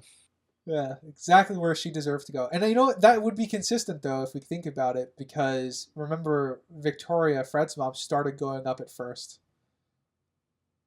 So it's She did. it's just the She got faked out. yeah. So she might have just been faked out in this scene too. Could have been. Another inconsistency, I guess, with the ghost thing is when the Black Knight tries to take out the parents, and he goes, "Oh, I'll throw you across the wall," and he has like no strength. He shows right there, "Oh, I got no, ghost magic strength." Yet when all the parents trip and fall off the cliff, He he's flies able to hold them, fly and hold them all. Yeah, he dragged Daphne behind him like she weighed nothing. I don't know. Again, it's just so bad.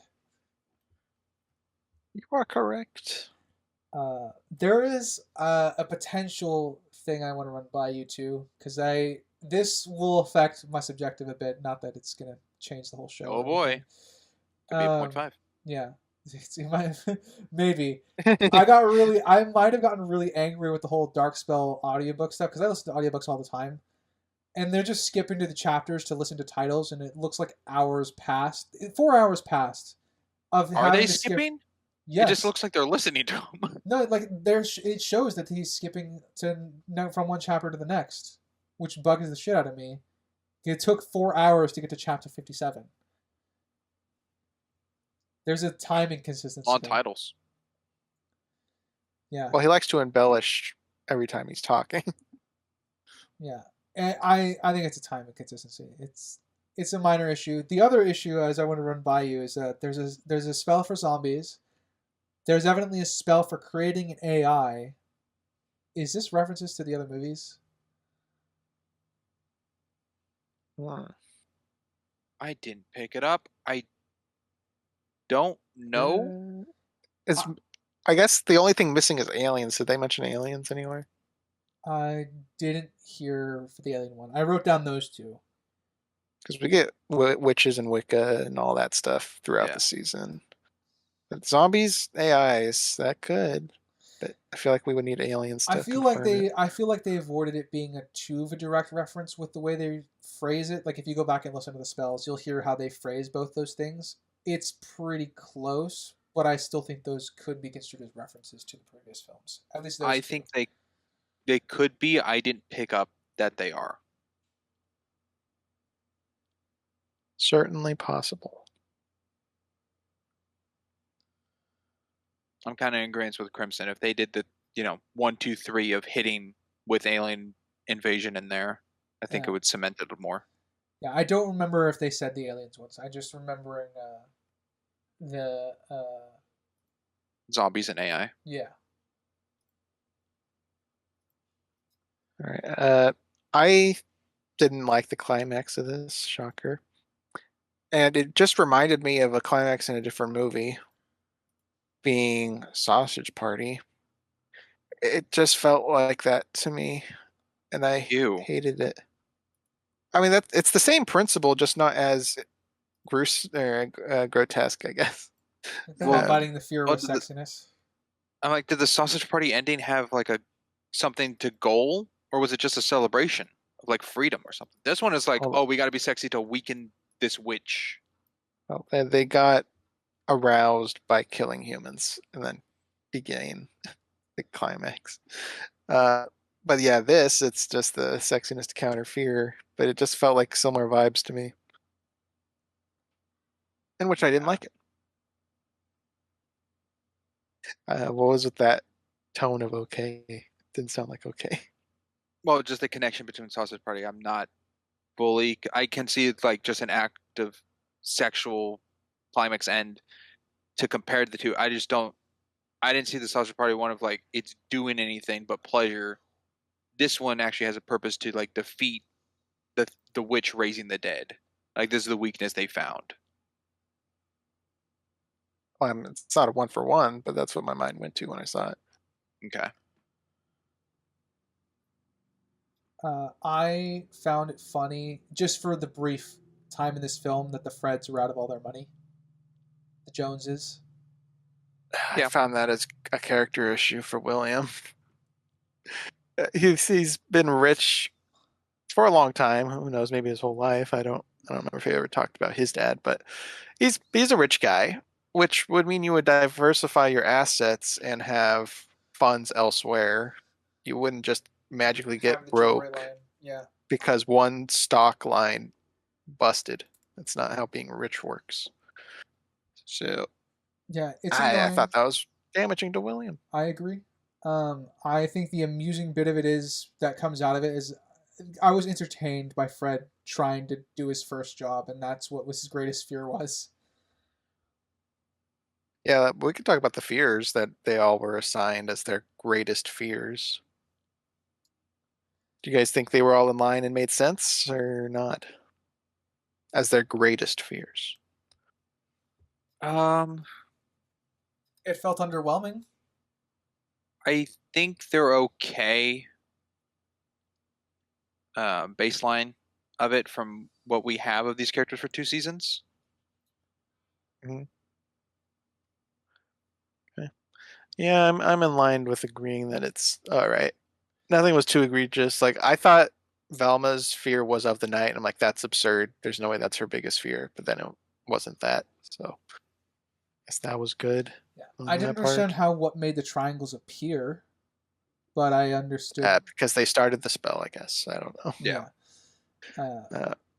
I hated Norville's ending. Oh yeah, just like, I won't write you in prison. Was it established she knew this person? In season By the 1, way? yes, he does visit the historical society. So I think that works, I guess, as him hurting somebody close to him, but I barely remember his relationship with the historical society in the first movie. Same. In the first I didn't season. even remember that. Yeah. Ugh. All I remember is that he visited the historical society and he was a regular. That's all I remember. Yeah, so that was a crummy ending for him. Yeah. And that is the only thing that supports this, which makes it terrible, because I think it would need to be Again, more at least drastic with something's that. there. Because like I think he hurt his dad more with being the lack of empathy at the end of episode 3. Oh, yeah, at the end of 3. Yeah, And even the beginning of 4. That Yeah. was more egregious than this. And this is what works for the spell. I didn't buy it. Especially with it's hurting him trying to hurt Lola. Yeah. Yeah, and here he didn't care at all when he said it. He's like, Yeah. I'm not going to write you in prison. And like I said, there And then was she's, a oh, lot. that's not nice. There was definitely a potential for a lot of great drama with the Lola stuff, that they just didn't do anything with it. No. This show having good drama. Yep. That's asking a lot. One might say unrealistic. Hmm. It's convenient Certainly that not a realistic everybody's show. involved with the Black Knight's death. Yeah, that kind of goes Very. to the writers that remind you of the Midnight Club at all. Reminds me of the Orient Express in a very terrible way. Oh. Midnight Club. Midnight Club, explain. Crimson, you wouldn't get it. A writer that is from Riverdale, where all the parents yes, at night had a thing with the. What was it? The gargoyle? D&D go. The Yeah, D&D the goes. Gargoyle King Yeah. or something. Yeah, something like that. It's like a series of unfortunate events. All the people with the spyglasses. All the people. Haven't seen that in a long time, Oh, okay. or at least the Right. Jim Carrey one. Loose connection to what you're referencing. Yeah, convenient that it's all the whole family, or all their families. Again, we're lucky that the Black Knight was corporeal for him to be pushed into the spell to be revived. He just happened to be corporeal at that moment for someone who didn't know him or trust him. Or That's true. That wasn't important. No, That doesn't follow that rule. because that the we've magic kind wasn't of even real at that set point yet. Like if she was powered up and that's what happened, I could buy it just for stupid magic bullshit reasons. But that didn't even happen for this. So did the book predict pushing him in there would cause him to scare people? Is that what- I guess You so. want to talk about the book? Sure, why not? Who is the book? What is the book? So the book is supposed to corrupt its users or whatever, and evidently the audiobook does the same thing. Spoiler for Fred at the end, but it's very lucky that it just happens to give, like, I guess, the right command to her in this moment to just let the Black Knight steal Velma's spell. I think otherwise the book is mostly, it functions as a MacGuffin. Yeah, 'Cause you would think the spell would be tied to those who had the triangles associated with them, right? Yeah. It has some sort of awareness of the casters. Yeah. But I don't know.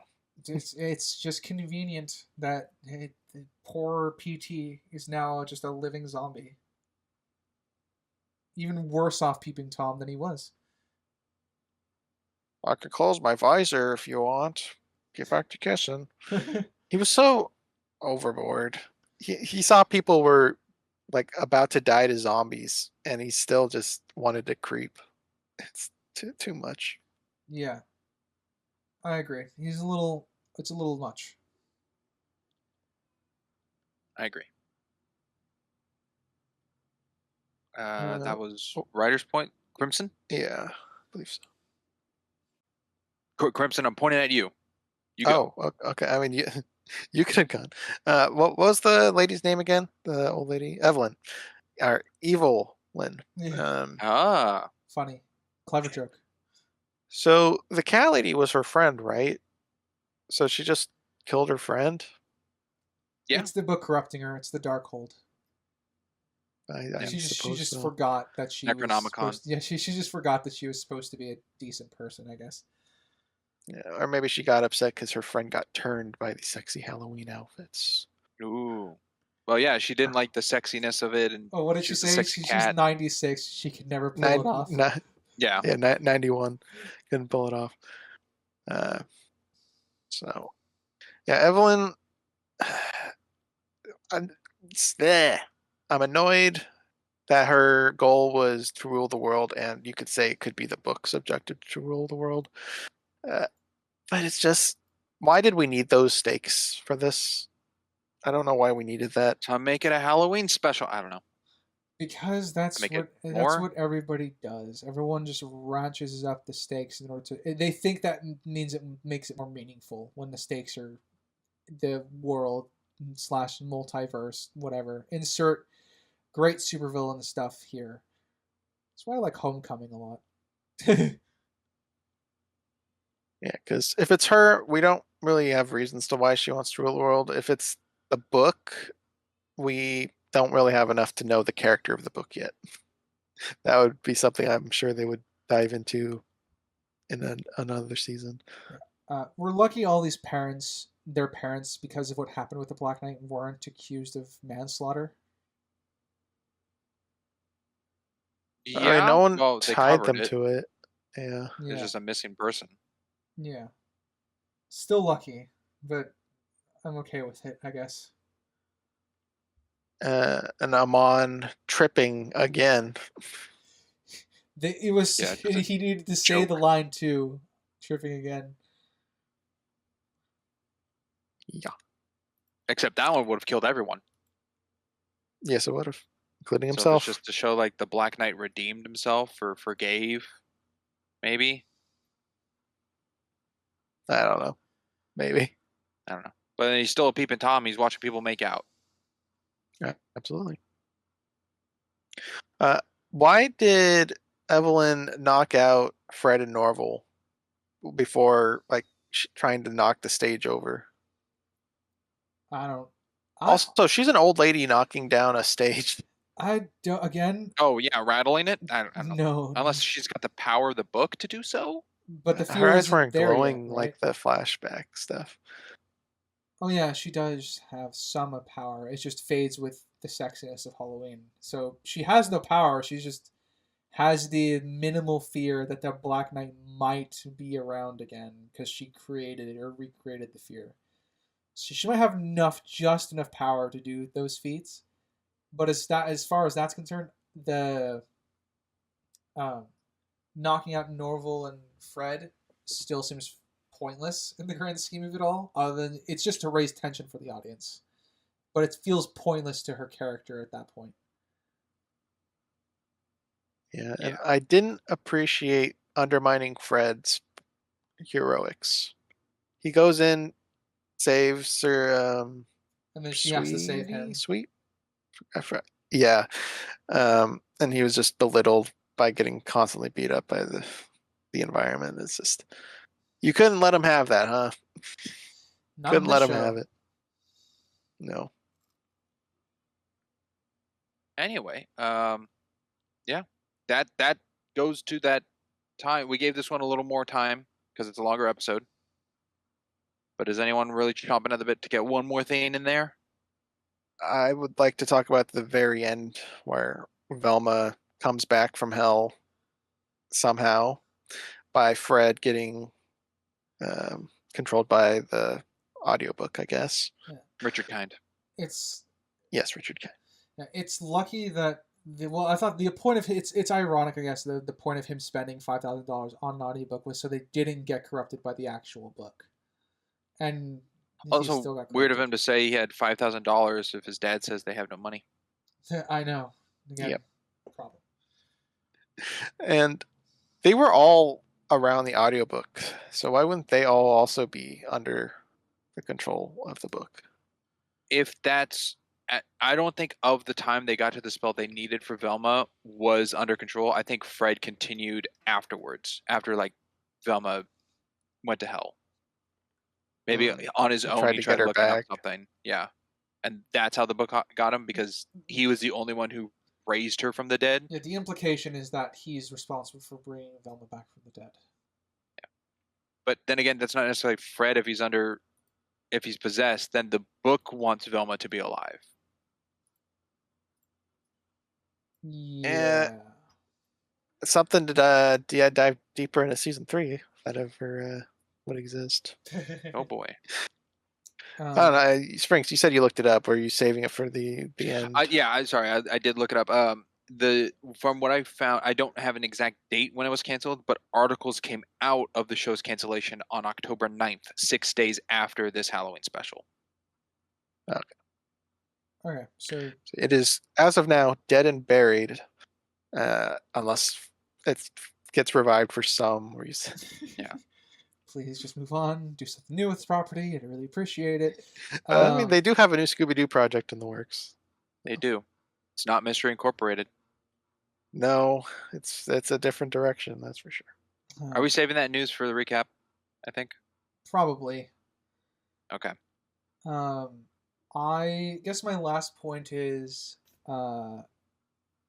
the lesson that's imparted is from the guest stars Sweeney, is that everyone's has their own version of sexiness and shit like that. It's a decent message. It's a good message. I hate the execution. No, Oh yeah, I just wasn't a fan everyone of the being like, message. "Bone me, I can juggle." Like, okay. Yeah. They No, definitely. I think it's fine that we have specific words for specific mediums. I don't think we need to elaborate them to other aspects. Like, I don't think it's sexy for someone to listen. I think that's a stretch for the word. That depends. You can on- find it I attractive, No, but see, that- sexy, I don't know. That's the.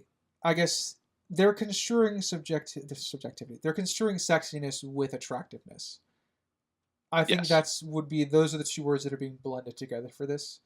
Still works in a way because those are synonyms, but obviously sexiness applies a level of sexiness to Arousal. arousal. Attractive Yeah. doesn't have to be arousal. Yeah. Yeah. So they're blending the words together for it. It works, I think, but I just hate the execution of it. It felt really shoehorned and rushed. Yeah. Shoehorn, rushed, and a little bloated to me with the particular word choice. And anyway, Okay. Did you have that any is more it for me. Springs? I you did get a not final know. call? No, I'm good. Seems fair.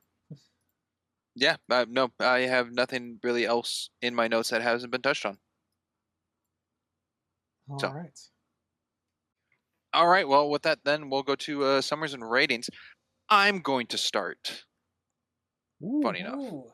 Oh, starting first. What a rarity. I know, it's crazy. I've Actually, started Spring first starting before. first. That's Yeah. a little rare. Let's see. I'm going to start with my subjective. Just throw it off. Off This balance. this was still bad. I didn't like it. However, I was more unentertained and bored than hating and riling in my seat what was being said. I think season 2 had a lot less offensively targeted jokes or pointed references of something. It still had plenty of them, but in season 1 it just felt like they were targeting any age and generational group or people and making fun of everything and anything as a story was going on in the background. This season did feel a little more 50-50 of there is a story they're going with, but the mystery of solving the said story and the B plot and the background stuff is in tandem with the jokes that they're going with, which I feel like, all the time it's Velma. Velma's always the one saying the thing. It's not some annoying character in the back. I mean, yes, the characters are annoying, but it's not like one of them is set to do that. It just feels like Velma is that one set. So being that my enjoyment went a little up because my blood wasn't boiling as much. So I have my subjective at a 2.5. I want to never watch this again. And that's kind of it. I'm not going to recommend this to someone. I guess in conversation, I would just go like, season 2 was better than season 1, but don't watch it. That's pretty much it. Objectively, the little things that weren't touched on, I think Crimson touched on the background not being as having as much movement in the background. It could be a budget thing, and I agree that did not have as much. But I don't necessarily think that's a bad thing. I think that gave a nice kind of comic book-esque look or cartoon feel of stylization to this. I think the biggest praise still that I gave to the first season that I'll give to this one is the animation. I think the animation looks very good. I think the background of the black outline to the movement pieces and what's in the foreground versus the background, and then the not scope but the range, there's a word I'm looking for, perspective I guess, of what it looks like in a shot. I think that all looks very good. I like the comic book look of like the stippling detail. I believe that was also in season 1, but just like some background assets have that look to it. And I think it's a good stylization. Something I don't necessarily care for, which I'm kind of neutral on, is the music choice for this season. It was very... the instrumental piece and score was set to the emotions of a scene, and the music seemed to be the one that changed the emotion over the character's decision stuff. So I picked it up in episode 1 where Daphne's talking to Amber about Velma, and it's kind of a sad piece of music, go with the Daphne's tone and everything. But the music starts changing to like a creepy unease with Amber talking back to Daphne. But it seems that the uneasy music caused the emotional shift first before the conversation piece. And I noticed that throughout the show. And I think that's a little tacky or lame because it's making the writing seem weaker, that they need the music to be the emotional hit more so because it started first kind of thing. I don't know if either of you picked that up and it was just me or something, but the music did fit. I'll say that. It wasn't, there were some times where it was a little off, and I think that's just for the humor play of a joke kind of thing, that it seemed like weird. And there are points where there are no music in a conversation, but it does seem that was a go point of emotional parts of this whole season. I think the shots, again, cartoon, a little harder for me to tell, but the shots were okay. Nothing like crazy bad, but nothing like phenomenally good. It was just a lot of just side angles and front shots, and that's kind of it. Nothing really creative, I think. The lighting or the shading of it, fine. There was some parts where everything that was like scary always had that underlight look of a character being like, this is a monster or a witch or something like that kind of look to it. But other than that, everything was just kind of a matte coloring. Voice acting was fine. I have no complaints about the voice acting. I always forget something, but I'm sitting at a 4. It's not wonderful, and there's more bad than good, but it could have been worse. So, with that, let's go to writer next. All right. I feel like I'm going to be parroting a couple things here. I don't hate this as much as the first season, whether it be maybe I just settled in for what I'm in for more. Maybe I found my little islands of enjoyment and just was happy whenever that was on screen. I'm also sitting at a 2, which I think is an improvement above season 1. I think you gave it a 1. Yeah, so. I wouldn't be surprised. I'm sitting at a 2. I want to be a full point above where season 1 was. Like I said, I found my islands. I found my tiny bits of enjoyment. Would never still recommend this show to anyone. We suffer here at Cheapsy Critics, so you don't have to. At least when it regards to Velma. Objectively, oh man, where do I begin? The world building is atrocious. I don't get a sense of the world beyond our characters at any point in the story. the sense of the world beyond the characters is just limited to the election and then the mob that they're trying to burn the characters down as witches, and those are directly pertaining to the characters, so it's not really beyond what the characters are experiencing. Um, I don't get a sense of consistency with how the ghost system works. Makes no sense. I don't get a sense of. There is some assumptions we can make about logistics about where like the asylum is connected to in relation, but it's still not really set in stone. Um, the resources that the military could bring together are range from hundreds of SWAT teams outside the capital to one Humvee chasing them down the street in a bus. So it's a lot of things like that that really drag the world building down. The plot is a mess. It's pushed forward by constant introductions of either MacGuffins, conveniences, or luckily discovered clues, because I never get the impression these clues are discovered based off of skill. It always feels like luck. Like Norville just happens to come across an anagram that leads him to his grandmother that he luckily put together to lead him to his grandmother. And some that was same with Velma's investigation with regard to his clues. And that is usually the driving force behind the plot. There's nothing really big as far as character motivation is concerned, pushing the plot forward, other than they just want this done. Characters. I think everybody either got worse or outside of it. There are 3 exceptions, I guess, to this. I think everybody got either consistently worse or maintain neutrality.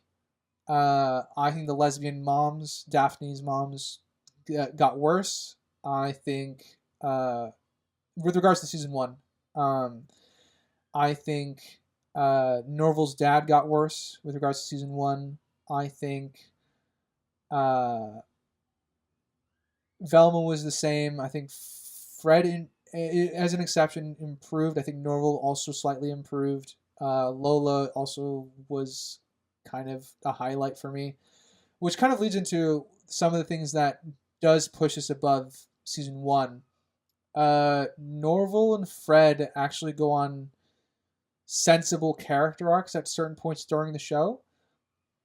Norville's relationship with Lola actually had a functional foundation that led to mostly okay drama, even when they were inserting things, just like, Norville forgetting the body. Like, I felt that was inserted, but it's still sensible, the reactions that took place regarding that. And I do think that does warrant acknowledgement. So I'm sitting above where season 1 was at about a 2.5 objectively. It's not great at all. I still don't recommend it.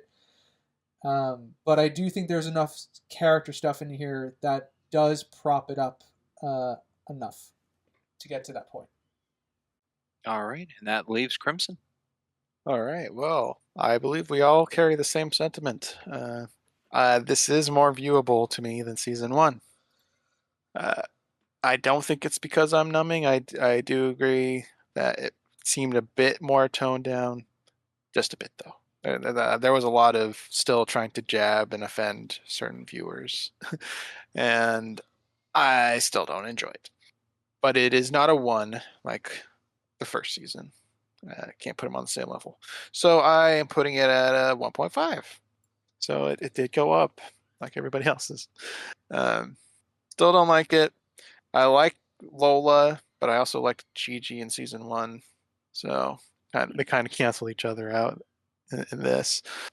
I do find Fred more enjoyable, even though he still is a bumbling idiot and the butt of a lot of jokes. I did like William. And was there anything else I really liked? I think Norville was okay. I didn't dislike him, but I didn't really like him either. Edna, I think, as well. Edna was also okay. She was not bad, but not great. So that's pretty much the compliments. And we talked about the titles in the beginning. beautiful. I did enjoy the art direction with those.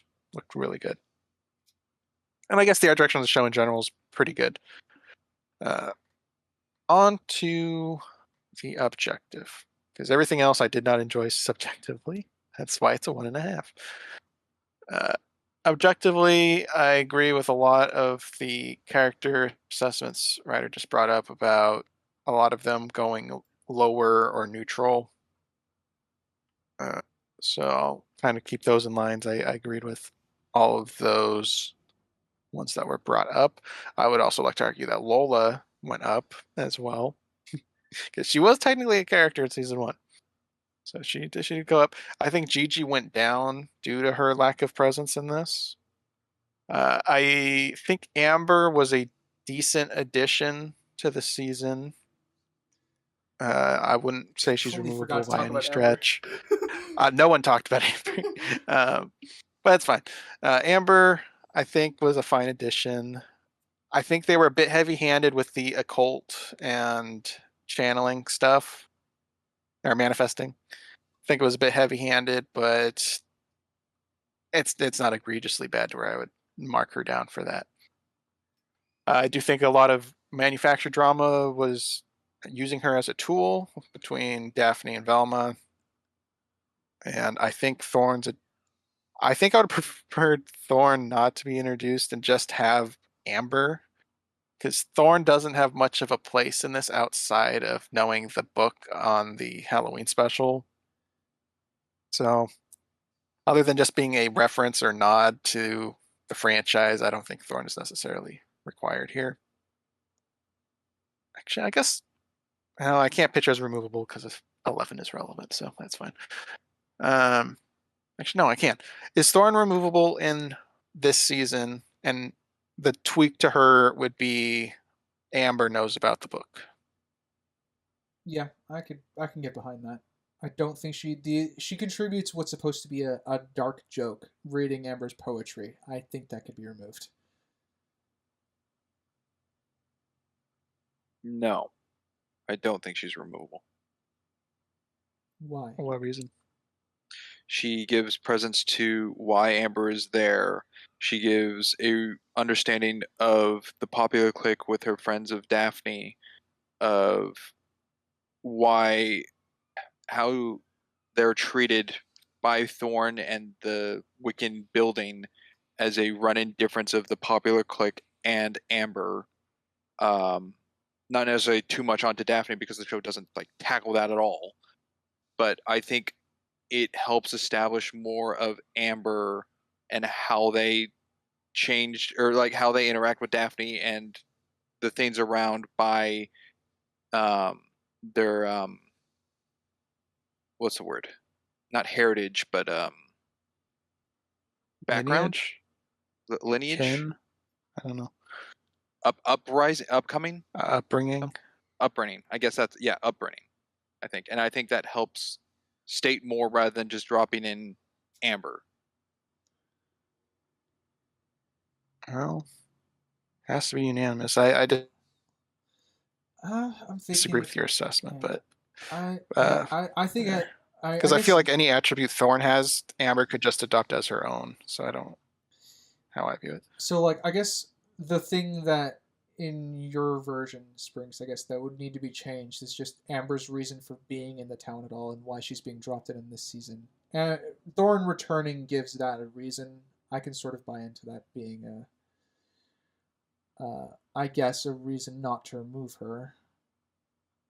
The background of the connection of being Thorn's daughter would have to be stated in some way of transfer student or foreign exchange student or something. Why Amber's living with Daphne and Daphne's moms, but it also that could explain the less need of Amber's background then if Amber's just sticking around with Daphne. Because with Thorn, it shows the difference of Amber's upbringing and who they are compared to Daphne and her clique of friends.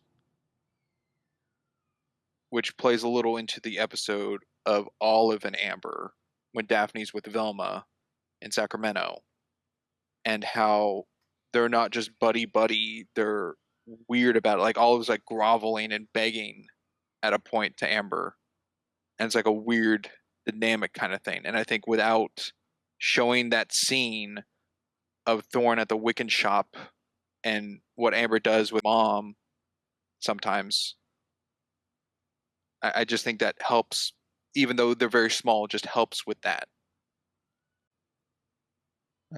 Alrighty. Let's see. I lost track of where my ratings were going. We'll just jump to world building stuff. The ghosts, I think, suck. I thoroughly elaborated my points on them. I think they're very inconsistent. Based off of 3 ghosts, we can dissect on how the rules work on them and why some people may or may not be ghosts and where they are, if they are or are not. So I find that as an issue. I don't like that the mystery, because there's kind of 2. There's solving for Scrappy and there's solving for Uncle Scooby, which is Sophie. I don't like how those were solved.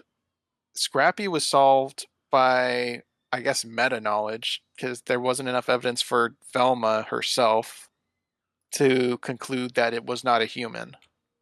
I agree with the sentiment if Daphne told her about the sentient cockroaches or experiments going on, but that is something the audience isn't privy to, or that we know that Velma has learned through Daphne. So I'm just going to go with Velma doesn't know.